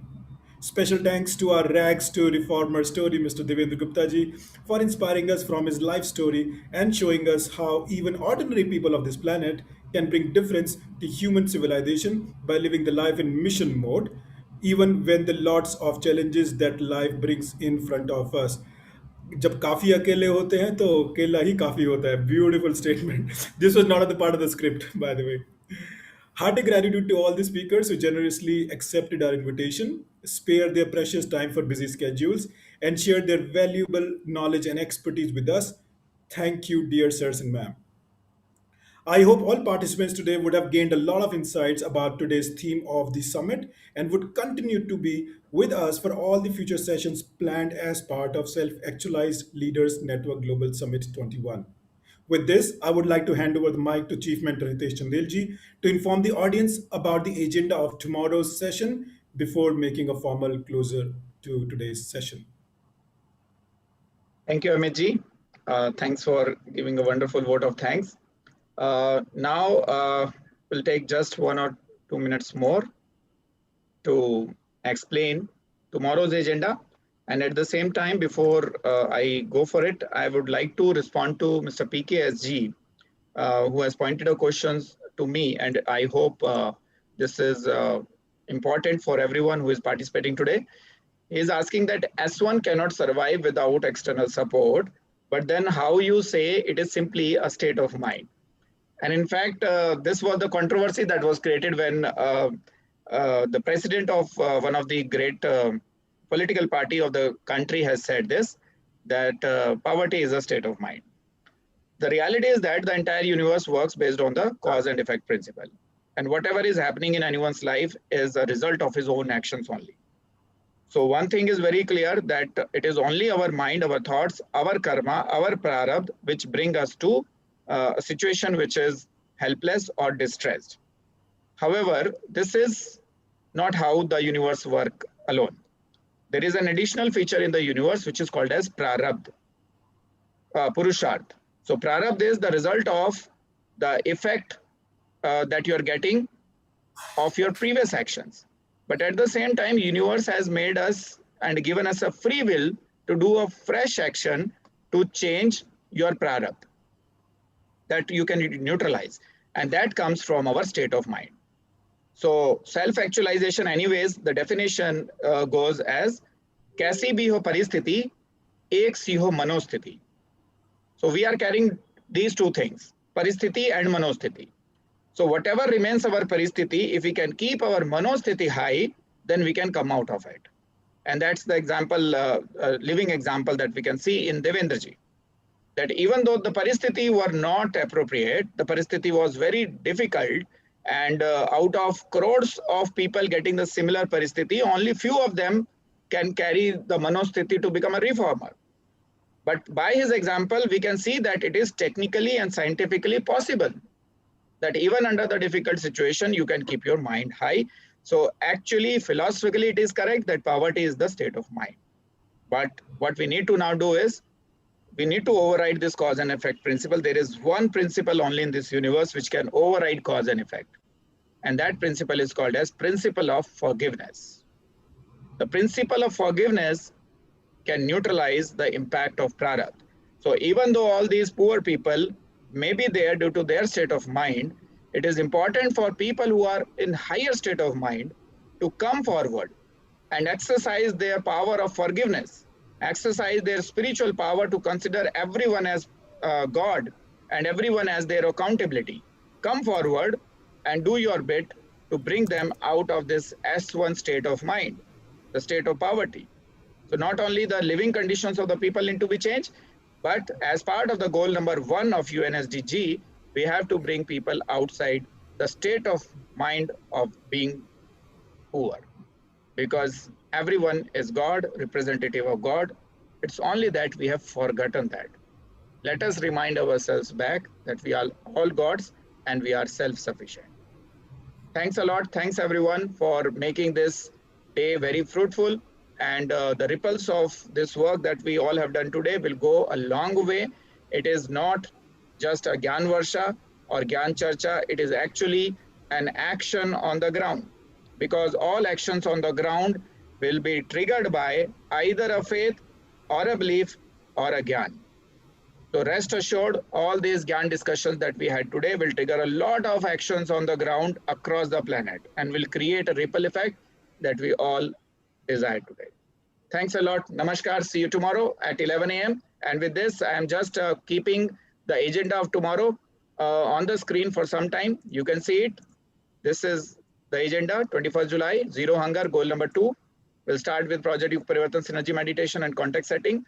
Then addressed by our chief guest, Mr. Gopal Krishna Agarwal, National Spokesperson of BJP Economic Affairs. Then we'll have a session from 12 to 12:45 by Professor Dr. Mr. Ashok Kumar Gupta, who is Chief Managing Director of Research Foundation of India and also an event partner in executing this SALN Global Summit 2021.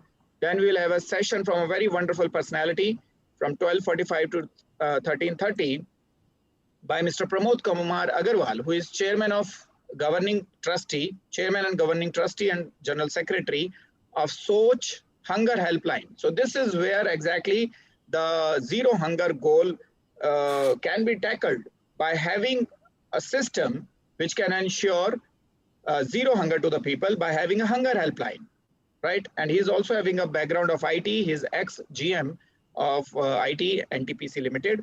And now he's also a spiritual and happiness coach and an author as well. Then from 1:30 to 2:15, we will have a session from Mr. Amrendra Kishore, who is founder and CEO of Dharti Foundation and Development Files. Then, just like today, we'll have a panel discussion of all these panelists, wherein we will discuss the zero hunger in detail. And I would also request all those people who have attended today to come tomorrow as well and bring as many people as you can. And I also request the panelists and speakers of the day to stay in touch with the system. It's not only the goal 1 that we are accountable for. Together, we are accountable for all the 17 Sustainable Development Goals. And the 17th one says partnership for the goals. So in order to meet all the goals, we have to do partnership for the goals. So goal number 0 and goal number 17 are the boundary conditions, right? Goal number 0 is self-actualization of all leaders to start with. And goal number 17 is partnership between all people who are participating in the 17 goals. So together, these two are the boundary condition, which is giving the other 16 goals a container to operate, to stay. So thanks a lot. Thanks, over and out for today. See you tomorrow at 11 a.m. Bye for now. Appreciate the presence of all the eminent speakers today. It was really great to listen to some of them, really. Yeah, thanks. Everyone can put in their comments and their feedback into the chat box. We'll compile all of them and we'll publish it in some of the forums. Thank you very much.